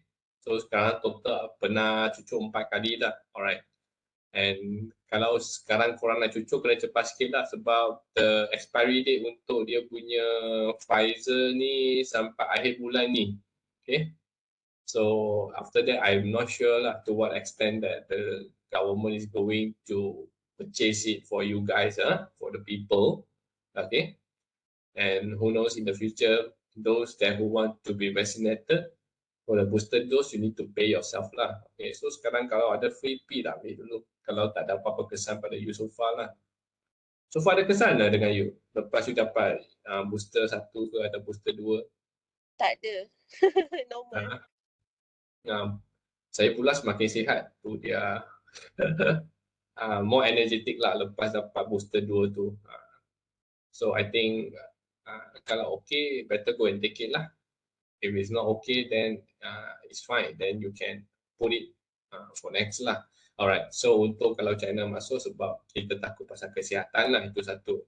If in terms of economy, I think everyone is ready also lah. Okay, because betul lah, diorang mati pun banyak, semua pun banyak. Tapi you have to know, maybe diorang tak really vaksin pun satu. And then ataupun mereka vaksin, dia pakai vaksin Sinovac. Sebab from the statistics Sinovac kalau tak silap boleh tahan 3 bulan je. Pfizer 6 bulan. Okay. So yang mati banyak-banyak tu kat China maybe one of that lah. Dia punya vaccination issues ataupun to a certain extent dia orang ni orang kata memang tak pergi vaksin pun. Okay, anti-vaksin. Okay, so yang tak vaksinnya meninggal tu bagi saya biasalah sebab orang pun nak pergi ambil vaksin dah. Okay, so when they come here, kalau tak ambil vaksin lagi you tak payah takut. Yang tak ambil vaksin pun you pun tak payah takut sebab their vaccination guna Sinovac saja banyak. Okay, sebab yang China kebanyakan guna Sinovac ataupun yang keluaran China banyak lah. Okay, so for us kalau kita ada Pfizer okay lah. Okay. AZ I tak pasti lagi lah, but I think AZ is maybe better than Sinovac. Okay, so that's why so far the best deal is Pfizer lah. Alright, so yang takut nak pergi ambil tu kalau you nak takut orang China ni, sebab bagi saya tanah dia tengah masuk dah, okay, and kerajaan pun saya rasa tak terfikir untuk nak stop lah, tapi untuk fikirkan strategi bagaimana how they want to actually reduce the risk of the transmission of the virus through these people, okay. So kita pun tak payah takut dia orang sangat. Saya rasa mungkin dia mutation of the COVID-19 virus also is not kita masih boleh cope with it lah. Kita masih boleh tahan lah dengan virus dia tu. Okay, so no worries about China actually. Sebab you worry banyak pun tak guna juga sebab nanti China dah buka, Malaysia akan pergi sana juga. Okay, so adakah you nak minta Malaysia ni jangan balik? So it is open already, okay, and then mungkin orang daripada luar negara pergi pula China, and then lepas tu dia main transit kat sini pula kat KL, so sama je actually. So macam UK punya Prime Minister, ex-Prime Minister cakap lah, Boris tu cakap, kalau you nak mati lah, kalau you belum sampai masa untuk nak mati, you hidup lah. It's as simple as that. Benda ni tak boleh nak control, okay. But you only can plan lah, you can plan the strategy and then as you said lah, bagaimana kita nak buat saringan and so on, itu je kita boleh plan. Okay, kalau kena dah mati itu orang kata we have tried our best lah. Kalau dah vaksin pun boleh mati, then memang hebat lah dia virus tu. Okay, so I think so far no worries lah about China coming in, and then saya pun faham China sekarang yalah, semua orang takut kat dia sekarang, bukan pasal ekonomi, takut pasal dia punya COVID. Itu yang menjadikan orang kata susah sikit lah nak cakap. Okay, alright, I think I would like to put this for the afternoon session. Okay, so I think I would like to give you a rest first. So nanti nak balik masuk kelas pukul berapa? 2:30 boleh doktor? Boleh? 2:30 ya? Okay. So see you again at 2:30. Okay, boleh? Boleh. Thank you doktor. Alright, thank you. So see you guys again at 2:30. Thank you.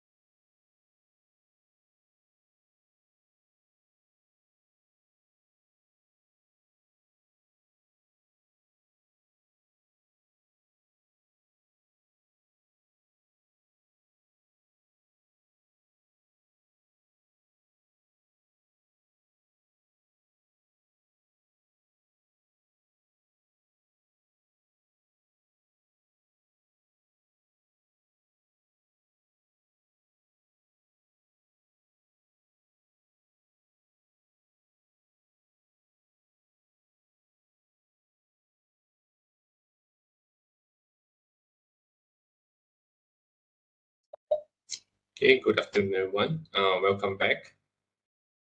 Afternoon, Doctor. Okay. Siap masak dan makan? Belum, on the road. Still on the road lah. Jauh, Doktor. Tawau, 8 jam. Ayo.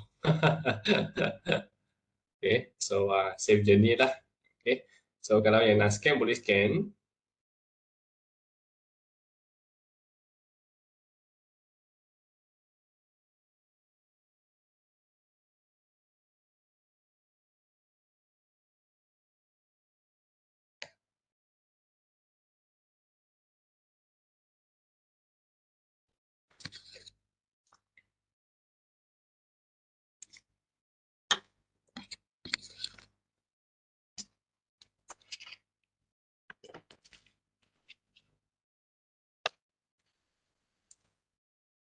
Okay, so we'll continue with our slide.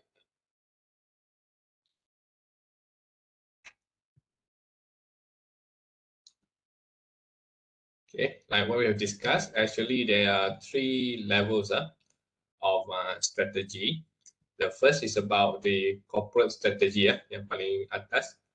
Okay, business you should be in.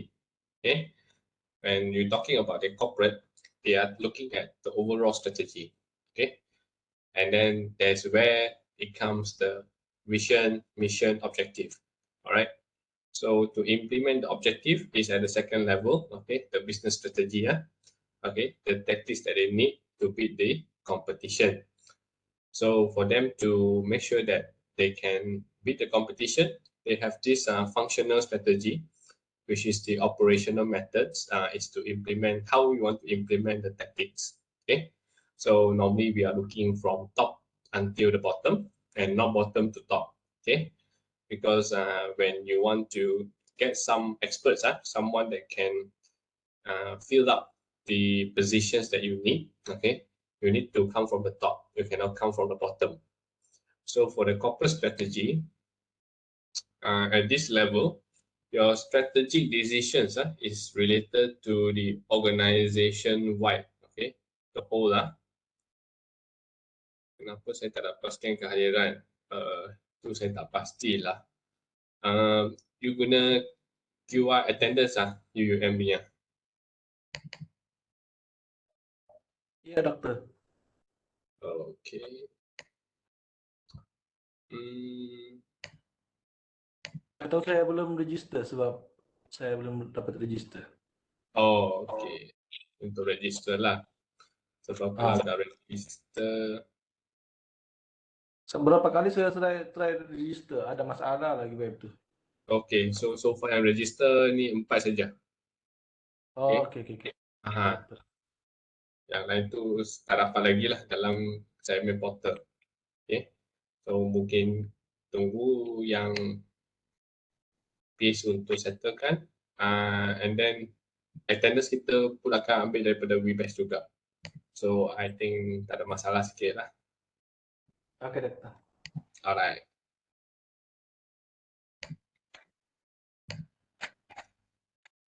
Okay, so for corporate level strategy, okay, it will be taken care by the top level management, okay, the board of director, with a vision of determining where the company wants to be. So basically, when we are looking at companies, they have to answer to their stakeholders, all right? So they need to have a strategy, planning, and where they want to go, okay, in the future. So when they formulate it, where they want to go in the future, so from now on, they will able to list down the strategy that they need to do, okay? They need to implement so that they are able to achieve what they actually want, okay? So the problem when the top management always change, then it's difficult actually to set the right target for the company, okay, or the right direction. All right. So for our government, it's okay lah because well, it still happens, you know. Like if you realize, last time we used to write at the bottom, at the letter there, okay, Wawasan Kemakmuran 2030. Now we have to take it off. All right. So that indirectly will make us to think whether are we still following the policy by the previous government, or you are going to change it. So when you change it, then all the things needs to be realigned back so that it can be achieved. So that's why when we are doing anything, the most important thing is that your vision needs to be set right at the first place. Okay, so when the vision is right, the mission and objective, yeah, it depends on who will be the top management. But at the end of the day, you are going to answer to your stakeholders. So by hook or by crook, for business, it's about profit. For the government, it's about stability and also to take care the welfare of the people. So in this particular level, it has two main aspects. First is to formulate the strategy, and second is to implement. Okay, so the nature of strategy at this level tend to be value oriented. Okay, so they will think about how much they're willing to pay, how much they are willing, the people are willing to sell. Okay, so there is also a greater risk, cost, and profit potential, as well as a greater need of flexibility associated with this level. So of course, these people that are going to make the decision, the top management, it will influence the trust of stakeholders towards them. So that's why if you were to see their annual report, okay, a lot of numbers and statistics that they need to provide, okay, to convince the stakeholders, right? As for us, we actually have a lot of report also. For example, like laporan audit. Well, we have the laporan audit, and we can see that in terms of the values, okay, the things, the resources that we have, how much that we have overpaid, and then how many things that we need to pay more, and then what are the things that is not last longer. Okay, so this will actually give us an impression, okay, of the audit report, to what extent that it will influence, okay, the strategy of the government, okay, when they formulate the strategy. So basically, the major financial policy decision involving the acquisition, diversification, and structural redesigning is belong to this level. So when acquiring anything, of course, like for example, vaccines, it is through KKM. So it's at federal level. Okay. Previously, they were actually planning that each states, they go and acquire the vaccine themselves. But at the end of the day, this is because of the security issues. Because you don't want to get vaccines that maybe from the black market, okay, and vaccines that are not being approved by KKM. So why not just KKM take the responsibility to acquire the vaccines? The problem with the vaccines during that time is that we are so scared that we do not get vaccines. So whatever vaccines that people give, kita ambil je. Okay, we just take it. All right. So when you just take it, the vaccines, well, that's why the numbers of stocks for the vaccines is not manageable. So that's why when those that are given the first dose, okay, they kept the stocks of vaccines for them, the same person, for the second dose. But at that particular phase, we still have many citizens that not even have the first dose. So that's why the government at the end implement that. Let us make sure that all of them settle with first dose first. Okay. For second dose, then only we think of other ways. Okay, because if let's say you keep the vaccine for their second dose, so how about those that did not get their first dose at all? You have to know that during that time, the first dose is actually a very good protection to us. Okay, at least you won't die first lah if you're gonna the COVID. All right. So all these things has to be considered by the federal level or here the corporate level. Okay. So at the second level, which is the business level strategy. So at business level strategy, it is more likely related to a unit, okay, within the whole. So it is concerned with competition in the market. So the concerns are about what product or services should be developed and offered to which markets in order to meet customers' needs and their organizational objective. Okay, so at this level, multifunctional strategy developed at corporate level are formulated and implemented for specific product market in which the business operates. Thus, the managers at this level translate the general directions and intent into concrete functional objectives. So decisions at this level include policies involving new product development, marketing mix, research and development, and personnel. So you can see if we look at the government level, the government sector. So normally this business level is kind of like the departments, okay, or the agencies, okay, in our government, the agencies in our government, to think of what are the things that they can do. For example, like during vaccination, of course, you got a vaccine. So how do you want to store it? How do you want to ask people to come and take their vaccine? So when the people come, how do you want to manage and organize them? Okay. So at this level, the strategy during that time, there are some you can take it at the big center, okay, pusat vaccine, and some you can take it at klinik kesihatan.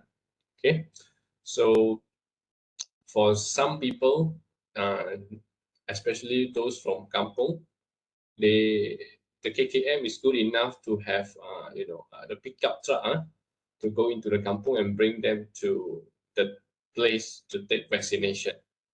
Okay, and to some that are quite outskirts, so they will go straight to the kampung, okay, the KKM. But unfortunately, there are some that did not give cooperation lah. Dah sampai depan rumah dah, tapi tak nak juga ambil vaksin. So, I'm not sure about Sabah during that time okay dah. Semua ambil kah?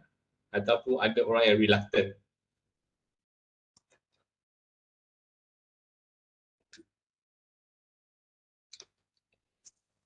Okay. So during that time over here, there are some that are reluctant to take the vaccine because they scared also and also feel not confident because the data that they have to support the use of vaccine also not very high. Okay, but well, if let's say we don't, contribute to the data, so how would they have the data? Okay. So it is about whether you want to go first or you want to go second. Okay. So next is about functional or operational level strategy. Okay. So the functional strategy involves decision making with respect to the production, marketing, personnel, finance.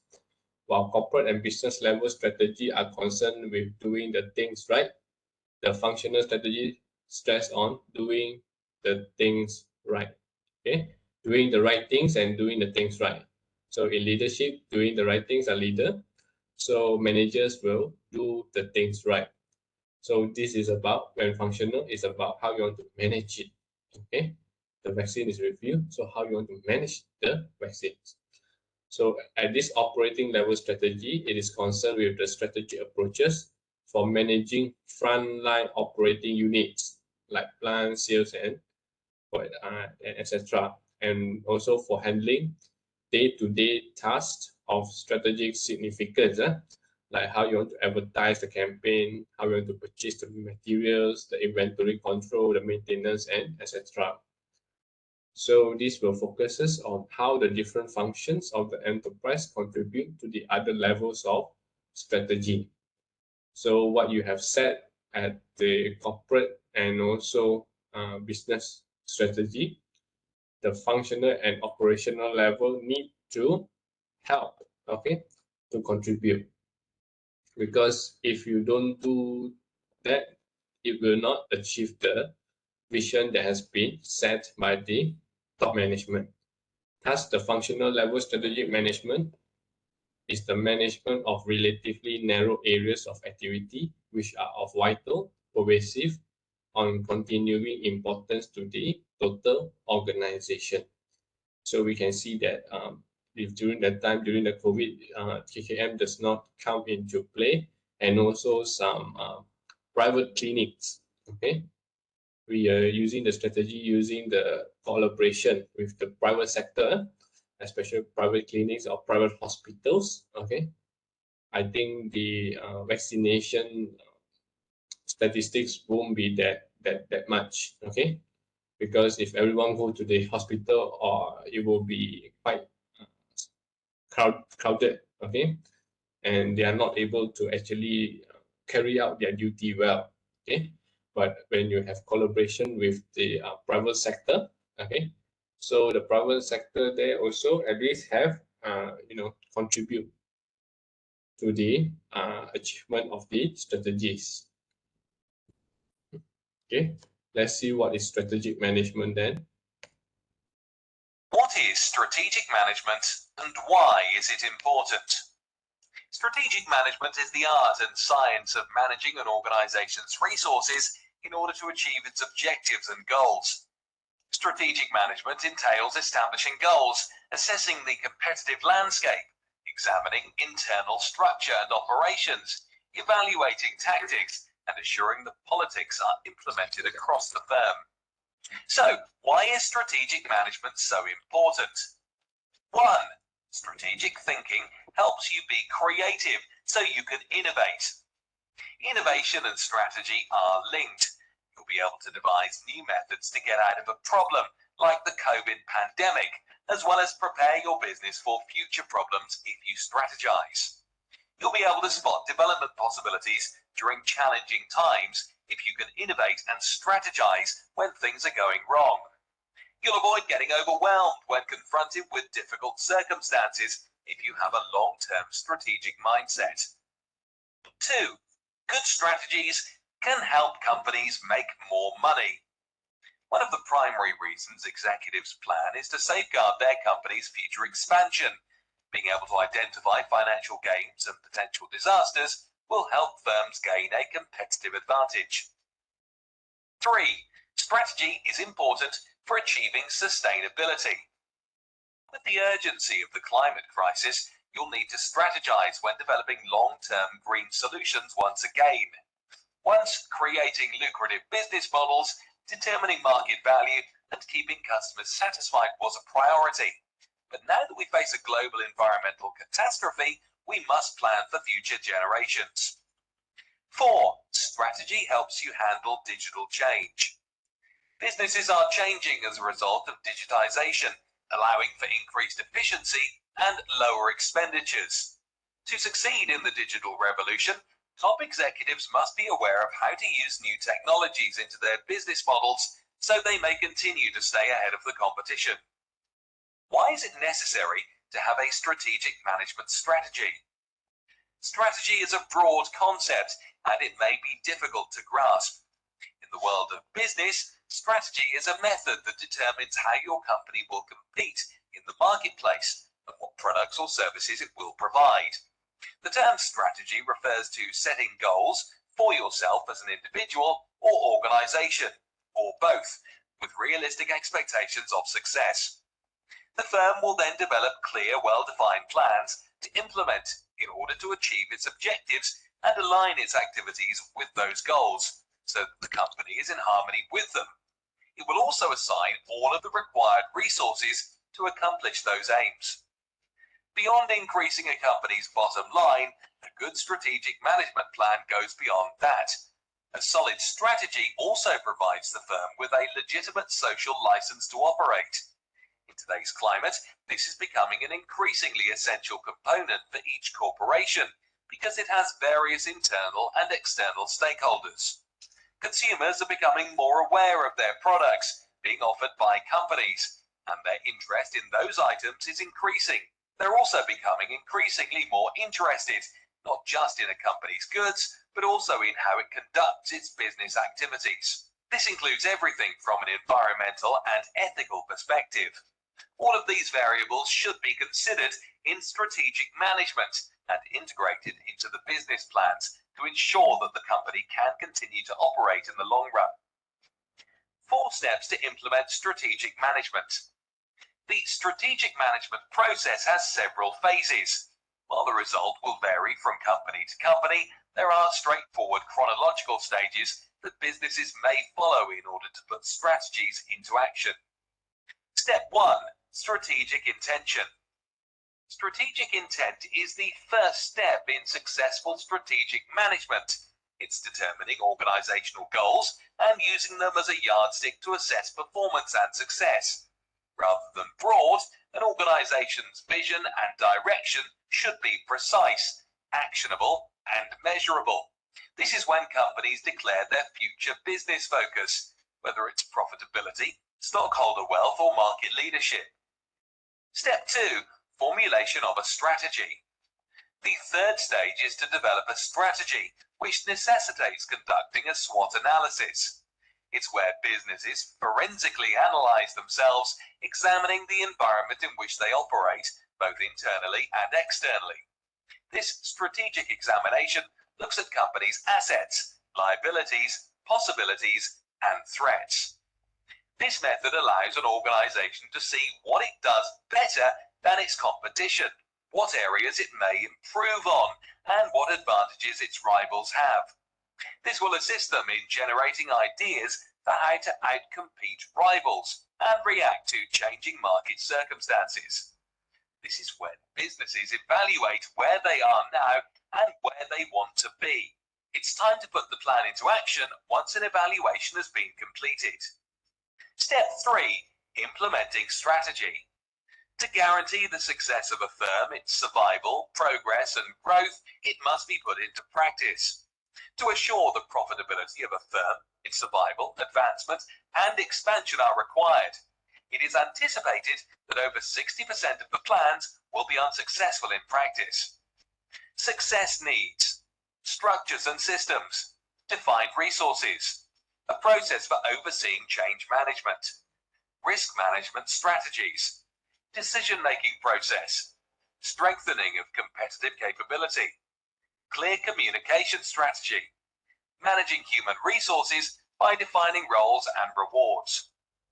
Strategic plans help businesses to explore new possibilities and bring all parts of a company into alignment: people, strategy, and operations. Step 4. Evaluate the strategy.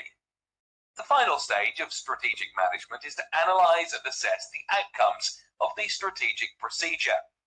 Companies may examine their strategy's performance and decide whether to continue on course or make adjustments to adapt to changing market conditions by measuring its effectiveness. This is a continuous process in which organizations have the option of examining performance indicators and implementing countermeasures if required. The evaluation of the strategic plan provides a picture of potential snags and whether an adjustment in corporate vision is necessary.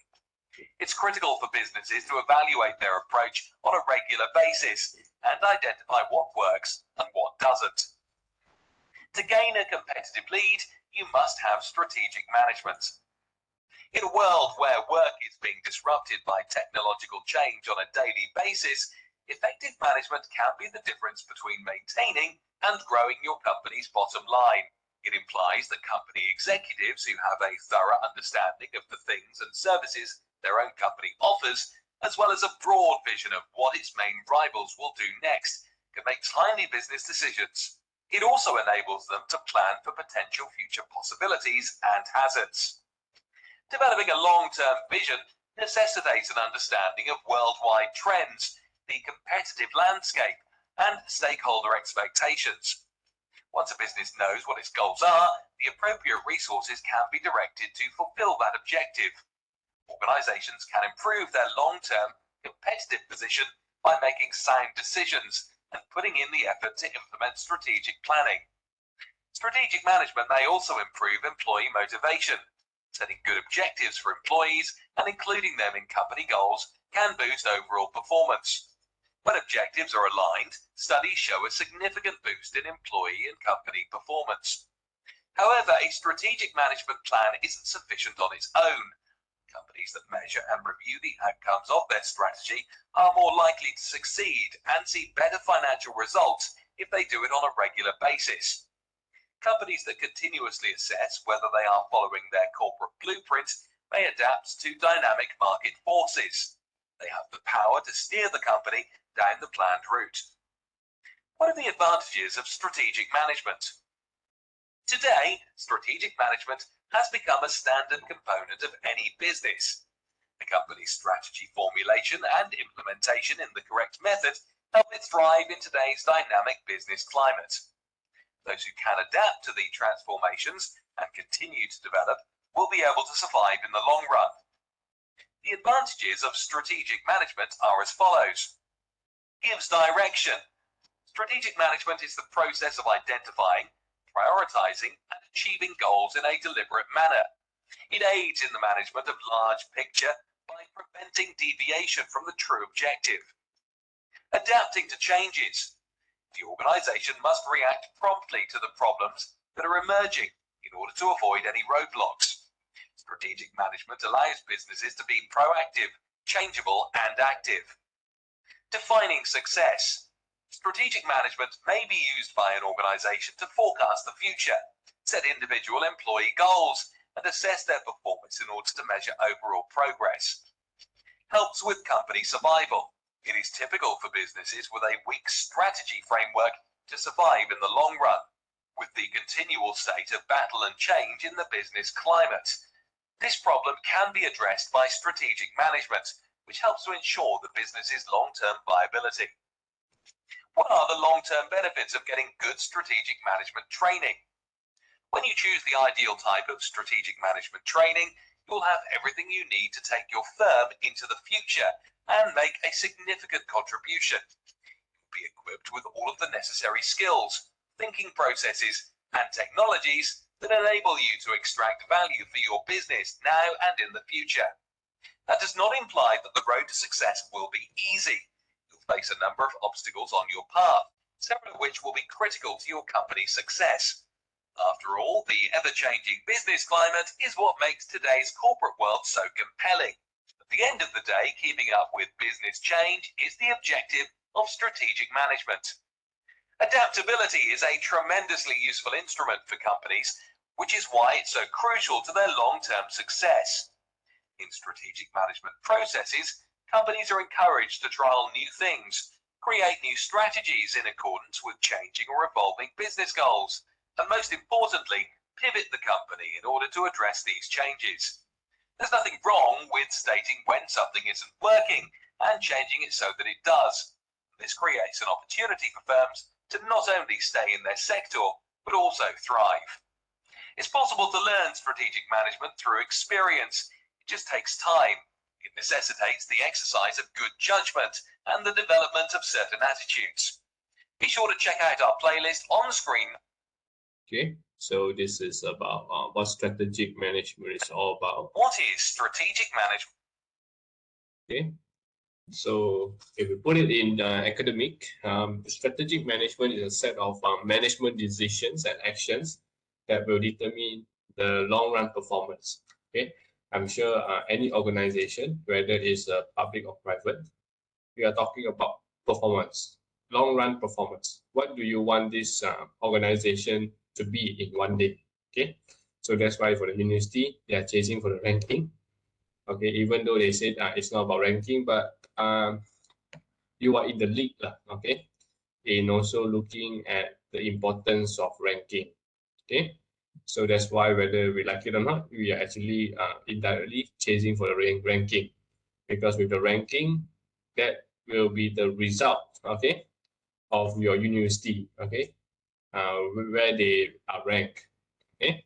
So this includes environmental scanning, okay, whereby you look at the environment nowadays, what are the things that they need, okay. So we will supply. So of course, in all the schools that we have in UUM, basically most of the people, especially those that are working in a private sector, they will opt for MBA and also DBA, okay, Master of Business Admin and Doctorate of Business Admin. This is because for them, after that they have graduated, they can use that, okay, to further pursue their career. So they will get promotion and so on, okay, and people will well recognize them, okay, as someone that is expert in managing businesses because they have MBA and DBA, okay. So the strategy formulation. So of course, after you look your market segment, okay, and also the environmental, so you will formulate the strategy based on your findings, okay. Thereafter, once you have formulated, it's time to try it out. So you implement your strategy. And after implement, of course, you need to evaluate lah. Same goes to like you come to class and then at the end, you need to do your assignments, you need to do your final exam. So that is to evaluate, okay? And to control, to achieve the objective of an organization. So basically, it is important actually. When we implement something, we need to evaluate it and look at it. The problem here is always once we do something, we never actually thought of try to evaluate it. Okay. Once you don't evaluate it, you are not able to know whether this program is good or not. Okay, or the strategy that you have implemented is good or not. Just like for example, national service. Do you think the national service is good? PLKN. Program Latihan Khidmat Negara. Do you think it's good? Yeah, I think it's a good program for our teenagers, Doctor. Okay. But why now already don't have, right? Yeah, we don't have that program anymore. Why? I don't know, Doctor. I think the problem is in terms of the implementation of the program. I think in terms of the budget, in terms of the jurulatih, and many problem lah, Doctor. I think. Okay. So, do you think that it should be implemented in the future? For in my opinion, Doctor, in future, I think we should have one of the program like the PLKN because nowadays, Doctor, kita tengok our teenagers just like TikTok and so this is not good for our future leader for untuk kita groom dorang, melatih dorang menjadi leader untuk masa depan itu. Okay, so when we want to conduct this program, rasanya pihak mana yang sesuai untuk jadi jurulatih? Is it from the police or from the army? Before this, is I've not mistaken, this program is under army, right, Betul? Okay. If I have not mistaken lah kan, yang lain kalau boleh dapat ada input boleh kongsi bersama. Dan saya rasa bukan nak condemn tapi dalam mana-mana organisation pun we have some problem regarding the staff and so on. Jadi for the coming program like a PLKN, I suggest that we must form one like NBOS before kan, the NBOS guna sama kan, kita buat satu modul bersama dan kita run the program, bukan hanya di coordinate by the army. I think it's much better lah, Doktor. Okay, sebab dia pass kat army sebab army in their perception tak ada kerja apa nak buat. Sebab negara kita tak berperang kan. So that is what they perceive lah. So actually what armies do during time like this? I don't know, If you have Doktor. the I think information. they're still ongoing the what is it called, latihan lah, intensive untuk Okay, benda-benda ni. So during normal days they just do their training lah. During the training. Okay, so that's why they thought of this. Since they are also doing the training, why not train together with our youth? Okay, so mungkin serampang dua mata lah kot. Sambil-sambil dia orang boleh train, sambil-sambil dia ada orang kata apprentice lah. Because at the end of the day, right, if you were to ask any of your kids lah, kalau korang ada ni kan, you ask them, do they want to become a tentera? Memang tak nak lah, Doktor. You tak nak lepas ke dia orang tak nak? Memang tak ada. I think memang tak pernah dengar sekarang ni budak-budak nak jadi tentera, nak jadi polis, semua nak jadi yang Why No lah, why lah? Because we need someone to, you know, to guard our country. Yeah, because sometimes bila kita tanya diorang kan, police and the army is the last choice of the pekerjaan yang last lah diorang akan pilih. Kalau dah tak ada kerja, police dan army lah. Oh, okay. Sebab sekarang semua nak duduk office lah kot. Sebab diorang banyak tengok drama pukul 7 malam, TV3. Ada apa kaya untuk semua kan. Oh, I Kaya see. semua kan. Semua muda-muda jadi bos kan. Naik kereta mewah-mewah. Bukan ke ada yang drama-drama Melayu yang macam Abang Bomba I Love You lah, ni polis ke apa ke, kan banyak yang itu, tak boleh nak attract juga. Itu cerita cinta-cintun dia banyak, Doktor. Tak ada kualiti langsung lah. Yalah, Not the real tapi world of the police lah, I think. For my yalah, opinion lah, tapi bukan at real least lah. ada pendedahan lah. Okay, polis buat apa, tentera buat apa, bomba buat apa. Daripada diorang kita tak tahu tugas diorang. Diorang ingat macam cerita gerak khas, kes boleh selesai dalam masa 2 jam, mana boleh. Itu movie boleh selesai 2 jam lah. Tapi yang kes memang lama lah. Okay.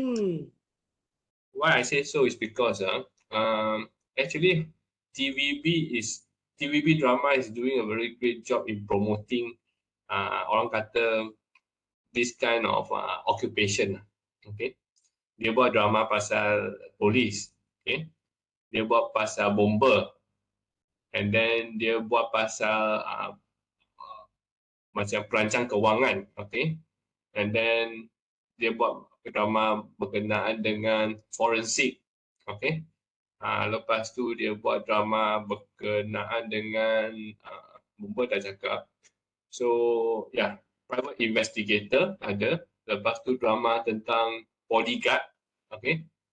So I don't know lah to what extent that it will attract the young people because drama is just drama, orang tengok je.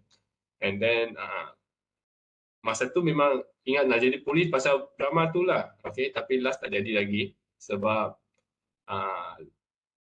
lepas tengok saya memang suka beruniform. Okay, but after that tak tahulah to a certain extent mungkin dengan pengurusan sekarang kot. So I nampak macam susah jugalah, especially if you are. But sebenarnya I think dalam situasi sebenar dan mereka yang majority lagi kompetitif. Okay, compare yang kita ni minority Chinese Indian macam ni. So normally kalau betul-betul ada jawatan position tu mungkin senang untuk kita yang non Muslim dapat. So yang the Malays yang majority mungkin susah dapat sebab very kompetitif. Dia nak pilih siapa kan? And then you pun tak adalah macam the whole department semua Melayu saja. Okay, so you try to get some Chinese or Indian to come in as well. Okay, so actually I think in the real situation, maybe the minority can get more opportunity lah compared to the majority. Itu yang saya rasakan lah. Sebab kalau you dah banyak sangat, you nak bagi siapa? And then you tak boleh nak bagi semua. So only a certain people yang mungkin dia pandai sikit, dia boleh lah naik. So yang normal sikit, dia akan kekal lah dekat tempat dia sekarang. So I'm not sure lah actually the real situation now, but this is just my assumption lah, because me myself also minority dekat school, but banyak yang saya dapat sebenarnya. I'm not sure is it because of my ability or whatsoever, tapi the opportunity is there. Okay, so for example, like PhD student from China, so always I will get it because the communication wise, all right. And after that, if they are from, even though from Arab, I don't know why I got an opportunity. Maybe not many of us that can actually speak English well, maybe. Okay, so that's why I say there's a lot of opportunity comes to me lah in terms of that. Instead of those that, you know, majority, they want to get any student also, maybe they will need to, you know, fight for it. Okay, so that's why I assume that it is the same in maybe police force and maybe it's the same in the army, right? So when we want to talk about these security issues, what are the strategies we can formulate? Because like Singapore, kalau korang dia orang tak takut sebab raya-raya dia memang compulsory masuk dia punya national service. Okay? Nak tak nak mereka pun pernah pegang senjata. Kita ni bukan pegang senjata, pegang handphone lah, pegang mouse lah, itu yang kita pandai. Okay? So I think I'm not sure lah which department that actually should approach, okay, to do back, okay, the national service. Sebab masa tu my brother is part of it, okay, dia jadi peserta untuk national service and okay lah for him, he learn a lot, okay, walaupun pegang senjata pun tak lama, but it's a new approach lah, okay, and a new experience lah actually for them. So and also for him to know a lot of Malay friends lah, okay. So that's why this kind of programs is actually good. Itu yang masalah bila bajet tak ada one thing and then kita tak melihat sangat kepada this kind of security issues. If we are just like Singapore, I think kita memang melabur banyak, okay, untuk nak tingkatkan kita punya security, okay, and also to get more people to become an army lah, okay. Yeah, or if not, I think this is one of the strategic management by the Singapore kan, Doktor kan, untuk pertahanan mereka kan. Why not Malaysia berfikir ataupun mencari jalan yang sedemikian untuk for the long term kan, long term run performance. Betul. You tengoklah LSC punya isu. Lepas tu isu kapal selam tak boleh nak selam. If you have cut all these issues out, you got the money to actually invest in human. Okay. Ini yang bila you tengok Singapura dia berani je. Kalau betul-betul perang, dia punya rakyat pun boleh pergi berperang. Okay. Taklah macam kita kalau berperang tak tahu nak pergi mana dah. Okay. So I don't know lah to what extent that we can think like that. Okay. Because number one, money. Kalau Singapura memang kaya lah, tak apa. Dia tak ada apa-apa semua pun boleh kaya. So kenapa kita lemah sangat? Okay. And then in terms of pertahanan, kalau kita nak betul-betul lawan dengan Singapura, kita pun dah kalah dah. Okay. Walaupun Singapura tu satu dot je. Kita ni macam ubi keledek, tapi mereka satu dot je. Dia boleh settlekan kita. So we have to think about it lah. Why are we so poor about it? Same goes to education. Untuk mereka, untuk education, they spend around 1,500 Singapore dollar per student. Kita baru spend berapa ratus ringgit je. Okay. So from there itself, we already can see how much that the government is actually willing to spend. Okay. So if they are not willing to spend, that means they are not willing to pay much to us. So do you think that we are willing to sell ourselves? Okay. Kalau diorang, I think dari segi pencen ke apa, is much more better than us. Walaupun you tak perlu convert pun, okay? You just based on the amount, okay, without converting the currency also, they are much more better. That's the issue now. Next, why are we lack of this kind of money? Okay. First, corruption tu dah biasa. And corrupt is because sometimes because of middle person, orang tengah. Okay, kalau you orang tengah tak banyak, sebenarnya you can cut a lot. Just for example, like bila kita minta side mortar untuk keluarkan itu duit sikit saja, itu MB Kedah sudah cakap, oh mana boleh korang pergi buli side mortar. So I tanyalah, kalau tak buli dia nak buli siapa? Okay, dia banyak duit. And then dia yang pegang pas untuk pernas. Okay, pernas ni dia padi punya permit, lesen semua tu dia pegang tau. So dia yang control. So you tak ambil daripada duit dia untuk bagi kat petani, siapa nak bagi? Jabatan zakat nak bagi ke? Okay, ini nak ambil duit daripada jabatan zakat pun susah. Alright. So of course you would need to take it from those conglomerate memang conglomerate dah, okay, from side mortar and then to give to the petani lah, right? So diorang pun sebab ada orang tengah ni lah. Kalau tak ada orang tengah, if direct government and the petani, I don't think we have these issues lah, okay? Sebab orang yang menanam tu yang sebenarnya mengeluarkan paling banyak tenaga, okay? Orang yang menjual pun sama sebab dia ada risiko. Tapi orang tengah ni memang tak ada risiko, zero. Okay, zero cost and then dapat untung, dapat duit. So that's why we actually don't prefer this middle person. Okay, bila middle person ni ada, itulah sekarang strategi kerajaan dia nak cuba jadikan dalam sistem, digitalize it. Okay, bila melalui sistem, you nak minta untuk make ke, sebab kalau make ada agent kan, you have to pay around 10 to 20k untuk dapatkan itu make saja. Lepas tu bulan-bulan masih kena bayar make gaji tau. Itu 10 to 20,000 is for the agent.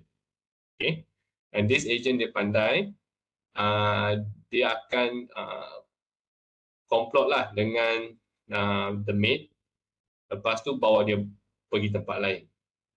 So kalau let's say saya dah ada maid tu dah lari, sebenarnya dilarikan oleh ejen juga. And then I nak dapatkan maid baru, I kena bayar 10 sampai 20 ribu pada ejen itu sekali lagi. Okay, so why do we need all this middle person when you can go through the system? You minta the system ada, okay, kerajaan dah bagi permit, dia ada lesen, okay.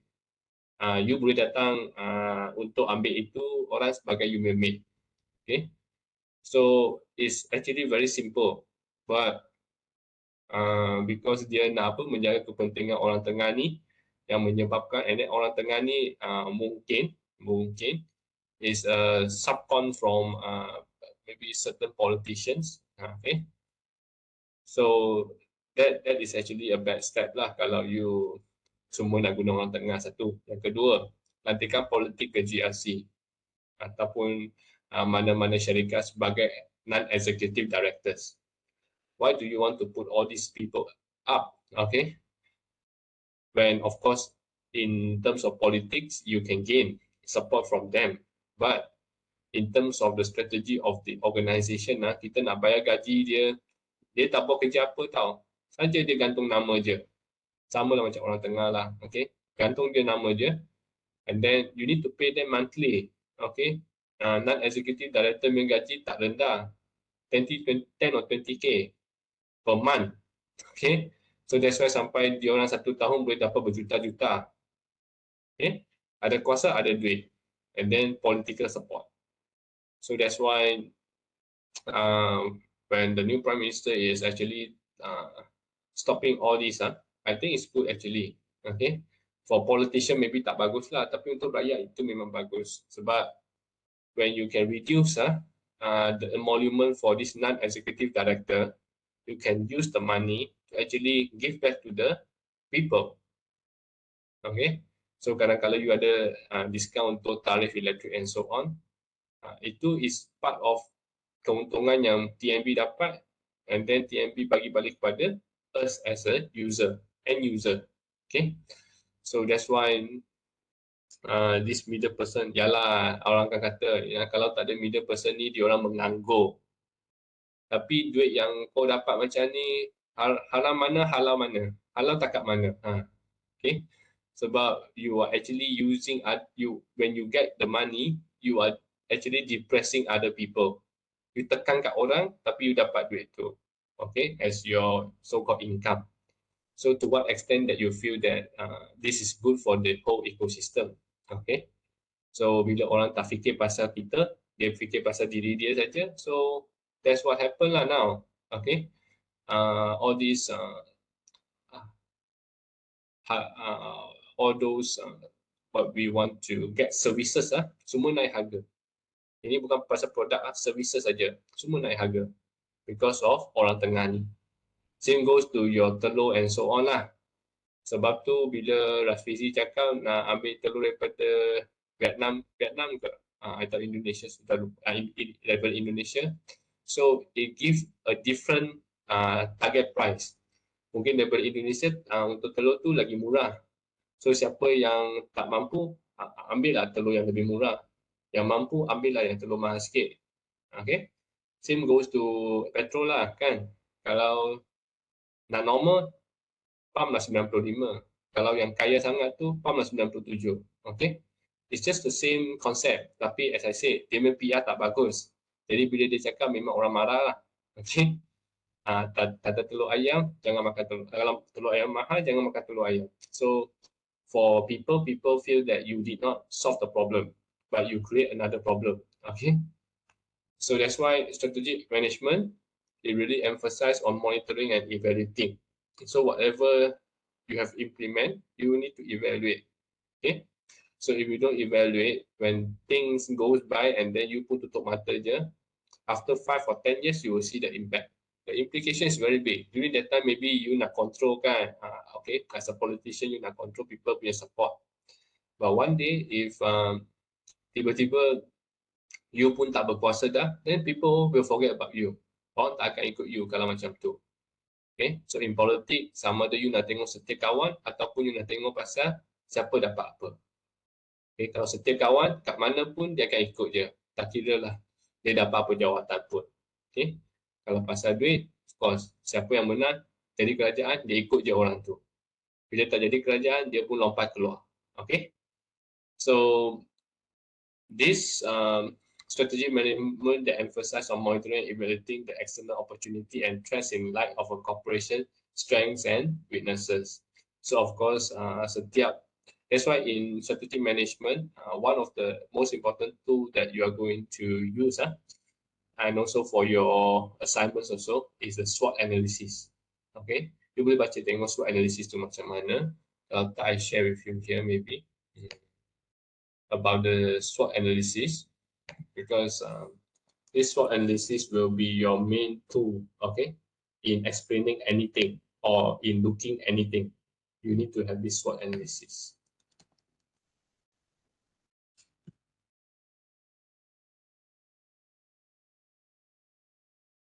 Okay, okay, 6 minutes. I take in business strategy lah. Monzo.com makes scans great again. Yeah, you know what? I'm not going to say again because they never were, and they're complicated. See, with Monzo.com, making a Gantt chart is as simple. Hi, and welcome back. We know strategy analysis has two main branches: analysis of a firm's external environment and analysis of a firm's internal environment. In our previous lessons, we learned how to analyze the internal and external environment of a firm. SWOT is a famous framework that allows us to combine the two types of analysis. SWOT is sometimes referred to as an internal-external analysis. The acronym SWOT stands for strengths, weaknesses, opportunities, and threats. The first two, strengths and weaknesses, are related to a firm's internal environment, while the last two, opportunities and threats, consider its external environment. We can use a SWOT analysis when analyzing industries, companies, products, new initiatives, policies, or even people. It is a simple and useful framework that allows us to group and visualize strengths and weaknesses, and to identify potential threats and opportunities that exist in the external environment. In addition, the SWOT framework could be useful when you want to understand the areas in which your firm performs well, and the ones that need improvement. The four elements of SWOT analysis are usually placed in a table, which looks something like this.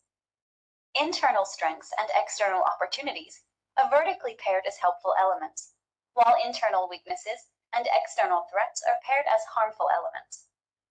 Right, so if we perform a company analysis under strengths, we would expect to see its core competences, the areas where the business excels and has a competitive advantage over competitors. An example of a firm's strength could be its strong brand recognition. Weaknesses are areas that need improvement. Such vulnerabilities place a company at a disadvantage when competing against other firms. Usually, the disadvantage results from other companies having a competitive advantage. An example of a weakness is higher cost structure. Opportunities can be seen as favorable factors existing in a company's external environment, in the industry where it operates, and have the potential to improve its current results and competitive positioning. Taking advantage of opportunities depends on how skilled a company's top management team is. To take advantage of an opportunity, the management must be able to recognize opportunities when they arise, and then act accordingly when the time is right. An example of an opportunity is the advent of a new technology the company can exploit to expand its product offering. The last of the four elements of SWOT analysis is threats. Threats arise in a company's external environment and might harm its current business. But if you can identify a threat, you can lessen its impact by taking precautions. An example of a threat is the entry of a strong competitor with access to advanced technology. This is a great overview of the SWOT framework. In our next lesson, we'll conclude the strategy module of the course by applying SWOT in practice. Thanks for watching. Okay, so this is as simple as that. So I give you an example. Okay, great. In this video, Tesla. we'll use the SWOT framework to analyze Tesla and organize our thoughts about the company. Hopefully, a 360-degree analysis of its strengths, weaknesses, opportunities, and threats will improve our idea about the firm's future outlook. Tesla was founded in 2003 and is on the mission to become the first successful pure electric vehicle producer in the world. Also, it aims to be one of two U.S. auto producers that have not filed for bankruptcy, the other one being Ford. Let's start with the company's strengths. First of all, everyone has heard of Tesla, right? So it definitely has strong brand recognition.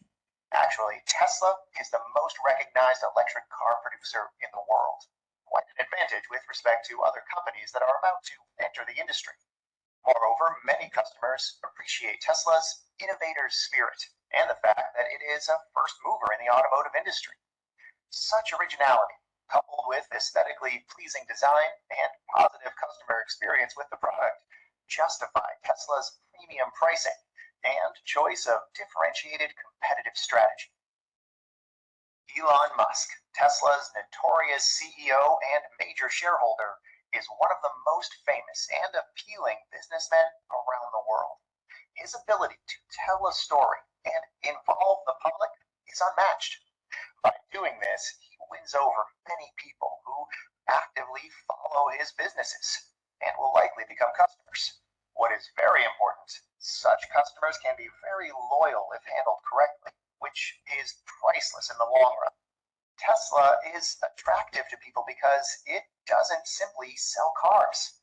The company sells a story, the story of an organization which is in business with an ideal purpose, to preserve the global environment. Probably this is Tesla's most valuable strength. Along with that, we can mention several other important advantages the company has. Its cars are ahead of the competition in terms of battery range and experience with battery production and recharging. Tesla has put in motion a plan that would make it the biggest battery producer in the world. The company intends to construct several gigafactories, 3 in the US, 1 in Europe, and 1 in Shanghai, resulting in a significant cost advantage against competitors who outsource battery production. Tesla's autopilot feature has been operational for several years now, accumulating more and more data and testing in real-life conditions. In a future where we will increasingly depend on autonomous vehicles, Tesla's experience with autopilot would be extremely valuable. Of course, we also need to mention the company's supercharger network, allowing Tesla owners to charge their vehicles for free in a very fast way when on the road. In a perfect world, this would do. However, we live in a fossil fuel dominated world, so let's consider Tesla's competitive weaknesses too. Number 1, and quite important, Tesla continued to burn cash in 2017 and 2018. The company has not turned a profit ever since it was founded. That's understandable considering that it grew rapidly with the goal of becoming a true global auto producer. Plenty of investments were made to achieve that. Negative cash flows are a problem, given that Tesla's stock price is under significant pressure from short sellers who believe the company is overvalued. The fact that Tesla isn't a traditional mass market car producer became obvious in late 2017 and 2018 when the company started producing Model 3. The automatic production line it had constructed didn't function properly, and Tesla was unable to reach its target of 5,000 automobiles per week for about a year. This proves that it can be very hard to make the transition from being a premium sports car producer, delivering several thousand cars per month, to a mass market company. It is very likely that the company will experience similar challenges when it attempts to realize cost efficiencies and improve margins. Traditional car companies have the advantage that they have been in the business of producing at scale for decades. Tesla is an innovator in its field, but some may feel that Elon Musk's idea to make all of their patents open source was a bit naive and idealistic, endangering the company in the long run, as it wouldn't be able to protect its inventions from imitation. The last weakness we'll add here is Elon Musk's divided attention. The fact that Tesla has a CEO who is responsible for 4 separate billion-dollar entities is a bit disturbing. First, is he going to be able to sustain such workloads in the long run? And second, how much of Elon Musk's time is spent working on Tesla? Besides strengths and weaknesses, we should also consider future opportunities too, right? Let's go ahead and list some possible developments that could help the company succeed in the long run. The electric car market is the future of transportation. Most people agree on that. How fast will the transition to electric vehicles be? Most people disagree on that. Nobody knows. Some experts believe it will happen over the next 10 years. Others, especially the ones involved with petrol refineries, claim it would take at least 40 years. One thing is certain, though. For Tesla, the faster the transition to electric vehicles, the better. Currently, the company is well positioned to win a significant market share of people switching to electric vehicles. In a favorable scenario, this could be great for Tesla, as very few of the other automobile producers are ready to compete in the electric vehicles market at full scale. So that's definitely one opportunity. Another one is that Tesla expanded its product range. Remember, because of their merger with SolarCity, the company now offers batteries, Powerwalls, and other equipment related to production and storage of renewable energy. A rising demand for renewable energy could mean more business for Tesla. Furthermore, Tesla's huge industrial batteries will become a very interesting product line in the event the renewable energy market continues to grow at this pace. If it speeds up even further, the demand for storage of electricity produced by renewables will rise sharply. Of course, there are some very enticing opportunities ahead of the company in terms of economies of scale. increasing volumes of production and hence lowering the cost of production. Think Model 3, for example. Economies of scope. Producing different types of vehicles will probably be more efficient when the range of products Tesla offers expands and R&D costs can be shared between different models. Another exciting opportunity is factory automation. Elon Musk shared that at some point, the production hell the company experienced was caused by too much automation, and the level of automation of its Model 3 production line had to be reduced. That was a painful experience, but now that Tesla has the scar tissue and has learned a valuable lesson, it will probably try to build up on what was attempted before, removing flaws from the automation process. This could result in improved production volumes and lower costs, especially in terms of production personnel. Okay, great. One of the weaknesses we mentioned was that Elon Musk divides his time between several companies. Well, this can be a problem, but it also can be highly beneficial in the right circumstances. Elon Musk is involved with firms like SpaceX, The Boring Company, neurotechnology firm Neuralink, and nonprofit organization OpenAI. At some point, it is highly likely that synergies between these organizations could help Tesla improve its competitive position and know-how, providing a valuable advantage against traditional auto producers. The last piece of our SWOT analysis are the threats ahead of the company. As we mentioned before, the gradual transition to electric vehicles can happen in 10, but it can also happen in 40 or more years in a favorable scenario. Slower transition is a significant threat because it strips Tesla from its first mover advantage and puts it in a position to operate in a market that is not growing fast enough. Such a scenario isn't very likely, given that most research indicates the electric vehicles market is about to experience tremendous growth over the next several years. Of course, the entry of traditional producers is a significant threat, as we discussed. Firms like BMW, Volkswagen, and Daimler will undoubtedly enter the market. As Tesla continues to release new models, there is no guarantee production difficulties would not appear again. This is another threat. Finally, one has to consider tax incentives for electric vehicles that are allowed in the US and around the world. At the moment, governments subsidize electric vehicles through tax deductions and other similar incentives. In the US, for example, automakers are allowed to sell up to 200,000 subsidized vehicles at the maximum incentive rate of $7,500 per vehicle. Then incentives are halved to $3,750 per vehicle, and so on. Although people from the automotive industry have asked for these incentives to be kept intact, even after reaching the 200,000 threshold, US politicians seem reluctant to do that. So, discontinuing incentives for electric cars is another threat for an electric producer like Tesla. Okay, perfect. I believe this wraps up our extensive SWOT analysis, in which we looked at Tesla's strengths, weaknesses, opportunities, and threats. Hope it was interesting for you, and thanks for watching.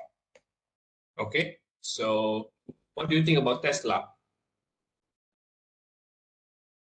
After going through the SWOT analysis.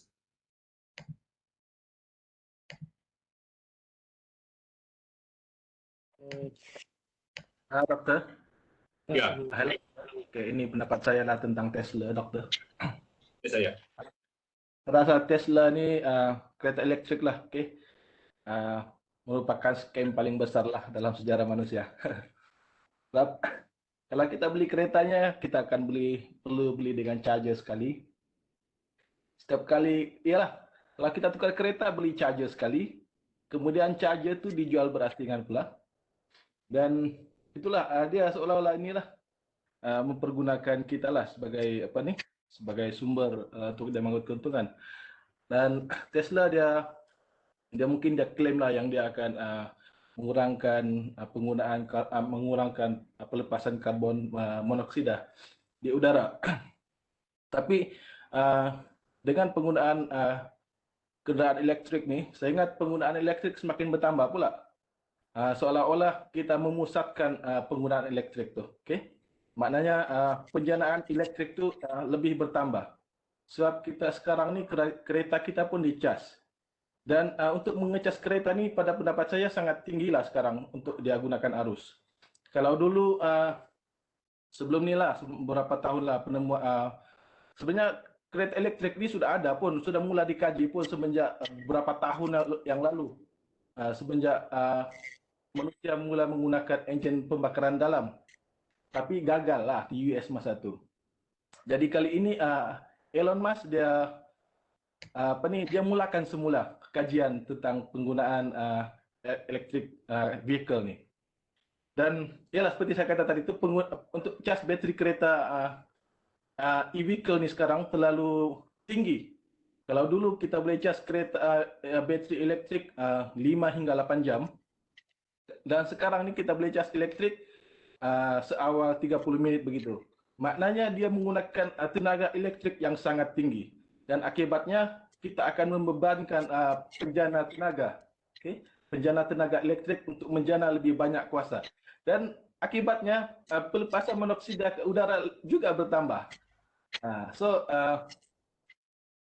Saya pun terfikir juga kenapa tiada pihak yang cuba menggunakan kereta yang kenapa tiada pihak yang cuba mengkaji ataupun memperkenalkan kenderaan yang menggunakan hybrid. Memang ada kereta hybrid sekarang, tetapi ada hybrid yang ada sekarang ni adalah paduan di antara petrol engine dan electric motor. Kenapa untuk menggunakan kesan rumah hijau dan sebagainya ni, kenapa Malaysia contohnya tidak cuba invent kenderaan yang hybrid menggunakan engine hidrogen dan juga electric motor. Okay? Seperti yang kita tahu, hidrogen ni kita boleh peroleh dengan ekstrak hidrogen daripada air menggunakan sodium. Okay? Selepas kita mengekstrak hidrogen ni, maka kita boleh gunakan dia sebagai bahan bakar. Okay? So bahan bakar ini kita boleh gunakan untuk menghidupkan enjin, dan enjin ini sebenarnya kita boleh gunakan sebagai prime mover untuk menggerakkan penjana dalam kereta kita. So kalau kita menggunakan hidrogen dan motor elektrik dalam vehicle ataupun motor enjin yang menggunakan hidrogen dan motor elektrik, semestinya bukan juga semestinya, tapi pendapat saya memang betul-betul tidak menggunakan membebaskan monoksida ke udara, dan kita dapat mengurangkan sumber terutamanya petroleum. That's all, Doctor. Okay, thank you Jamal. Yes, Azli ada apa? Anggur je. Yeah, I do agree with Mr. Jamal yang ada beberapa idea yang saya pun rasa menarik, sebab saya pun tidak faham sangat berkenaan dengan kenderaan ni. Saya rasa Mr. Jamal lagi faham sebab dia banyak contribute dengan dunia pemotoran ni. Untuk makluman doktor, dia ada channel YouTube sendiri untuk dunia pemotoran ni. Boleh follow kalau tidak keberatan kan Mr. Jamal kan? InsyaAllah boleh. Dapat saya dalam chat, nanti kawan semua boleh subscribe. Okay, alright. Basically, bila Jamal kata tentang bila kita perlukan lebih banyak tenaga elektrik, so penjanaan tu nanti kita nak bakar arang pun lebih banyak. Jadi karbon monoksida dengan dioksida tu sama, lagi banyak. Okay, I think sekarang TNB sebenarnya dalam plan untuk nak dapatkan renewable energy lebih-lebih lagi yang solar panel. Sebab tu dia pun sebenarnya nak menggalakkan kita kat rumah ni boleh pakai panel solar. Lepas tu dia ada special punya penjanaan tu. So bila you ada elektrik yang berlebihan, you boleh jual balik pada TNB. Okay. So daripada situlah rasanya kita boleh jimat lah. Okay. Dia tak macam dekat Sarawak tu yang solar panel tu itu kes lama lah, habis dah. Okay.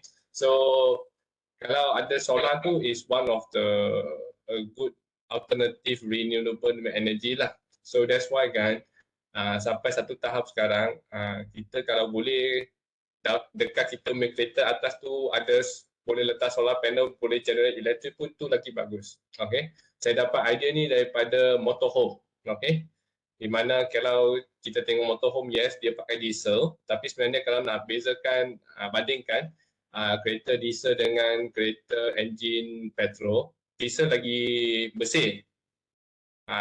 Correct me if I'm wrong Jamal, sebab saya sekarang tengah tengok pasal pickup. Petrol lagi bersih lah doktor. Petrol lagi bersih ya, so saya tak tahulah sebab dia kata itu enjin diesel sekarang cara pembakaran dia lebih bersih daripada petrol. So saya pun tak pasti yang itu sekarang lah. Okay, so lepas tu, okay, when we talk about electrical vehicle, yes, bagi saya penggunaannya sekarang masih lagi tak relevan. Okay, sebab petrol masih lagi murah, satu. Lepas tu kita nak miliki kereta petrol ataupun diesel pun masih murah lagi. Okay, kereta elektrik kurang-kurang 150,000. Itu paling kurang lah, I think. Walaupun dengan insentif semua tu, I think 150k. Itu untuk nak beli kereta tu. And then kena fikir balik, bila beli kereta, kita kena fikir pasal resale value. Okay, so saya pasti resale value dia semakin lama you guna, dia may drop, percentage of dia may drop sangat tinggi sebab bateri tu kalau you nak tukar sangat mahal.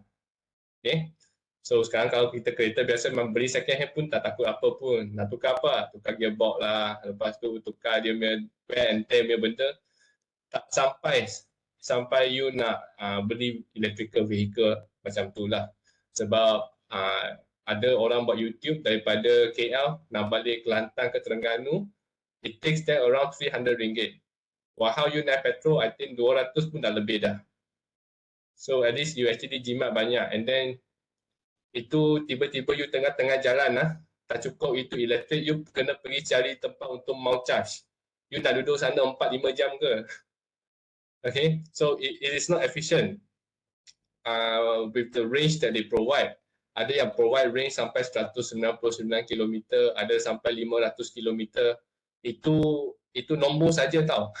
Dia tengok pada keadaan. Dia ada banyak faktor.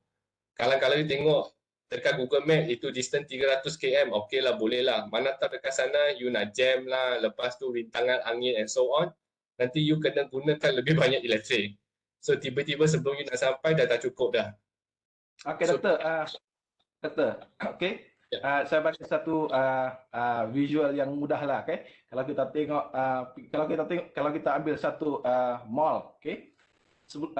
Mall A ni, okay? Sebagai contoh mall A, saya panggil mall A. Sebelum ni dia tidak provide station charging untuk vehicle, untuk e-vehicle. Sebelum dia sediakan kemudahan untuk charge kereta elektrik, mungkin elektrik bill dia sebulan 150,000. Tetapi mall ni dia ada insentif untuk letak station charge di setiap parking lot. Okay, setiap parking lot. Okay, jadi dengan adanya charger untuk e-vehicle ni di parking lot, okay, e-vehicle akan ke mall ni lah, okay, untuk parking dan charge. Okay. Jadi pendapat saya, okay, berkemungkinan bil elektrik dia akan bertambah berkali-kali ganda. Bayangkanlah kalau mall tu ada 1,000 lot parking, bermakna ada 1,000 charging, dan andai kata pada masa yang pada satu masa ada 1,000 EV sedang charge di mall tu. Dalam masa 1 jam, agak-agak berapa kita bil elektrik di mall tu. So inilah peningkatan yang secara drastik apabila e-vehicle ni dikenalkanlah dengan lebih meluas akan datang. Betul, itu saya setuju sebab tapi mall sekarang dia orang kata kiasu sikit lah, dia kasih yang charging low voltage lah. You nak charge full mungkin dalam 12 jam lah. So dia bagi sangat low voltage. So mungkin pada diorang dah kira lah. Okay. But what I can say is that there is much more better alternative lah, okay, compared to electrical vehicle ni. Orang suka pasal Tesla ialah teknologi dia saja. Dia nampak macam cun, cantik, okay. But at the end of the day, dia lah pandai membuat marketing sampai orang teringin sangat dah beli Tesla ni. Sekarang Tesla 3 dah masuk dah, Model 3 is here. Tapi I think tak banyak lah I nampak dekat atas jalan. Okay? Sebab ada yang tengah mau cuba punya itu self-driving. Mereka sendiri drive tapi I tak berani lagi lah. Okay? So bagi saya benda ni, we still have other better alternative. Bukannya kita, ini negara petrol lah. Kalau kita negara petrol pakai EV ni mungkin orang akan gelakkan kita lah. Okay? Kalau Singapura pakai maybe okay lah. Okay? But for us, I still don't think that we need until this electrical vehicle one thing. Tapi yang sekarang banyak orang guna ialah yang motosikal elektrik. Motorbike elektrik. Okay? Ini memang digunakan meluas di China lah. Okay? Di China memang macam tu. Hari itu sebelum COVID saya pernah pergi China, saya nampak dia orang kebanyakan guna motor pun memang dia guna elektrik. Sebab mungkin elektrik dia lebih boleh tahan lah compare to dia bill petrol dia orang. Okay, I don't know lah, tapi dia orang buat macam tu lah di China. Masa tu saya pergi Hangzhou, itu tempat Alibaba. Okay, Alibaba punya tempat. Okay, so I can see they use also motor sajalah, kereta pun tak. Kereta masih guna petrol lagi, sama je. Lepas tu, the best thing dekat mereka, tak silap dia guna RON 92 saja. Tak perlu sampai RON 95 pun lah. Okay? So that's why I think still okay lah, affordable for them. Jadi untuk Tesla ni, sebab tu sampai sekarang dia pun tak nak datang Malaysia. Dia nak pergi Indonesia sebab dia ada bahan untuk nak buat bateri tu itu sumber asli tu dekat Indonesia. So dia pun bukalah. Dia nak jadi top for battery producer, yeah, maybe. But electrical vehicle, I think still a long way to go lah. Okay, sebab tu dia kata kalau positif 10 tahun, kalau tak positif sangat mungkin 40 tahun. Okay, 40 tahun, I pun dah 70 lebih dah. It's time to go lah. So I tak rasa apa-apa lah for me. Okay, for electrical vehicle. And strategi dia sekarang sebenarnya untuk nak to get more attention from the world, sebab their countries is actually supporting itu SDG okay. Lepas tu SDG ada, ESG pun ada.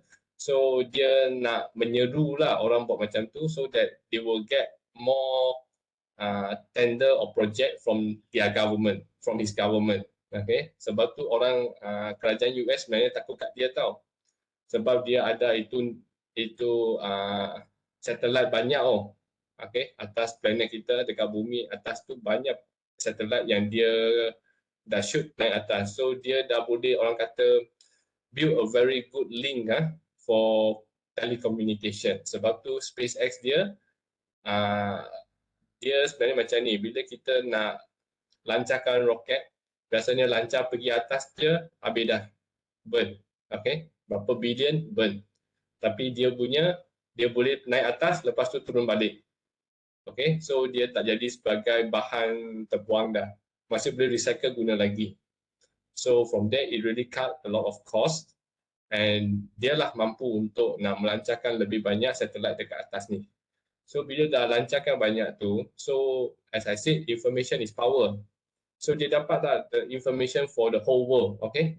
Sebab dia saja yang boleh akses benda-benda tu. So kerajaan Amerika Syarikat sebenarnya takut kat dia, okay? So dengan SpaceX dia, lepas dia dengan Neuralink. Ini Neuralink kan bila dia nak combine dengan dia punya kereta self-driving tu lah, okay? Di mana dia hanya dia nak tahu bagaimana otak kita berfungsi, bagaimana otak kita nak mengawal, okay? So from there they learn and then they apply lah kepada kereta tu. So sekarang bila dia beli Twitter memang dia sakit hati lah sebab Twitter tu tak memberi manfaat kat dia pun. Dia saja hanya hari tu nak cari pasal. So tiba-tiba orang kata nah belilah. So bila dia beli, so dia ada satu poll lah, dia kata adakah dia patut sambung sebagai CEO tak. So tak tahu macam mana dia buat, so orang rasa dia tak sepatutnya lah sambung sebagai CEO. Okay. So sebenarnya dia pun tak ada time nak manage lah sebab dia ada banyak tu. Ada Tesla lah, ada Neuralink lah, lepas tu ada SpaceX lah, OpenAI lah. Semua tu semua orang kata teknologi. Okay. So in this world currently, who has the technology, he or she will have the world. Okay. Sebab tu strategi yang dia guna sebenarnya you nampak macam ya memang dia macam kira scam ke macam mana, is okay. Tapi yang paling penting ialah dia dapat apa yang dia nak. Okay. Melalui this kind of company. That's why kenapa orang takut kat dia, because of the information power tu. So when he has everything, the information, tapi the good thing about him is that dia tak patternkan dia punya orang kata electrical vehicle punya prototype macam mana tau. Okay, so and then dia open pada orang kalau nak ikut cara dia boleh ikut, boleh copy dia punya teknologi. Okay, the reason why I think you pun dah tahu lah, sebab nanti lepas ni lagi banyak orang boleh manufacture electrical vehicle.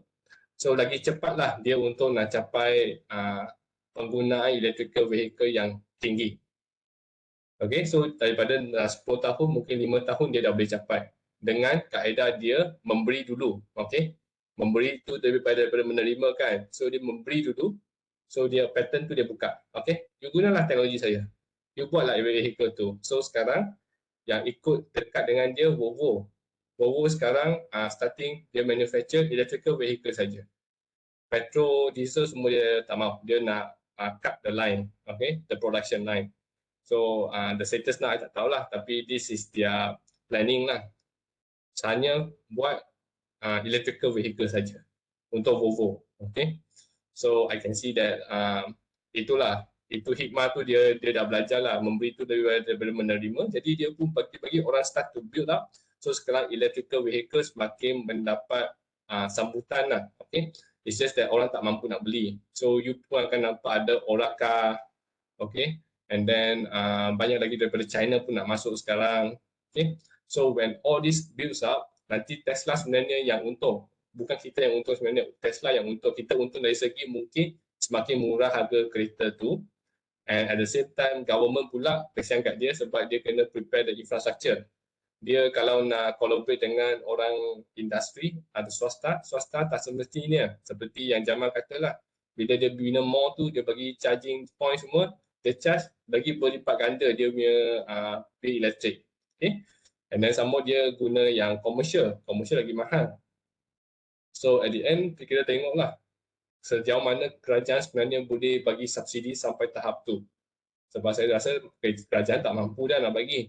Kalau implement lagi, infrastruktur pun kerajaan nak tampung, then difficult lah. Sebab kita janji nak bina 1,000 infrastruktur untuk charging point ni. Right, so sekarang kalau betul-betul you nak datang daripada KL sampai Kedah tak ada isu. Dekat Kedah yang paling dekat ada, tak silap dekat Penang baru ada, dekat Juru. Okay, after Juru dia tak bina lagi lah. So, kalau dah bina, ya dia akan ada satu networking yang bagus. So orang boleh datang lah. So that's why bila strategik ni, we can see that dia dah tahu okay, apa dia nak buat. And then biasanya syarikat-syarikat yang selalu nak innovate ni kan, biasanya they burn a lot of money lah. And then kalau nak dia untung balik tu kan, it really takes time.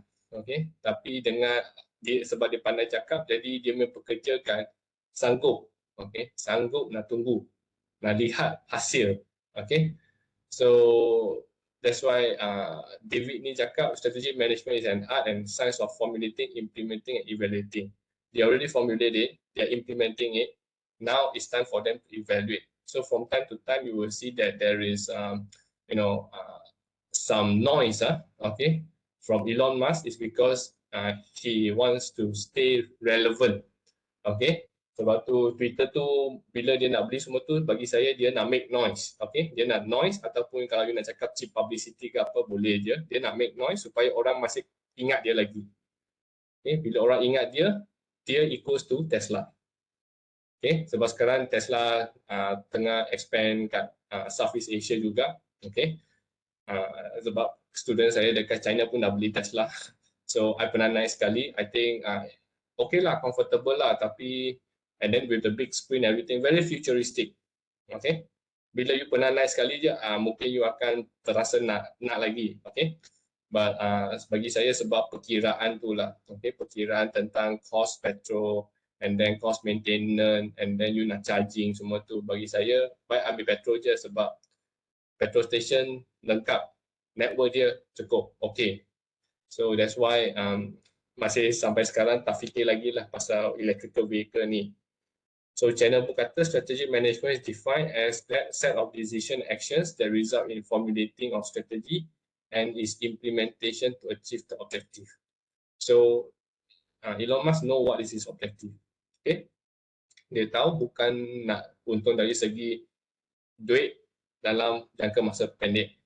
Dia sebenarnya nak mengawal dunia lah kalau you nak tengok pada lebih ekstrim.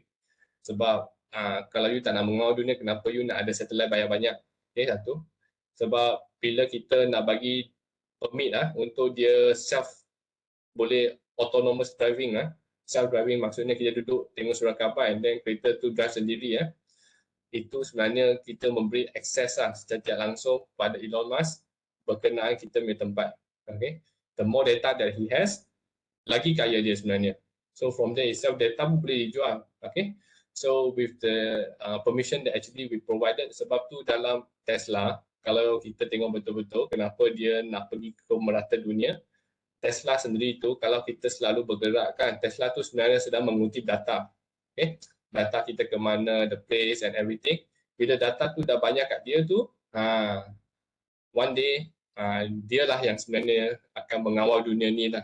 Okay, so strategically we should always think of the data security lah. I tak tahu lah to what extent that we actually care about our data security, but actually it's very important. If you care about it, I think you will know that there are things that you can do and cannot do. Okay. Okay, Jamal, anything else to top up? That's all. Dekat Sabah banyak guna tak yang electrical vehicle? Baru sekarang ni yang saya baru nampak pun baru satu lah, Doktor. Okay. Sebab saya tengah fikir kawasan macam Sabah, jalan macam dekat Sabah, biasa orang pakai pickup. So kalau Tesla macam ni, boleh jalan kah? Mungkin town area boleh lah, Doktor. Okay. Sebab dia punya bateri kat bawah tau. And then dia punya rating pun tak tinggi. Jadi kalau kena bonggong memang boleh kena dia punya bateri lah. Walaupun dia ada lapis dekat sana, but lama kelamaan akan rosak jugalah. Sebab itu benda wear and tear. Ya, betul Doktor. Tapi okey jugalah kalau Tesla ada dekat Sabah kan. Kurang-kurang kita boleh nampak macam mana. Sebab saya takut nanti sebelum Sabah Sarawak ada, semua dah pergi kepada Indonesia dekat Kalimantan. Okay. Hybrid lah dok, hybrid. Okay, talking about hybrid. Sebenarnya hybrid dah lama ada, yes, correct. Masa tu kat Malaysia, I think ada macam Prius, Nissan Leaf. So, Nissan Leaf bukan, Prius, Toyota Prius. So, and then sekarang hybrid ada untuk Serena. So, hybrid tu so far so good. And sebenarnya macam itulah. You nak econ drive ya. Okay, kalau you nak economic drive, sebenarnya bagi saya, you nak kawal cara you nak memandu lah, cara pemanduan sajalah. Okay, kalau nak jimat pun itu jimat sikit, I think jangan buang masa, jangan buang duit lah. Sikit je kalau jimat pun. Okay, so why not you earn more money lah, okay, to save on the petrol. Sebab petrol sekarang boleh tahan je, tak mahal mana. Okay, so to compare to other places, we are quite cheap lah. Okay, but at the end of the day, you must drive to your driving style lah yang akan determine dia consume minyak banyak ke tak banyak. Okay, yep. Yes, Amza, anything? I think Trudeau is already unveiling their Ativa hybrid. I think they have some last year. Sewa 500 sebulan lah. Yes, that one. I think I want that one, but The problem is only in Lembah Kelang only. Yeah. But I think it's a good thing because still depends on petrol, and the petrol what you call ada sikit jimat sikit lah berbanding dengan the conventional engine system yang fully utilized on petrol itself lah. So because I read an article regarding about this hybrid, they want to what you call this petrol not generate only generated what you call power, means you just fill up petrol, and then it's not starting the engine. It start the engine, and the engine hasilkan tenaga for the wheels to charge the battery in the front and the rear. So I think it's a good technology because we don't know whether the fossil fuel will be maybe 100 years. So it's a good thing lah kalau this electrical vehicle is starting to raise up some popularity right now in Peninsula, and also in Sabah. I think we only have XC50 Volvo, and also BMW. I don't know what is the model. Only that one. And the charging port is only on at the Auto Bavaria in Colombo. So if all the electric vehicle EV in KK want to charge, only you need to go to Auto Bavaria lah. Because they still don't have any petrol or station for charging. Okay. So actually, if you would like to say about the Ativa, I think it's not because of its hybrid. Orang nak sebab dia boleh sewa. Okay. It's just 500 ringgit per month. So 500 sewa, and then bila tak suka tukar lah. I think that concept is actually very good. Last time I heard that for Kia, okay, for Kia, if you bought the vehicle, after that you would like to change to another model of Kia also, they accept trade-in, okay, because not many vehicles accept trade-in. So this particular Kia, they accept trade-in, and then you can change to a newer model. So actually, for those who really drive, they actually prefer to change the cars lah, if possible. Okay, biasalah orang dah beli nak tukar tu, they have the changing cost tu, dia tak boleh terima. But if kalau boleh sewa macam ni, I think they are more than happy to do it because the maintenance of the vehicle. Tapi sebab kereta baru tak sangat lah. Kalau kereta lama, of course the maintenance fee is higher. But for Ativa, like for renting for 3 to 5 years, I think it's worth it lah, 500 ringgit. Okay, and also Doc, because this kind of scheme like Toyota, I think Toyota is already been implementing this one under Toyota Capital. They have some of the what you call the plan. If you want to if you are the person who like to change car according to your lifestyle, so they have their own plan regarding about that this one. And also I think the company called Flux, is it? I don't remember, I don't recall the name. Flux, they have this kind of plan also. You can you just pay extra, means let's say by usual high-end purchase, maybe you maximum 9 years. So for what you call, for let's say for Saga, for entry level, for Saga, you need to pay for the full spec Saga maybe 500 or 600 ringgit. So using this plan, you just you need to pay extra, but all the things like maintenance, the tire, the wear and tear, even the road tax insurance is already included in the plan. Yeah, So yeah. you need to pay maybe 800 ringgit. So there's no what you call bounding you. There's no what you call tidak mengikat. So you can let go whenever you, let's say whenever you want to a new car, so you can jump like that lah. Okay, luckily it happens with car. Yeah. Not human, huh?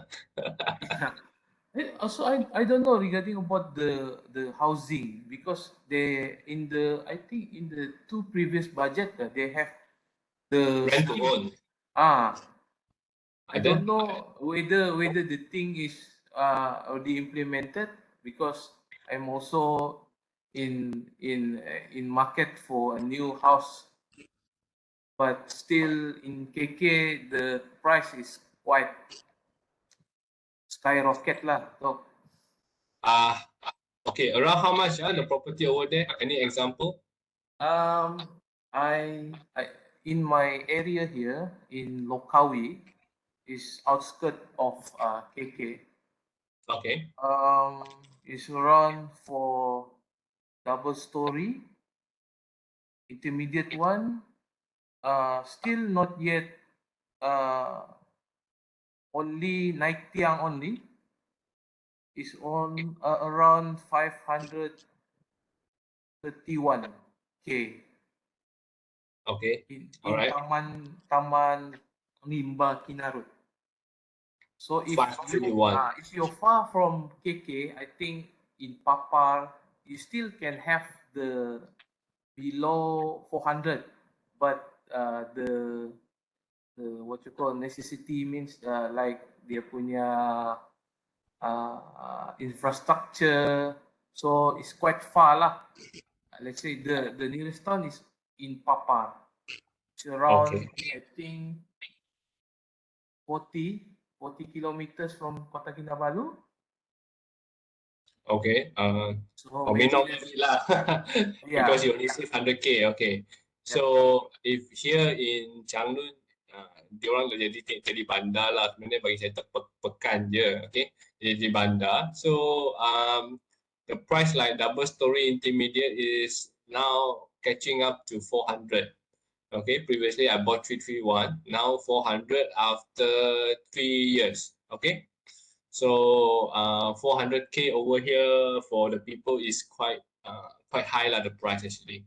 Okay, and I don't know to what extent that how Sabah can sell their property at that kind of price, but well, it goes back to the developer and also the government as well. Okay, because government gives them the permit, right? So we want to know how they actually control the housing price.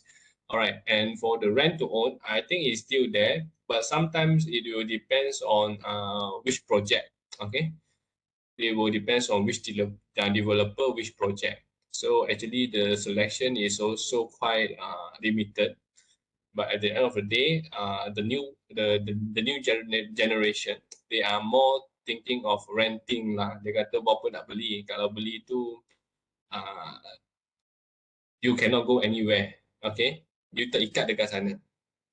So how the about youngsters, your doctor, your dream of owning a caravan still on? Yeah, still on. Actually, I went to Shah Alam to see the caravan, but during that time dia tak ada. Yeah, I think the caravan motorhome is still on. Because I see at TikTok kan, they have the caravan in Nilai kah? Ada satu company. Oh, okay. They have they convert the double cab to caravan, and also they selling this caravan like from Europe, from Yes. American, from Ford, like that lah. Betul. Still ada. Okay. Yeah. Normally they use Hilux, and then banyak orang beli dengan dia. I pun tak tahu kenapa, but well, just to see lah. Actually dia punya customer camper van. Yeah, camper van, motorhome. Updates. Okay. Ini 2021. Just on your opinion regarding about this one, do you think this is the way forward for us in Malaysia, this lifestyle? Do you think maybe 10 or 15 years? Because I was thinking of it, so I assume that people start thinking about that. You know, when I throw out this idea, a lot of people liked it. Okay, and actually, I have a crazy idea that nanti saya pergi office pun naik caravan je. Okay, so just park there. Siapa nak jumpa saya, masuk office saya. This is my office. So as simple as that. Okay, because at the end of the day, right? Tapi I still because it's still affordable here. Jadi tak adalah isu sangat untuk saya. Okay, but the issue is for those who like, for example, like Hong Kong. Hong Kong, this has been the trend now. Hong Kong, okay, because you nak beli apa property paling kecil pun kan, kalau kira duit kita lah, kira juta-juta tau. Okay, macam lah kita pula jadi rupiah. Okay, kira juta-juta tau. Okay, if you want to know the camper van now, it's actually not that orang kata mahal sangat lah. Okay, you can just get it like 100+ thousand pun ada. Okay, ini ialah you beli van sajalah yang belum ubah suai. Okay, the best you beli macam ambulance. Ambulance is big enough. Okay, lepas tu anggaran dia kalau you nak buat 10 to 50k, right? So kalau nak siap punya ada, yang baru punya, okay, yang baru 207. Okay. But doctor, do you think if we ubah suai, will the government allow us? Yes, you have to go to the JPJ, okay. Unit arkitek ke apa, lepas tu minta permit. That means you draw out the floor plan of ini benda yang kat belakang ni. You give them to them. It's around, it costs you 2,000 to 3,000 to get the permit. Okay, after that you are good to go. Okay. Kalau you nak import, you have to only take from Japan. Thailand dia orang tak bagi. Sebab kalau Thailand pun dia orang bagi, nanti kompetitif. Itulah kita kerajaan nak jaga sangat kan. At last kita sebenarnya yang tak dapat the advantage. Okay, kalau ini motorhome yang orang kata lengkapnya, okay, jenis lori macam ni, this is the price. If you want to loan, at least you beli yang baru sikit lah, boleh loan. Okay, ini bos dia lah. Do we need GDL punya license? No. Tak perlu. Sebab it's still under a certain CC, dia bukan lori. Kalau lori you kena. Kalau tak, dia okey. Tapi saya terfikir doktor, dia punya maintenance kan, macam mana sebab benda ni. This is the thing lah, because alright, kalau maintenance, sebab tu I terfikir nak beli yang pickup. Dalam pickup maintenance dia ialah, katakan I beli Hilux pickup. Dia ada satu yang Hilux pickup punya lah. Okay, so Hilux pickup, Hilux kita boleh buat. Okay, so we get something that boleh repair punya.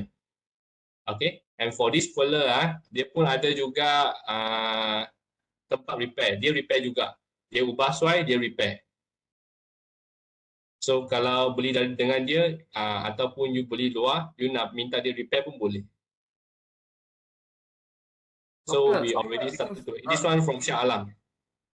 Because this kind of lifestyle is already implemented in America and all the Western punya world lah. Because they have a lot of amenities, means they have tempat letak for this camper van, or this apa ni, all this van, they have what you call the sewerage system, where you can get your water, where you can dump all your sewerage. Itu sebenarnya senang saja tau. Actually it's very simple, you know. You tengok macam macam susah sangat kan. Tapi lepas I dah kaji, I dah tengok kan, sebenarnya senang je. For example kan, you nak pergi toilet tu kan, toilet lah. The toilet you actually hanya perlu beli yang portable toilet tau. Okay, portable toilet tu kan dekat Shopee pun ada. Tapi dia tak mahal. Dia tak mahal. This one it cost you around 300 ringgit only, portable toilet. Okay, so you dump everything. Yang bawah tu ialah you punya buangan lah, sisa buangan. And then sebenarnya sebelum tu, dalam tu kan, you akan ada some chemical thing lah dekat dalam. So dia tak busuk, and then dia boleh mencairkan semua benda. So dia akan cairkan you punya apalah. So something like this lah. Okay, you pull like this. Lepas tu you nak buangkan, bawah tu dia boleh unlock. Lepas tu you keluarkan bekas tu, you buanglah dekat tandas. As simple as that. Dulu saya pun ingat kena ada tempat yang special untuk sewerage semua tu. Tak payah. Just using this toilet ni, portable. Okay, so kalau you ada orang yang tak boleh tahan and tak memakai pampers, kalau kereta you cukup besar, you letak dekat you seat kat belakang. Lepas tu buatlah satu tirai. Okay je. Convenient lah, it's a bit convenient. It's very convenient, especially for old people. Sebab my mother-in-law kan, jadi dia nak datang Kedah, it takes around 9 hours for them to drive. Okay, so I pun suggest lah kalau memang susah sebab waktu holiday, tandas R&R pun penuh. So kalau memang tak boleh tahan, either you pakai pampers, kalau tak guna portable toilet ni. Kalau nak, saya beli untuk dia. Sampai sekarang dia tak jawab lah. Sebab dia boleh letak dekat belakang kereta sebab dia pakai kereta Estima. Okay, so Estima dia macam ni. Second row ialah pilot seat 2. Lepas tu belakangnya itu 3 seat. Itu 3 seat tak ada guna. So you boleh lipat, letak toilet ni je. It's actually simple to use tau toilet ni. Tahu lah dia ada tak tunjuk. Sebab masa I tengok cara guna tu kat Shopee. Then only I know, oh okay, actually can be used. Okay, it's actually something simple. Sebab you kenapa nak caravan? Satu untuk nak tidur. Yang kedua untuk you nak mandi dan juga you want to buang air semua tu. Itu je I think. Nak masak semua, but you beli and then you makan je dalam kereta tu.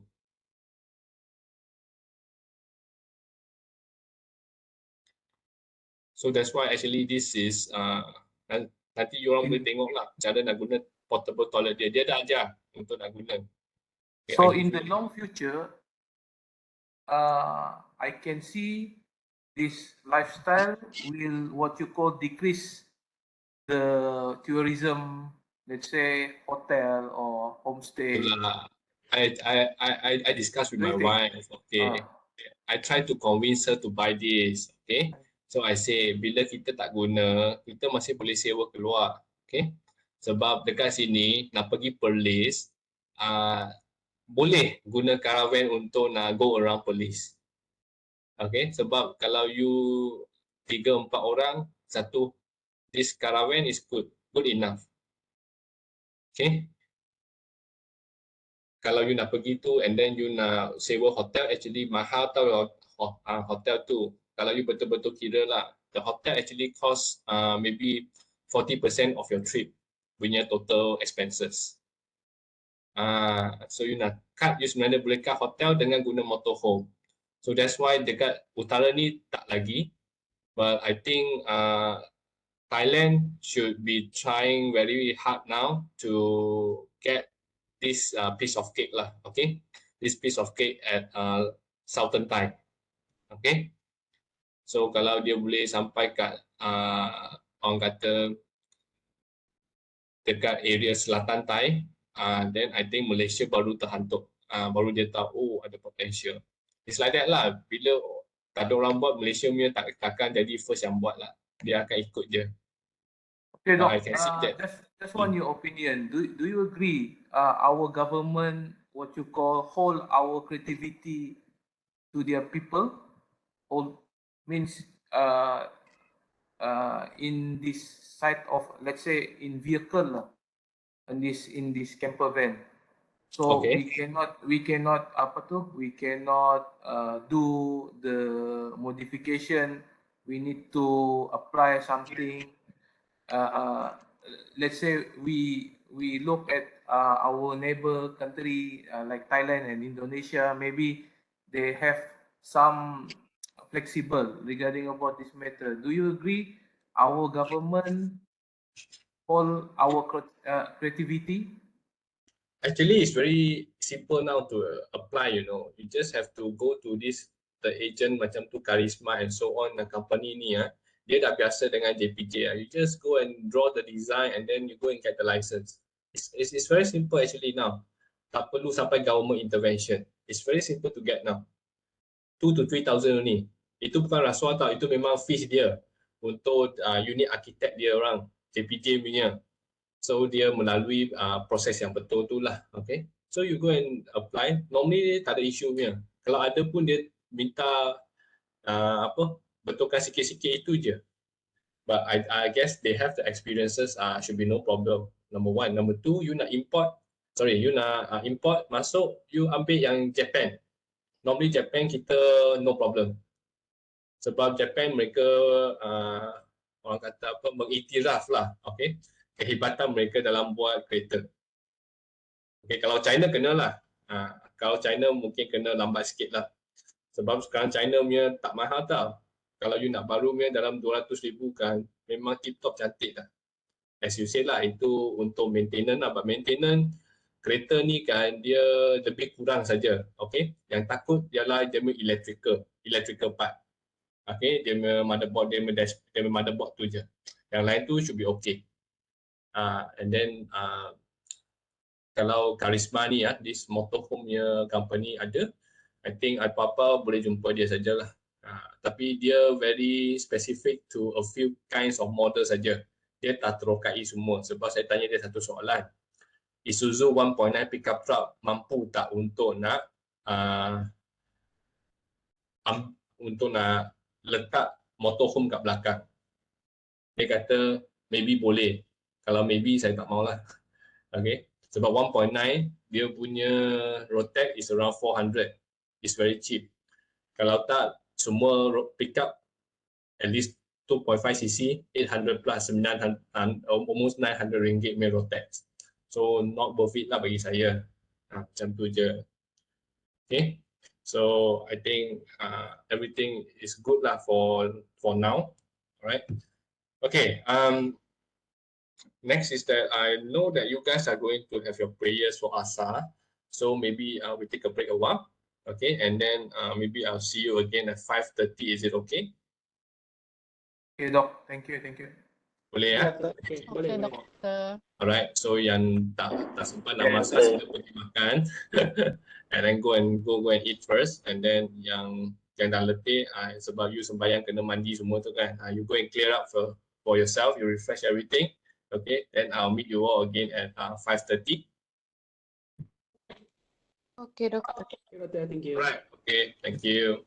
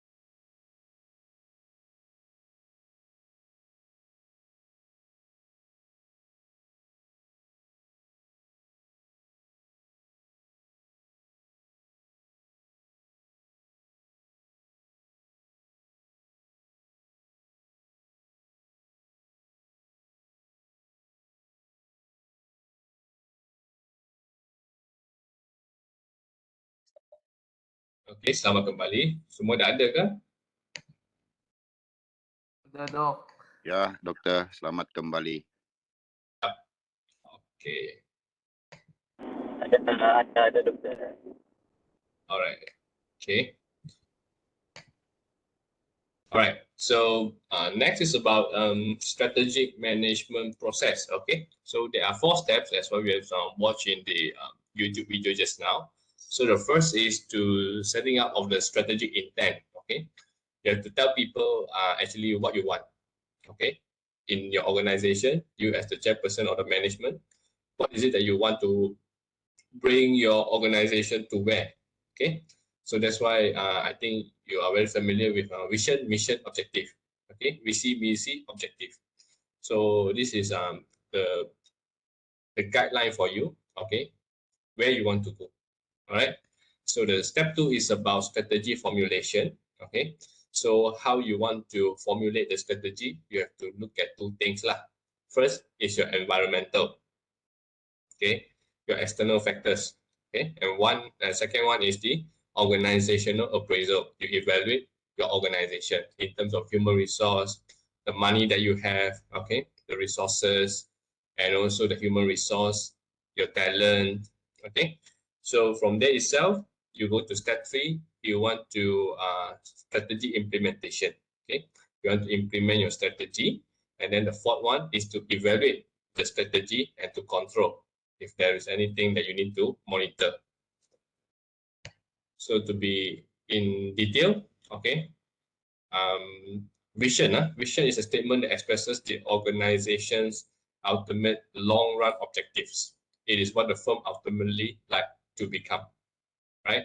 So once the vision is being formulated, it's actually for forever lah. So that's why you have to really come up, okay, with the right vision. And it is closely related with the strategic intent, and it's a forward-thinking process. Okay, for example, like for Microsoft, a computer software on every desk and in every home. Okay, just like Tony Fernandez one, everyone can fly. Okay, so those are their vision. So as for UUM, is to be an eminent management university, menjadi universiti pengurusan terkemuka, right? So untuk nak menjadi universiti pengurusan terkemuka, so nak tak nak, you actually have to follow the ranking, okay? Your visibility, your ranking. So all these things needs money, okay? So in order for you to get more money, is you need to think how you can generate income, all right? Generate income, not saving, bukan cut cost ini, cut cost sana, okay? You have to learn how to generate income, right? So next is about mission. It tells people who we are and what we do and what we would like to be. Okay. So the mission of a business is the fundamental and is a unique purpose that set it apart from other firms of its same kind and identify the scope of its operation in the product and market terms lah. Okay. So for Microsoft is to empower every person and every organization on the planet to achieve more. Okay, so I think Microsoft already done it. Most of our software that we use also mostly from Microsoft, just like Microsoft Word, Excel, PowerPoint presentation. So I think he already able to say that his mission already accomplished lah. Okay. And the objective, these are the end results of the planned activity that state what is to be accomplished by when and should be quantified if possible, right? And their achievement should result in the fulfillment of a corporation's mission. So the objective needs to link to the mission up there, okay? And when you achieve the objective, you can achieve the mission. Then when you can achieve the mission, you are actually achieving your vision. All right. So for objective, such as your profit objective, your marketing objective, your production objective. Okay. So normally in government, okay, our objective is just like our SKT lah, sasaran kerja tahunan. Okay. So kalau kita telah mencapai sasaran kerja tahunan, objektif kita sepatutnya tercapai. Okay. So that is for the strategy. Okay, next is the strategy formulation. It refers to the process of choosing the most appropriate course of action. Okay, course of action for the realization of organizational goals and objectives, and thereby achieving the organizational vision. So for choosing most appropriate course of action, appraisal of the organization in environmental, okay, is done with the help of SWOT analysis that you have watched just now.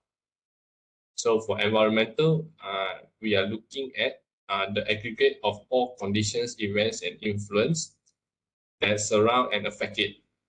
Okay, it is dynamic and consists of external and internal environment. So the external environment includes all factors outside of your organization, which provide either opportunities or threats to you. So the internal refers to all the factors within an organization which impart strengths or cause weaknesses of a strategic nature. So when we are looking at the environmental, okay, it is about like external is maybe mainly in your competitors, okay. Internal maybe your infrastructure. So for organizational appraisal, it is the process of observing an organizational internal environment. Okay, so during environmental, you external and internal. For organization, you're looking at your internal, okay, environment to identify the strengths and weaknesses that may influence the organization's ability to achieve the goals. So the analysis of these corporate capability and weaknesses become a prerequisite to see whether they success or not successful, okay, and in their formulation. So this analysis can be done at various levels, either functional, divisional, and corporate. So basically, when we are doing this, we look more into our human resource, because for you to achieve anything that you need human, then your human resource is very important, your talents. Okay, just like in the university for education, your talents is the lecturers. Okay, what kind of lecturers that you want to take in? Okay, either is it local or international. All right, because in the ranking, international lecturer is required. All right, so that's why if let's say the Malaysian lecturers want to go to other countries, I think they have no problem, because if they are in chasing for the ranking as well, okay, so basically they will take us lah. Okay, so job opportunities is always there. So next is about how they want to implement just nice formulation. So this is strategy implementation. So this is at the action stage. Okay, so it refers to decisions that are made to install new strategy or reinforce the existing one. So first, maybe they are looking at the structure, okay, your organizational structure, your processes, and the system that you use. Okay, so when you want to implement any strategy, such as like making decision with regard to the organizational structure, the budget, program, and procedure in order to accomplish certain activities. So whether we like it or not, this is changes that needs to be made, okay, if we would like to achieve the strategy. So in terms of functional implementation, it carried out through the functional plan and policies in 5 different areas, such as marketing, finance, operation, your personnel, your human resource, and also your information management. Okay, so like for us, in terms of marketing, we have actually this unique BSD, business support and development. Okay, so these are the people that will go out to market, okay, UUM, and that is where you guys come in for the underpaid. Okay, so they market it to you all. And second is the finance. So we have the bursary. In terms of operation, we have the registrar. Personnel, we have the admin staff and academic staff. And for the information management, we are actually using this UMOL and also we subscribe to BPACs. So these are the things that for us to achieve the strategy on coping with students to study online. Okay, these are the functional implementation that is carried out. The third is the behavioral implementation, whereby it denotes mobilizing the employees and managers to put and formulate strategies into action. And it requires personal discipline, commitment, and sacrifice. Okay, so it depends on the manager's ability to motivate employees lah. Okay, like us, actually last time when we teach or whatsoever, the system that we use is just manual. But when they want to go to the outcome-based education, okay, so we need to have another system, okay, to cope with that particular thing. Okay, this is because the system that we used previously and now is a bit different. So we as lecturers, of course, we need to be motivated lah, okay, on why do we want to use the new one when the old one does not really have a big problem, okay. So if they can answer the question, then I think many people are more than happy, okay, more than happy to use the new system. So the fourth one is about operationalizing strategy, whereby it includes establishing annual objective, devising the policies, and allocating the resources.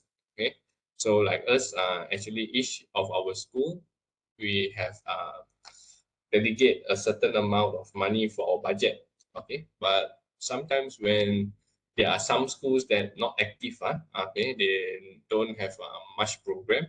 So those schools that are active can actually pull the amount, okay, from the inactive or low, not so active school, okay, and pull their budget to the schools that are active. All right. So that's why the mobilizing of these resources, sometimes people is okay, sometimes people don't like it. But if you don't like it, the money is parked in your school's account, so what? Okay, because after that you are not active, so you are just putting money just like that. Okay. Whereas for the more active schools, they can actually maybe generate income, okay, or they have the capacity to do more activities. So when we are doing activities or programs, we are actually promoting, okay, the name of UUM, okay, to the people. Just like, for example, I just came back from Yan on Friday, okay, because on Friday we have a community engagement, okay. We go to the Yan, and then we went to actually to officiate lah, okay, the program SULAM, service learning, for the undergraduate students. So of course we need budget to go there, and also to establish our name over there, okay, because Yan is actually a nice place lah, okay, with mee udang, okay. And when I was there, okay, we were treated with gulai ikan talang, and it's very fresh.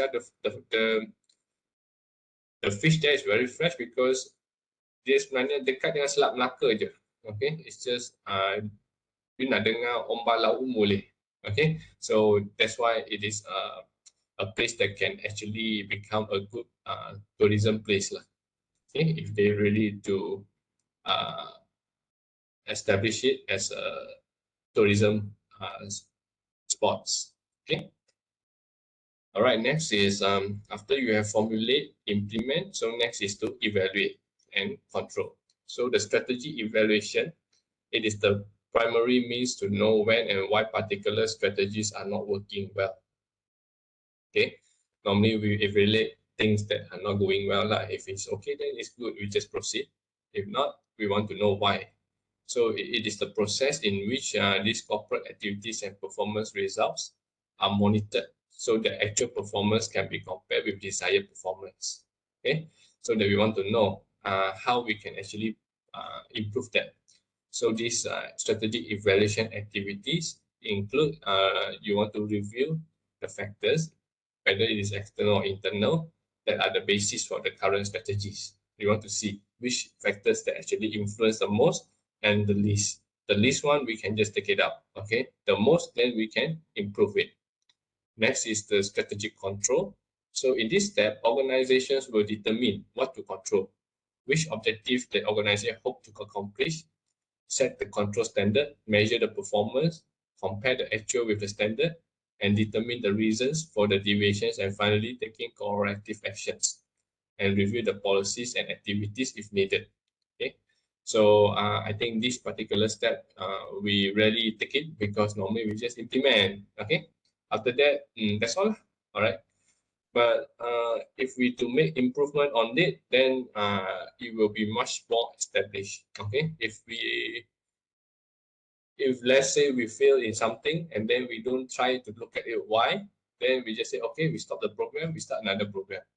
Okay, just like for example like PLKN. Okay,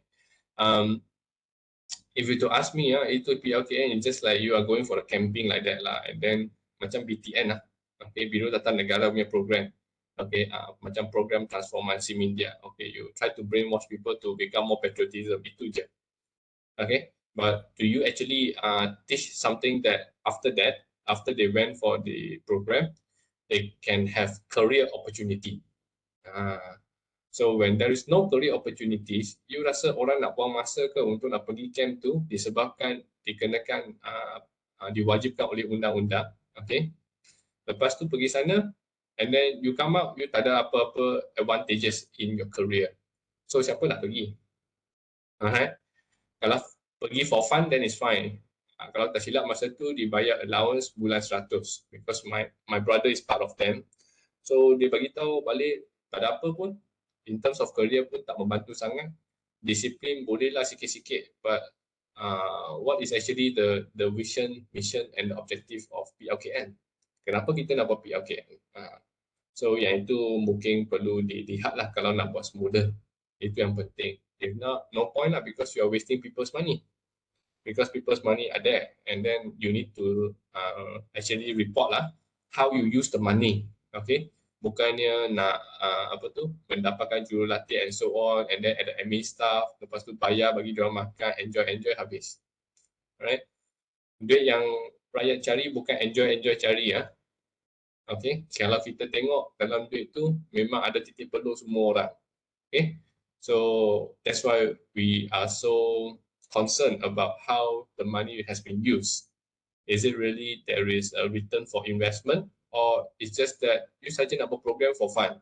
Just buat program tu, tapi impact tak ada. Ataupun you buat program, impact sangat kurang. Okay, and the impact is just for the individual. It's not for the community, and it's not for the country, for the nation. Okay, so when you are taking a lot of money to do the PLKN, you should always think about what is the return of investment of the money. Bukannya kita nak membuatkan yang public sector ni macam kena berniaga, business ke apa, but money. Alright, you can't all the while taking out money and doing something that doesn't bring big impact, okay, to our nation. Okay, kalau guna duit macam tu, patutlah korang outsource ini, outsource sana, dia buat training and so on. Tak ada apa pun. Lepas training, itulah. Alright, just like the penjana KPT cap, if you are going for a smart trucker, is good. Sebab lepas you dah diberi latihan, you akan diberi peluang untuk bekerja dekat sana, jadi smart, jadi driver truck.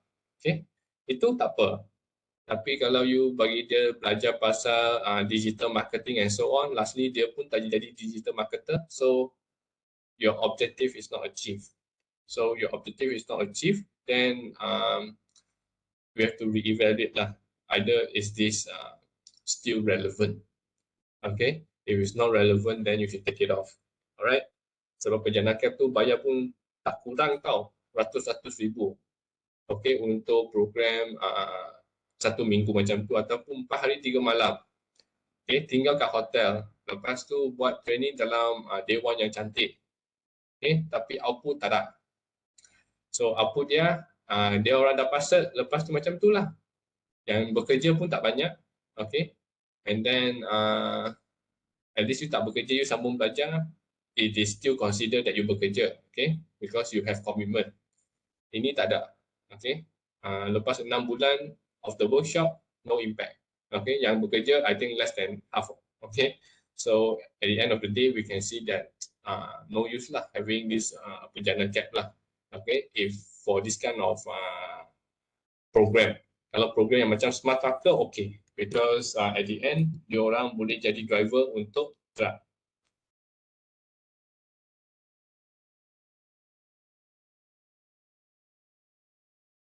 Okay, all right. So I think that's it for chapter 1. Okay, any other questions?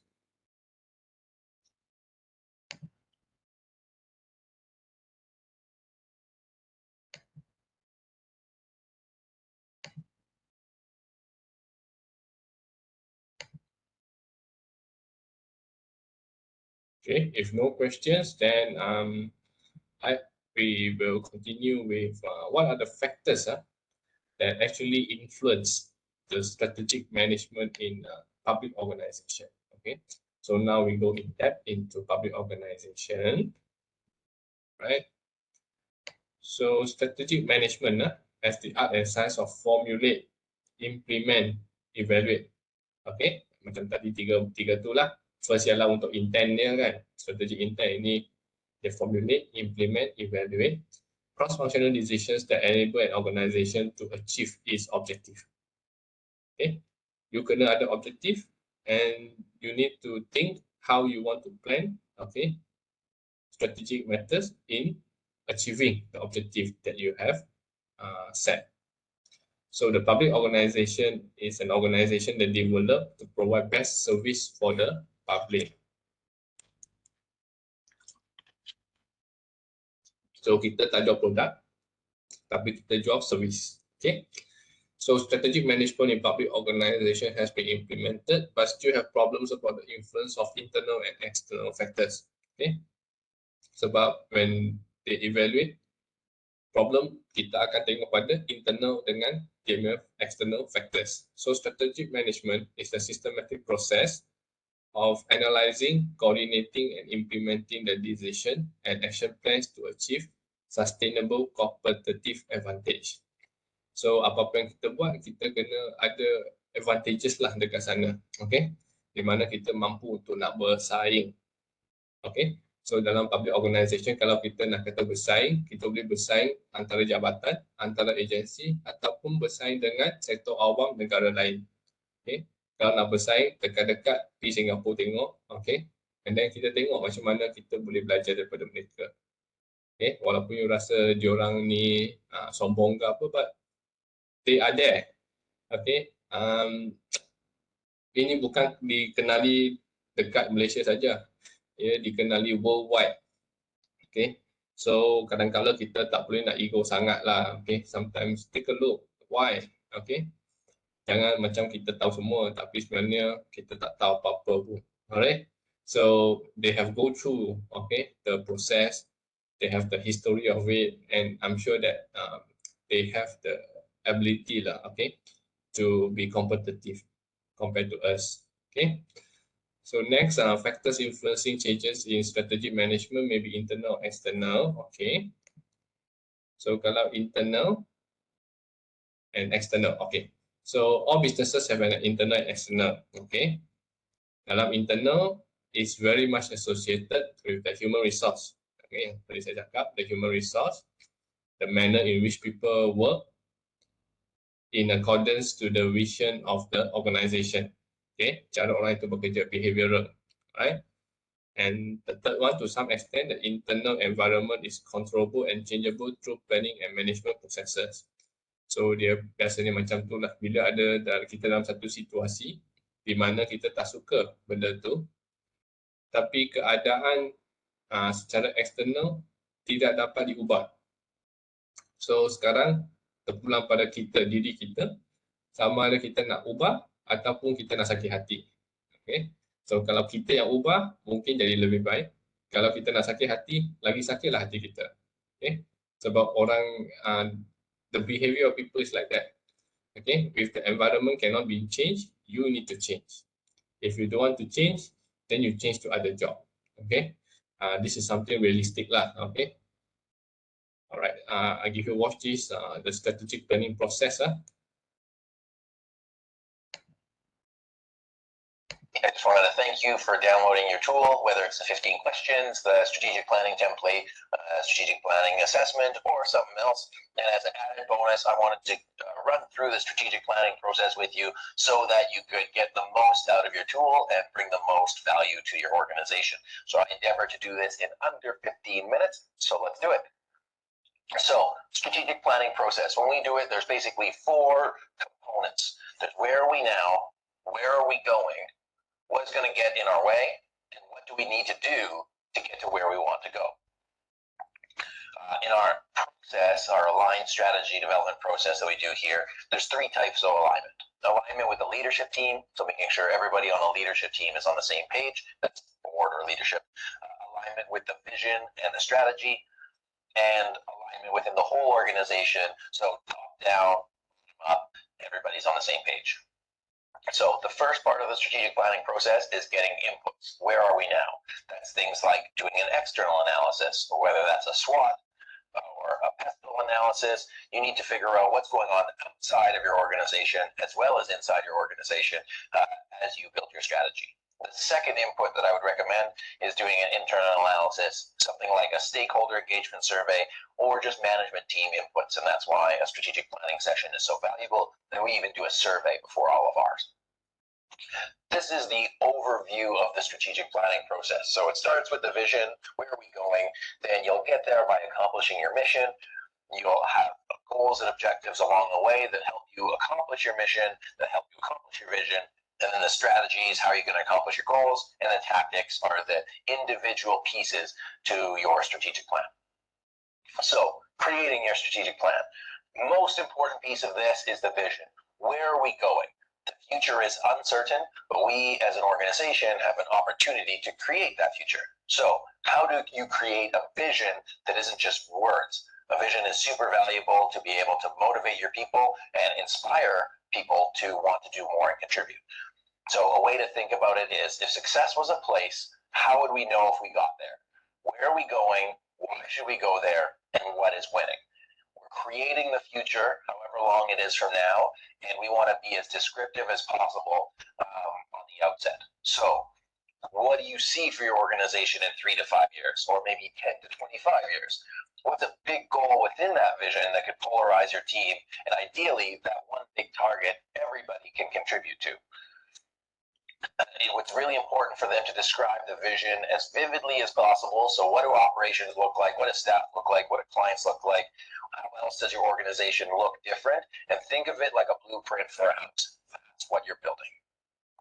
The next piece to this is the mission and the purpose. If you complete your mission, you will move forward towards the vision. Why do you exist? What do you do it for? Who is your main customer? And what do you do for them? It's important to realize that you have to make it simple to understand, no buzzwords, and this is not a marketing exercise. This is at the core foundation of why your organization exists. So the next piece that helps the mission stay together are values within the organization. You can use values or culture, but it's really the DNA of your organization. What do you value currently within the organization? What are the cultures and norms of your organization and of your people? Why are they important? What values are important to them? How would you describe the organization if it were a person, good or bad? What is the way we do things around here if you're explaining it to somebody new? What's not acceptable behavior? It's important for you to recognize that values drive performance. It ties the whole strategy together. So again, you have to align your strategy with your vision and your purpose. If you accomplish your purpose, your mission, and then you will be closer to accomplishing your vision. So here's some risks. What's going to get in our way? Leadership. If you don't have the whole management team on board, it's going to pull back your strategy because they're the ones giving the marching orders to your staff and your employees. Communication. This is the biggest hindrance to a successful implementation because people don't know what the plan is, they don't know what they're doing, and they're withholding important information that is really crucial to the plan. Resources. If you don't give enough time or money to put something in place, then it's just not going to happen, and then buy-in. Do you want to be creating a plan and pushing it on your people? Or do you want them to buy into the plan because you're allowing them to contribute and move forward on it themselves? So other implementation constraints, time, budgets, human resources, technology, and pretty much anything you can think of is waiting around the corner. And there are opportunities in the planning process to identify them, create impact studies, as well as mitigation plans to minimize the downside of these risks. So what uncertainties exist for us? What are the impacts of those uncertainties? What is the likelihood of that happening? And what can we do to mitigate that risk? That way you are proactive instead of reactive, and it keeps your plan on task. So what are the most important things you should be doing in your organization to accomplish your mission and your vision? Strategy inherently is about choices, and there are 1,000,001 choices every single day. So when you create the plan, you need to work backwards to create the tasks, the roles, the individual areas of responsibility. And you can just look right now. How do you create work plans as it exists? This is one of the tools that we actually sell in SME strategy, and this is the pyramid of purpose, in other words, and we just say, hey, focus on a handful of objectives, don't do too much. Do the strategic priorities well, make significant progress on them, and then move forward from there. Ideally, your strategic priorities help you accomplish your mission, help you accomplish your vision. It's all alignment. And then from there, you have to put the specific objectives and initiatives, the strategies and tactics underneath, as well as KPIs. So KPIs, performance measures and targets. How are you going to measure your strategic priorities? How are you going to know if you are successful? And this is really important. You have to have a scoreboard for your people. They need to know how they are going to be successful in your plan. If you don't have that, then they're just going to be working with less aimlessly, and it will really hurt you coming by it. So this is the balanced scorecard. You can find this on SME Strategy or anywhere else. Your organization fundamentally does 4 things. There's financial metrics, there's customer metrics, there's learning and growth metrics, and there's internal business processes. And from each, you have objectives, measures, targets, and initiatives that all roll into your strategy and that help you accomplish your vision. So another important piece of that are cascading goals. So think of the goals from the organizational level, the team level, the functional level, and the individual. They all should roll up into the ultimate goal of the organization. And so this can be designed, can't really be done in one meeting. It needs to be done over time, and everybody needs to know how they can do their part to contribute to the strategy. So big picture versus practical application. There's people that you have to manage. So who are the key people in your organization that are responsible for functional areas? Where are gaps as far as key functions that you have right now? And are there people responsible for more than one area? That basically means who is going to be the human being, not the department, that is responsible for moving these strategic initiatives forward. The buck has to stop with a person, and people can be hard to manage. Communicating the plan, like I said earlier, communication is key. How are you going to share this strategic plan with your organization so everybody can know how to contribute? Keep in mind that different people absorb information in different ways. Words, audio, pictures, whatever works for you. You need to keep the plan top of mind so that people can be aware of where the organization is going and what they need to do to move forward in it. It's all about alignment. If you lose out on some of these pieces, the entire strategy can fall. You need to make sure that the plan is aligned, your people are aligned, and it goes from the top down to the bottom up. And once you get alignment and buy-in, that's when real magic starts happening, and you make really big progress and important progress on your plan and everything that you work on. How do you get alignment? You got to communicate clearly and simply. You need to get buy-in, so bring people into the process so they know how they can contribute. You need to match goals and motivation. Think of it from their perspective. Everybody has a different reason to come to work, and that's why we're really passionate about what we do, because we make people's lives better. Your employees will have better lives. It will affect their families and their communities when they can be successful in their work. And to be successful, they need to have the capability to do that. So you gotta give them the tools and the resources they need to succeed. If you give them a plan, but job block them and don't allow them to be successful, they're not going to be very motivated to come into work and to give it their best. So when the rubber hits the road, you need to align your team and execute the plan. That means getting communication and then working backwards from the vision to build a plan that comes together and is well aligned. Like I said, strategy is about choices, and you just need to pick the most important things that are going to move your organization forward in the most effective way possible. So if you have an aligned plan and you have a clear direction and you keep that top of mind and don't sway from it, you're going to save time, money, and resources. Your people are going to be happier, and you're just going to get more done, which means you're going to have a bigger impact and you're going to help more people. And that's really what it's about. So happy planning, everyone. I hope you enjoyed this video. I hope it helps you structure your strategic planning process, and I hope it helps you add more value to your customers and anyone that is affected by your business. So it's been Anthony Taylor. I'm the managing partner at SME Strategy, and I really hope this has helped. Have an amazing day and happy planning. Ladies and gents, Anthony Taylor here. Okay, so from what he has discussed, there are a few things if we want to see in our own environment. Okay, so external environment, you can see there is a climate, economy, technology, political, legal, competition, media, fashion. Okay, so the climate, it depends on maybe we are in agriculture, so we want to look at, like in Malaysia, what are their climates? Okay, what are the plants that actually we can in terms of agriculture, what are the plants that we can actually have it here? Okay, and it will help us in terms of our economy as well. What kind of economy that we thought to have? Okay, and then the technology.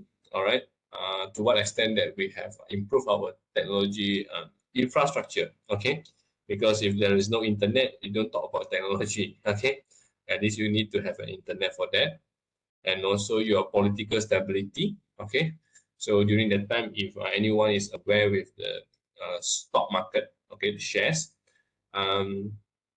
they have labels, each shares to which politicians. Okay, so during that time, there are people that actually speculating, okay, the shares due to some certain shares are linked to certain politicians. Okay, but once now we have the stability of politics, then it's good for our planning. Next is about the legal, okay, the laws that we have, okay, and whether is it which is okay with some other countries' law, because we are actually using the Commonwealth law. So there are a lot of countries that has been with the Commonwealth. So I think it shouldn't be much problem with those countries. And then of course you want to see your competition, your competitors. Okay, who are your competitors and what they can do to you? Okay, for your business or even for your if you are government. So it will look in terms of to what extent you are friendly, okay, to the investors. Okay, in terms of investors, because whether you like it or not, we still need private investment. Okay, FDI, foreign direct investment, we still need that. Okay, next is about our media. Is our media reporting something fairly and transparently? Okay, and next is about fashion. Okay, the trend, okay, of our people. All right, so that's why when Tesla did not come to Malaysia instead of Indonesia, there are two reasons. The first is because of the material that they need to produce the battery is at Indonesia, and then secondly, of course, is the population. Okay, the population over there is much more bigger than us, so of course it will be just like Japan. Japan during that time when they manufacture those mobile vehicles, cars. Okay, so their domestic market, okay, is sufficient to support them.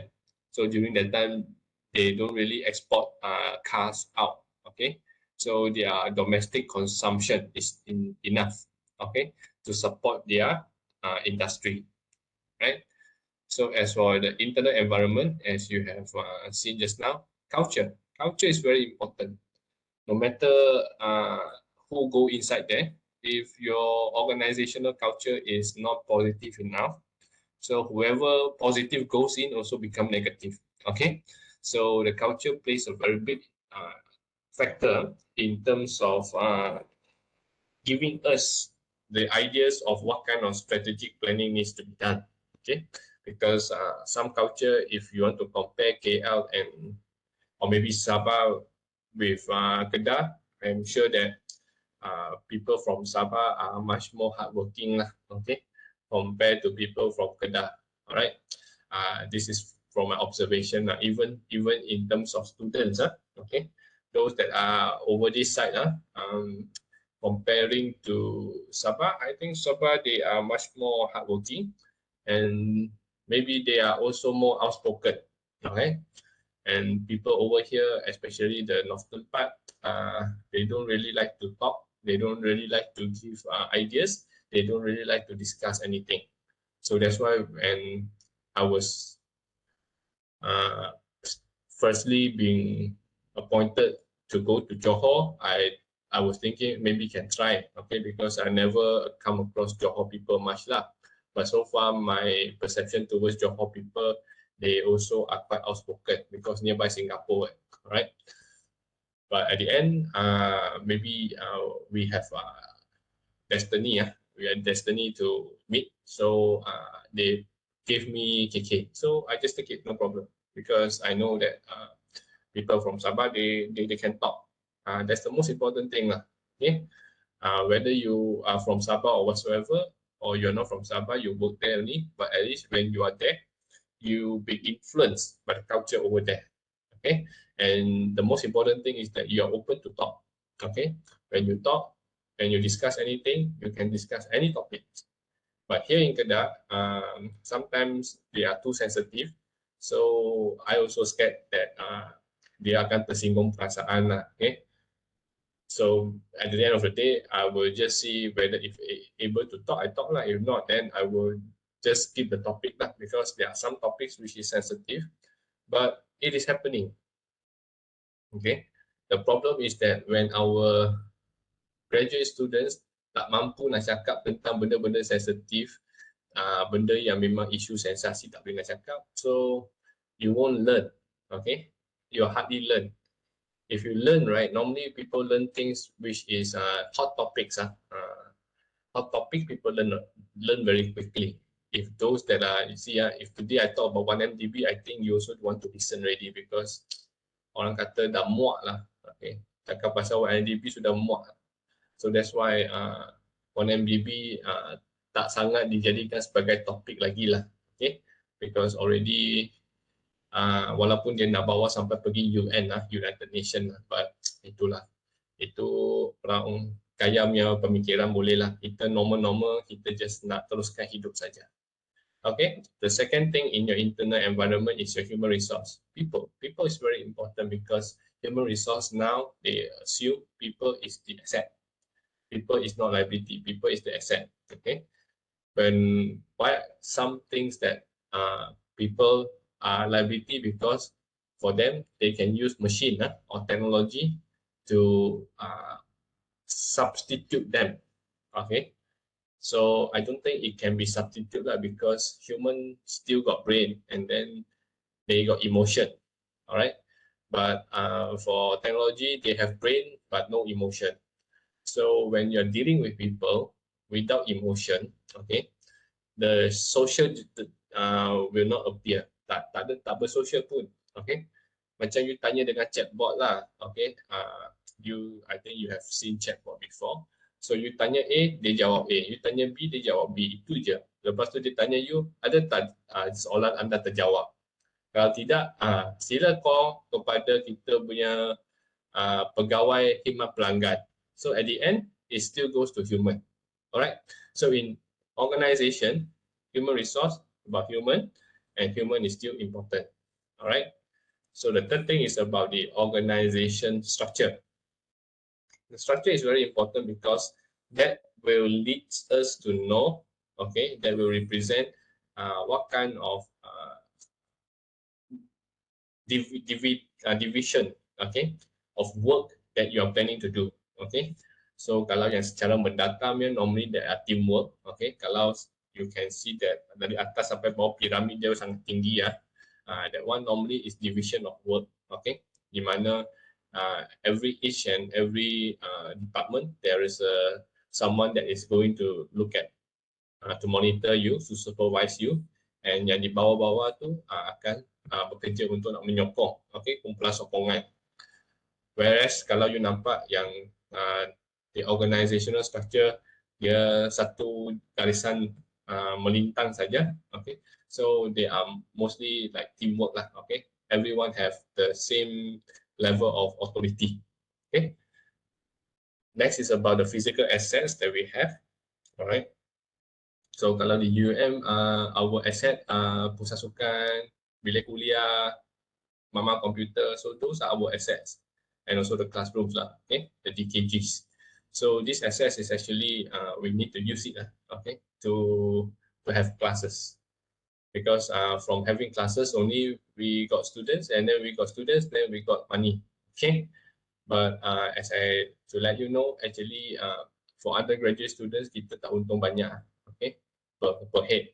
The most money that we get actually is from PACE lah. So that's why PACE dia boleh kembangkan lagi lah, can expand, because that is one of the main, you know, kalau universiti nak cari duit, that is one of the main saluran lah kalau nak cari duit, okay. Kalau tidak nak bergantung pada lecturer untuk nak cari grant and so on lah. That doesn't actually making money for the university, okay, but it's just for our KPI, for our ranking, okay. But if you really want to see that the university is making money, it is like they have to do business lah, sebab tu mereka ada anak syarikat, okay. Contohnya macam PACE lah, okay. So from there they get some money, and then federal give some money, and then I think federal tak bagi banyak takut sekarang, banyak yang kena potong kan. So we will see lah how it goes for this year.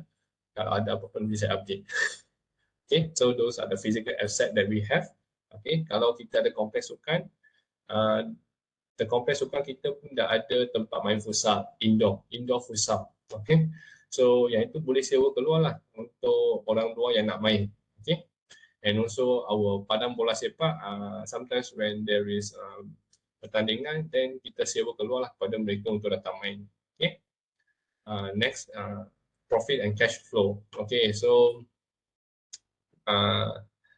kalau betul-betul nak cakap dalam education, kalau nak cakap untung, sebenarnya tak untung banyak sangat pun. Okay. Except for the private sector. Sebab itu ialah bagi mereka yang tak dapat tempat.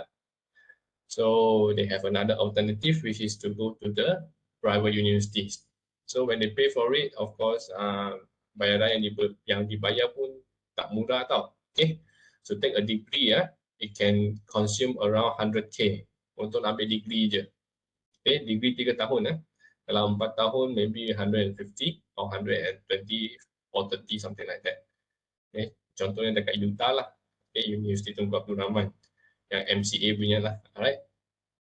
So in terms of our cash flow, it's very important. So that's why yang paling penting gaji kena tetap lah, kena ada lah. Tak pernah lagi lah cuba gaji tak dibayar on time. So far on time, no problem. Okay, so benda hari kena uruskan lah benda ni. And of course, if you want to ask for cash flow, I can tell you that like most university also, duit tu keluar masuk dalam universiti saja. For example, kalau you nak buat penerbitan, you nak terbit buku apa-apa, kita minta publisher dalam UM. Kita tak minta publisher kat luar, sebab kat luar kita kena bayar. Kat dalam, you guna vote sajalah, pindah vote. So the money is still in the university. So I think that is the one of the most hebat punya strategi lah yang digunakan, yang mungkin saya saja tahu. Mungkin setakat ni saya tahu saja. Kalau dulu mungkin orang dah biasa lah, okay? Di mana cash flow dia orang memang kat dalam saja, pusing-pusing kat dalam, okay? So the money does not flow out of the university. Same goes to our country lah. If possible, it's just internal lah. Kalau sampai external, then kita punya aliran keluar wang dah berlaku, then it's not that good for our country dah. Alright, management. So siapa yang manage ya? Alright. So for your information, our Vice Chancellor dia punya you tahu kan isu dia? Bukan kena terminate ke, Doktor? Apa dia? Bukan kita punya Vice Chancellor kena terminate ke? Ataupun tamatkan kontrak ke? Bukan tamat. Okay. Dipendekkan.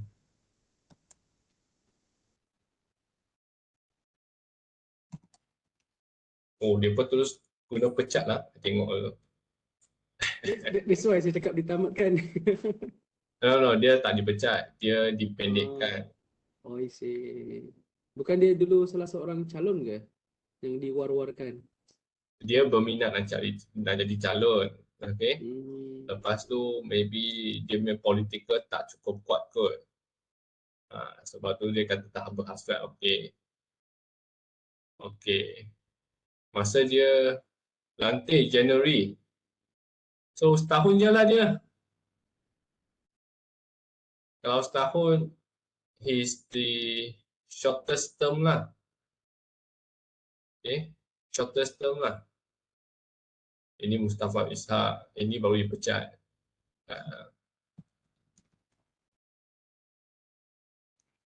Dia dipendekkan, tempoh lantikan dipendekkan. Ini TV3, boleh tengok sikit lah. Okay. Dipendekkan. So genap setahun je. Ada 3 hari lagi lah dia. Tapi kadang-kadang kan, all these things, don't be too excited lah. Okay, we don't know actually what happened. Sebab benda ni orang atas-atas saya dah tak masuk dalam orang kata university management punya team. So I tak tengok sangat lah. Alright. So we also know from the news lah. Okay. So he's only just 49 years old. Masa dia jadi profesor pun tak tahu baru 40 lebih juga. Okay lah. Okay. Lepas tu dia sarjana muda, sarjana dalam bidang perniagaan dari UK. Lepas tu dia punya doctorate dekat UPM. Okay.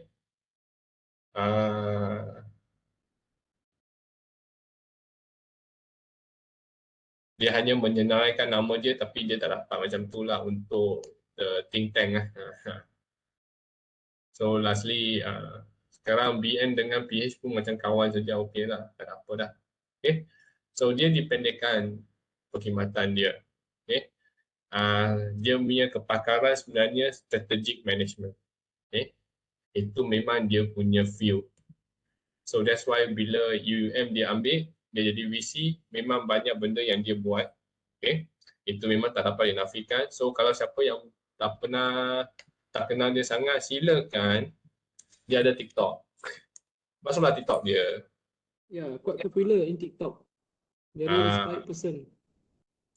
Okay, berapa? I see 12K, 16K, 5.5K, 1.5, 1.8, 2K, 4.3K. Kalau dia buat jadi YouTuber, kaya dia. Oh, 48K. 48K. Okay.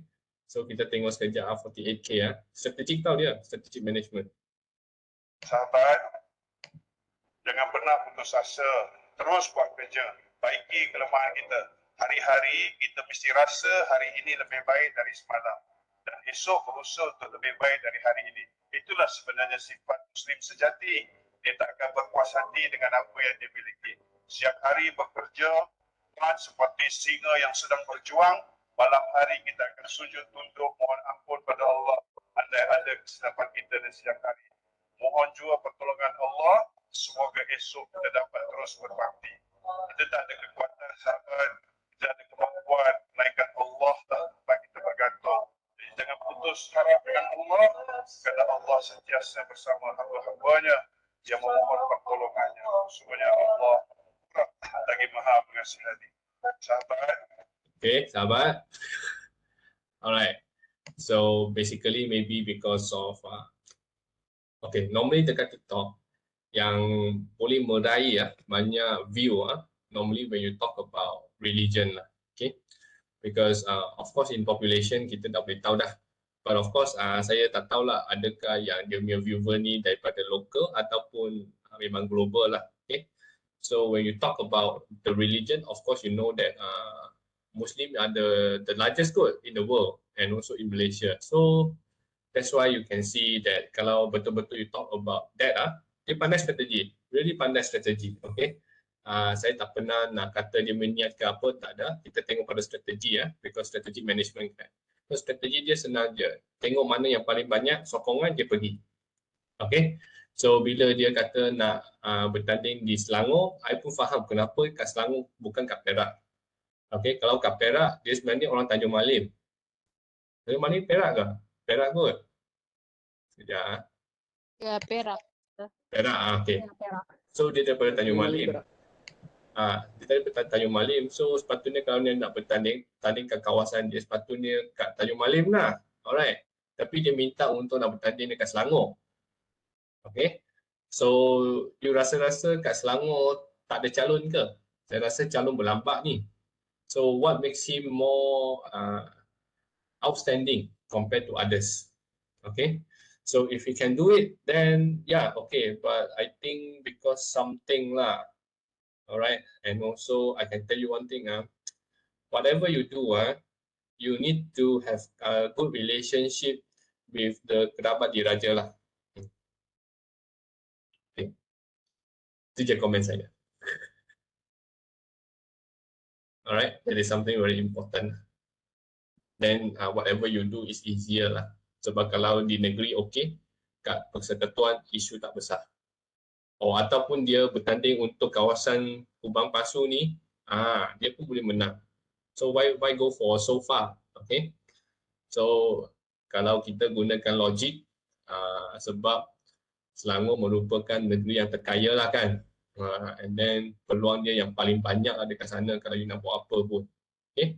So that's why lah dia pilih kawasan tu. Kalau saya, kalau betul-betul you nak jadi YB, bertanding je dekat kawasan sini. Okay. Orang kenal you, orang akan support lah. Kecuali orang tak support you. Sebab tu dipendekkan. Alright. So kita tunggu Don lah, mana tahu dah pergi bertanding Don nanti. Because sekarang kalau dia nak letak jawatan pun tak ada isu dah. Sebab as a lecturer, you boleh nak bertanding dengan cara you kena letak jawatan je. So I think dia 49, tak tahu bila dia dapat professorship, bila I lupa dah. So bagilah dia enjoy dulu. Sebab profesor punya gaji boleh tahan lah. Okay. So of course YB punya lagi boleh tahan lah. So whether dia sanggup tak nak lepaskan. So dia memang ada strategic punya background. I think he knows lah whether if he do that, that will be better for him. So I can tell you that he never expect lah dipendekkan. Senang nak cakap. And actually I think he's expecting kalau boleh dipanjangkan lagi tempoh. Okay. Satu lagi penggal. Alright. Until dia maximum. I think that may be the expectation. Tapi I think ini benda ni dia tak jangka lah. Tak jangka langsung saya rasa. Kita pun tak jangka. Okay. So from here we try to see the internal factor.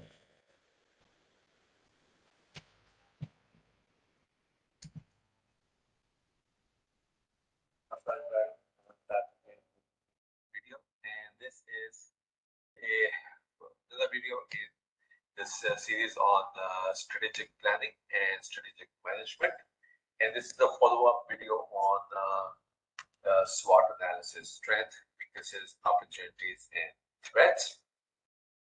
Now, when we are talking about an organization, there are factors which are considered as strengths for an organization or a company or even as a person, and then there are factors which are considered as weaknesses, be it for a company or for a person. Those are the strengths and weaknesses, but then there are also opportunities that present themselves. Okay. Now, just like strengths had a negative aspect, which was the weakness, opportunities and the opposite of opportunity would be the threats. Now, these are the 4 factors that you can say that's impacting a company, an organization, or a person. And when you're analyzing these 4 factors, you are essentially carrying out what is known as the SWOT analysis. And we had covered that in a previous video. Now, what we are going to be doing is, like I said, strengths and weaknesses. Those are something that's inside you as a person or inside your company, an organization, or a department, whereas opportunities are something that externally present themselves to you, or and threats are something that are externally impacting on the organization. So in this video, what we are doing is we're looking at the internal factors. And so we'll be looking at the strength and the weaknesses. And when we look at the strength and the weaknesses, what we actually doing is we're doing internal factors. We're looking at internal factors. Now, if you remember in the video on SWOT analysis, we were just listing down the strengths and the weaknesses and the opportunities and threats. But in this video, we'll actually start, we go into more depth and we'll actually evaluate numerically what the strength and the weaknesses are and how they impact the company. And we'll be numerically. Okay. So if you remember, we had done a sample SWOT analysis for a software house that was thinking of going into building hardware, building PCs. And we had decided that these were the strengths that the company has, the software house has, and the weaknesses. And these were the opportunities and threats that are presenting themselves to the organization. Now, because this is, we are looking at internal factors, so we will only be looking at this video, we'll be looking at the strengths and the weaknesses. Okay, so and we will evaluating them numerically. So here's how you would carry out the internal factor evaluation. Essentially, what we have done is we have copied and pasted the strengths and the weaknesses. So there were 4 strengths and 3 weaknesses. Okay, so we list those down, and then in the column next to it, we give weights and the ratings and the weighted score. Now, weights are assigned ranging from 0 to 1, but all the weights added up need to add up to a 1. So because we have 4 strengths and 3 weaknesses, each weight, the weight of each strength or weakness would be a fraction. Okay, be less than 1 because all of them add up to a 1. Right? Now, ratings assigned from 1 to 4. 1 is a major weakness, 2 is a minor weakness, 3 is a minor strength, and 4 is a major strength. And the weighted score is calculated by multiplying the weight by the rating. All right, so let's get started. Now what we'll do is we actually start assigning weights to each of the strengths, and keeping in mind that they should add up to a 1. Now we have 7 items total, 4 strengths and 3 weaknesses. Each of them would be less than a 1, would be a fraction. So we feel we have a strong financial position, and the weight that we can assign to it is 0.1. Now these are not magical numbers. These are something, obviously these strengths are something that you think your organization has, or your company, or your department, or you as a person have. And similarly, the weaknesses and the weights are again something that you feel how important they are, how less important they are, what weightage they carry, and whether they're minor weakness or major weakness or minor strength or major strength. These all are your perception, what you think to the best of your knowledge, the best of your capabilities, abilities that you can assign them. So we have a strong financial position. We are assigned at a 0.1. Loyal customer base, I guess it's more important than financial, so it's 0.186. Brand recognition in information technology, that gets to 2.2. And management team has substantial product and industry knowledge, that's a 0.08. Weaknesses, there are a lot of new hires to train, gets a 0.15. Not known as a manufacturer of PCs, again, that's a big one, and that gets a 0.2.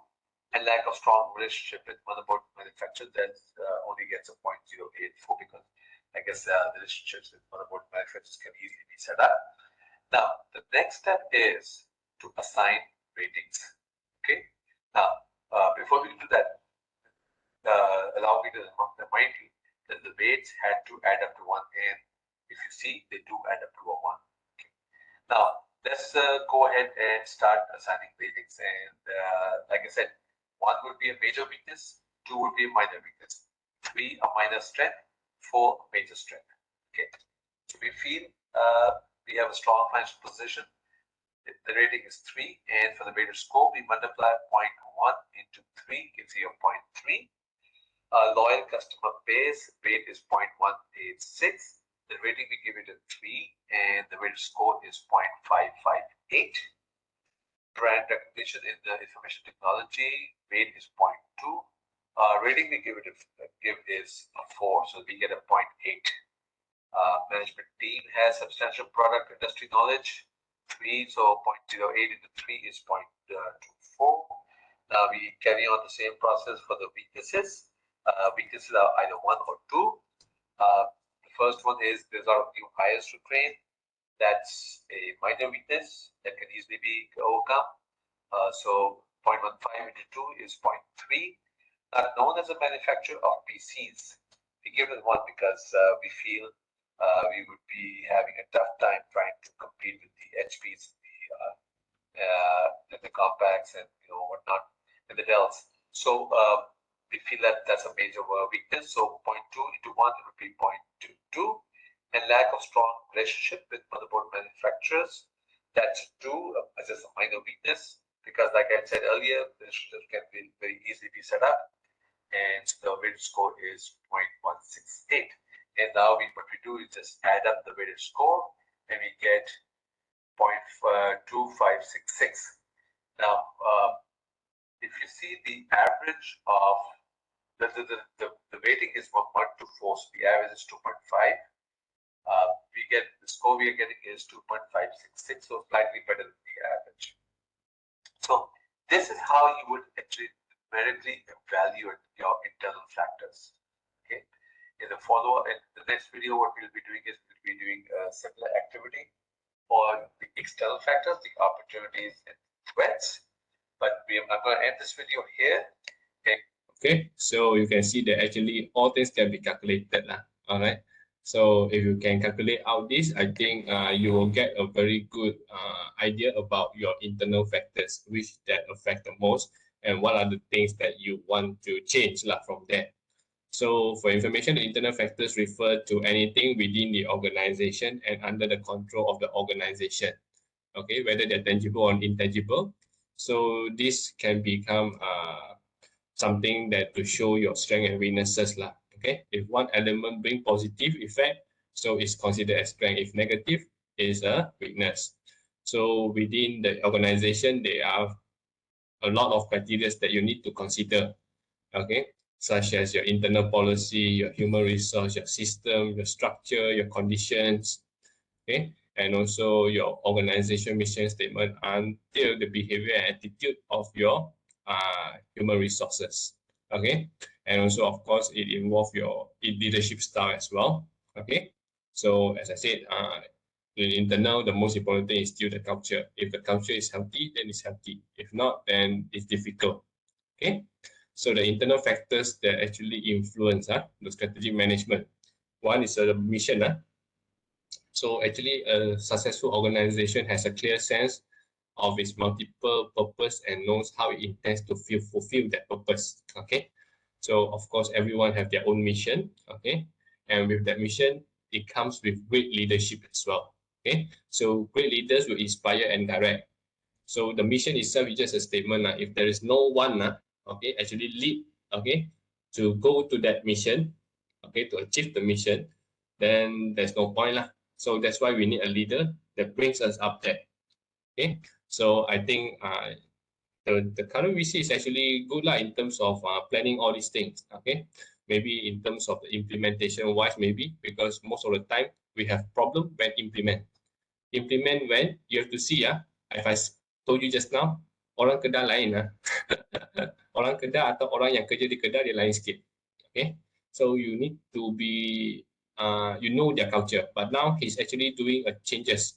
He tried to change, but you can see kalau dipendekkan satu tahun means he failed to change lah. Okay, so when he failed to change doesn't mean this is a problem. Okay, sometimes the people lah that you want to change it's not easy to change. Okay, so that's why you need to have good communication with them lah. For your information, he actually have communication. Okay, it's just that people don't like the way that he talk itu saja. Okay, for me it's good actually because he know what he wants to do. Okay, and he know how he wants to change the culture to break the not to say to break the norms but to bring something new lah. Okay, in UUM's culture. But you have to understand, dia satu orang je. Okay, orang kat UUM ada around 3 to 4,000 staff. Okay, so one people want to change 3 to 4,000 people is not easy lah. But in TikTok boleh lah sebab dia punya boleh cecap puluh ribu. Okay, so tapi so far tak ada orang tanya saya kenapa, is good lah. Only you guys lah tanya. Alright, the fourth one is about the organizational structure, whereby most organizations have a highly hierarchical structure with many layers of the leadership and management. Okay, so more recently there's a growing understanding that organization flat structure yang saya cakap okay, few hierarchical layer from top to bottom outperform. Okay, sebab as I say, kalau you work as a team mungkin the managers ataupun the managers lah, they maybe have they are part of the shareholders maybe. Okay, so bila ada share dekat tangan, maksudnya you ada hak milik lah. Okay, you ada milikan okay dalam company tu, so you will actually work hard for it lah. Okay, same goes to in public sector. When there is no hierarchical, everyone also needs to actually outperform each other. Okay, so that you will have the more opportunity to get promotion if it is in public sector. Okay, in private sector, it is about you as the shareholders lah. Okay, you ada milikan dalam organisasi tu. Next is about learning. Learning is one of the most fundamental human activities and accounts directly or indirectly for the success of any organization. Okay, so that's why you are being asked and to push you to go for trainings, because trainings is the place for you to actually learn but go to training that actually will help you to for your career advancement. Jangan pergi training yang saja motivation, integrity. So itulah the most important thing is the integrity one Kalau yang integrity training kan, ada student yang suggest ethics training. Saya pun tanya dah, you nak ajar etik macam mana? Buat simulation ke? Okay, atau you mampu untuk brainwash dia untuk tidak korup. Okay, so these things kalau kita nak tengok cara yang betul untuk you tak nak jadi korup satu je, you are living comfortably with in terms financial lah. Okay, duit lah, so gaji you cukup lah. Just like Singapore, gaji dia kalau masa tu I tengok sebab I share dengan undergrad student, gaji dia orang kalau jadi polis, kalau sini polis berapa 3,000 2,000 lebih 3,000. So sebelah mereka tu kan gaji polis pun dalam 5,000 dah. Okay, itu Sing dollar tak convert lagi so begitulah. Ataupun yang tukang sapu sapu jalan dekat Singapura, yang sapu jalan dia bagi 2,000 Sing dollar. So 2,000 Sing dollar samalah dengan gaji lecturer kalau kita convert. Alright, so that's why itulah, kalau tak mau convert dekat sana, you tengok living cost lah. Living cost dia orang kalau nak makan nasi ayam pun 3,5 duit Singapura dollar. Paling mahal pun RM5. Okay, so kalau kita sini nak makan nasi ayam pun dah RM7, RM8. Dekat dalam UUM pun dah RM6 dah. Okay, so I don't know lah about this living cost thing and also the salary that we gave. So if we have a good salary, normally orang yang orang bukan kira kaya lah, cukup duit dia untuk he or she spend, and then can live comfortably, saya rasa berapa nak korap. Okay. And of course, if you were to ask me, I think yang korap-korap ni bukan mereka yang gaji rendah. Yang gaji rendah sangat except for penguatkuasa lah. Okay. Penguatkuasa punya macam polis and so on. Itu sudah di label. So I don't know how you want to bersihkan nama tu lah. So kita perlukan lah yang Siti daripada integrity untuk tolong lah. Alright. So dia yang check polis kan. So you have to come out lah with something how you want to repair the image of your police force. Okay, especially when when your IGP, alumni UUM, okay, eminent management university, okay, he has to think something lah. Okay, so I also understand bukan senang kalau dari starting dah macam tu culture dia. You nak tukar culture tu lah, as I said, how you want to change the culture. Alright, and okay, maybe I'm not qualified to say something like this lah because I'm not in the force. Okay. But those are the things that is being reported. Okay, I'm based on the reported one. But so far, yang polis saya jumpa, okay. Except yang selalu block saya dekat jalan. Alright. So for me, bukan saya tak suka, but I don't know lah. Dia kadang-kadang menyebabkan kesesakan jalan raya. Alright. And especially bila hari Khamis saya nak balik kampung, lalu akan kena. Kalau balik kampung je, on like 3 o'clock or 4 o'clock, lepas kerja je, mesti jam terus at sebelum gurun. Okay. And then, I don't know lah, should have a better system lah if that's the case. Ataupun you ada operasi baru you buat. Kalau tak ada operasi, you just shoot lah kamera cukup. Tak perlu nak block macam tu lah. Except ada macam kereta dicuri ke apa, ataupun ada suspect, then it's fine. Tapi selalu I kena, dia hanya kereta besar-besar, and then kalau boleh yang kena kebanyakan Chinese lah, I think. Okay, sebab bila I kena, I buka tingkap tengok semua pun Chinese, so okay lah, I don't know why lah. Ataupun pasal nampak you Chinese, kereta besar, probability untuk you speed tinggi. Okay, so from there, my perception lah towards police is macam tu lah. Okay, and also when there's accident happen lah, and then cara dia untuk nak selesaikan kes tu kadang-kala dia kind of like you mengaku. Kalau you tak mengaku nanti lagi teruk you kena, something like that. Okay, that kind of feeling lah. Okay, so I rasa you siasat lah. Kemalangan jalan raya very scientific lah. Okay, you boleh kira, you boleh apa, you boleh siasat je macam tu. Daripada you nak pasal you nak tutup kes lah. Kalau you mengaku terus you tutup kes dah. So for me, you nak menganiaya orang ke ataupun macam mana, ataupun you just for the sake of tutup kes macam tu. Okay, so I think there must be a much more procedure lah. And then another thing, I tak pasti kenapa dekat yang counter balai polis tu you tak boleh ada CCTV ya. And then orang tak boleh nak ambil gambar. So kalau you tak nak orang ambil gambar, letak CCTV je. Okay, tapi pastikan berfungsi lah. Alright. So kita pun nak tahu polis ni biasa kat balai buat apa. Okay. And also another thing about yang banduan yang meninggal dalam lockup tu lah, itu I think is something that shouldn't be happening lah. Okay. Sebab lockup bukan tempat untuk you nak pergi untuk hukuman. Ini tak hukum lagi, ini ditahan je. Okay, untuk siasatan. Alright. So kalau I don't know lah, maybe I don't know the procedures, okay. And then kalau letak CCTV ada apa masalah, macam tu lah, okay. Bukannya dia orang telanjang semua kot, okay. So dia orang pun pakai baju semua, okay lah I think. So I don't know lah to what extent that you want to polish your image, okay. And also another thing is that pasal bila IPCMC lepas tu pakai kamera dekat badan but if you are doing the right thing, you takut apa, macam tu lah. That's the rakyat punya fikiran lah, sebab mungkin kita tak faham, alright. Maybe we don't understand about your situation or your cases or whatsoever, or your restrictions yang kita tak boleh nak tahu.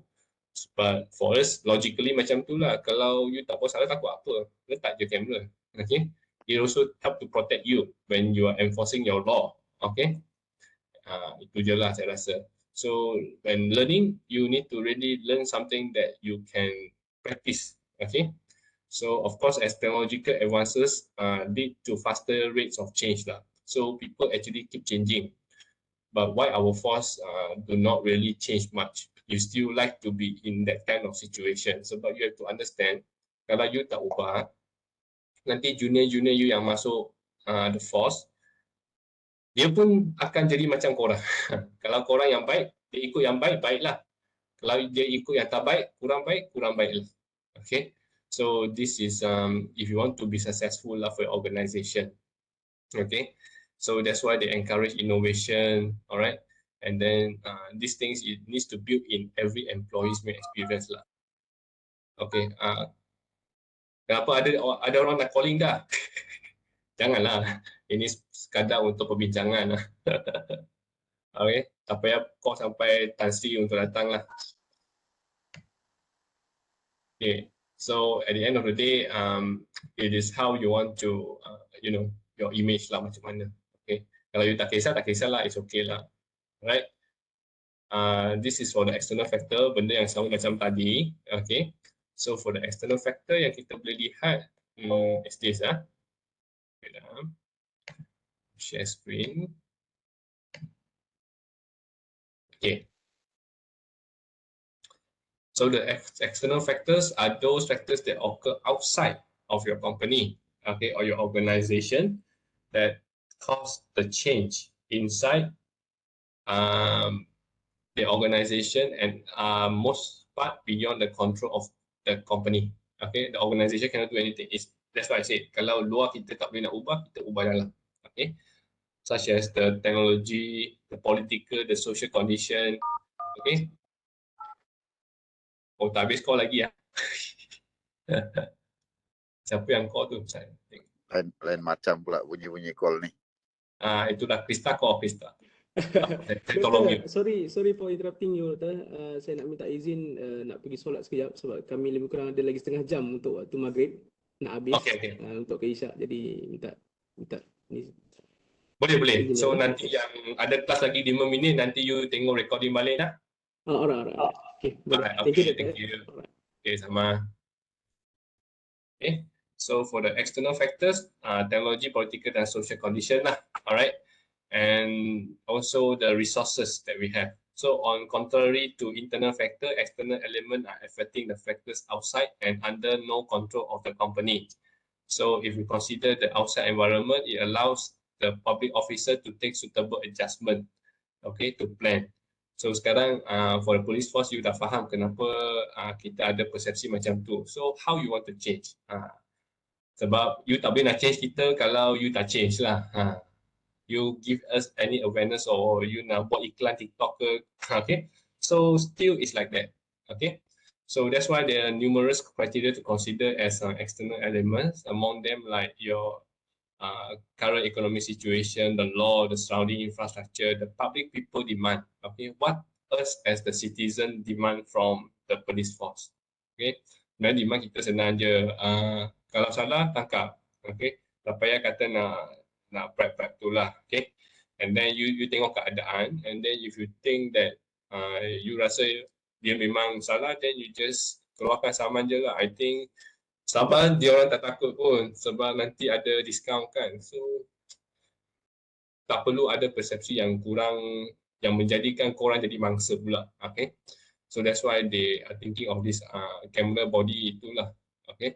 So but anyway, this is just some opinions or from some people. Okay. Mungkin bukan semua orang, segelintir saja. Jadi you still have to think lah on how you want to actually improve on that sense lah. Okay. But so far tak adalah. Sekarang dah tak ada jam apa-apa sebab tak ada apa-apa block lagi. Sebab diorang block pun kan, I don't know lah pasal apa korang nak buat operation kan. Lepas tu, kita ni nak keluar tol pun jam. Okay, you do lah at some other places that maybe much more suitable lah. Don't cause this kind of jam lah, I think. So just in Kedah lah. I don't know about Sabah, but in Kedah tak tahu lah cakap apa. Okay, even though the external environment occurs outside our organization, but it has significant influence on their operation, growth, and long-term sustainability. So as such, it is very imperative that we need to continually monitor and adapt to the external environment. So if let's say we ignore it, it is a very big mistake to make. Okay, if you ignore what people say, what people look at you like that, then it is a terrible mistake. Okay, so you need to work to make proactive changes. Okay, earlier on rather than having to take a reactive approach. Reactive approach macam bila orang dah tunjuk jari pada you as a police force yang tak bagus, baru you nak tangkap dia, so no point lah. So why not you demonstrate, okay, a better, a professional police lah, okay, and you know what you are doing. So I think this is very important, not only in police force lah, even in the counter service especially you nak bawa pasport ke semua, ada yang memang sikap dia baik, tapi disebabkan setitik nila memang rosak susu sebelangga ni, okay.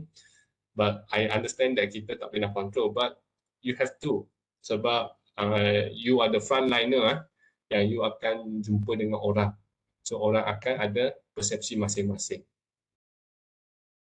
right? Okay, so the external factor political, economic, social, and technological. So tadi dah dihuraikan sedikit. So as a conclusion, this is actually a bunch of contributing factors. The success of organization that comes from both outside and inside. Okay, so in strategic management, kita hope to perform smoothly.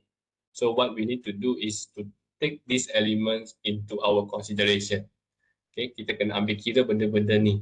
So top management in public sector must focus about these internal and external factors that will influence the strategic management, which the political, social, economic, and technological. So when you have all this, then it is easy for you to do your strategic management. Okay. So any question? Oh, doctor. All right. Thanks for holding on with me for the past 10 hours. So it's a good one. Okay, jersey pun dah tukar dah. Dah tukar lagi jersey tu. Jersey mana tu? Badminton. Yes. Minta. Alright. Okay. Jom, lain kali datang Sinto, jom kita masuk gelanggang badminton. Alright. Boleh. Cabaran ni, doktor. Cabaran untuk Hamzah kan ni. Kita cabar dia. Okay. Alright. I think that's it for today. Thank you very much, and I'll see you again on January. Yeah. Okay. Alright. Thank you. Alright, doctor. Thank you very much. Thank you, doctor. Have a nice day. Thank you. Thank you, doctor. Okay, welcome.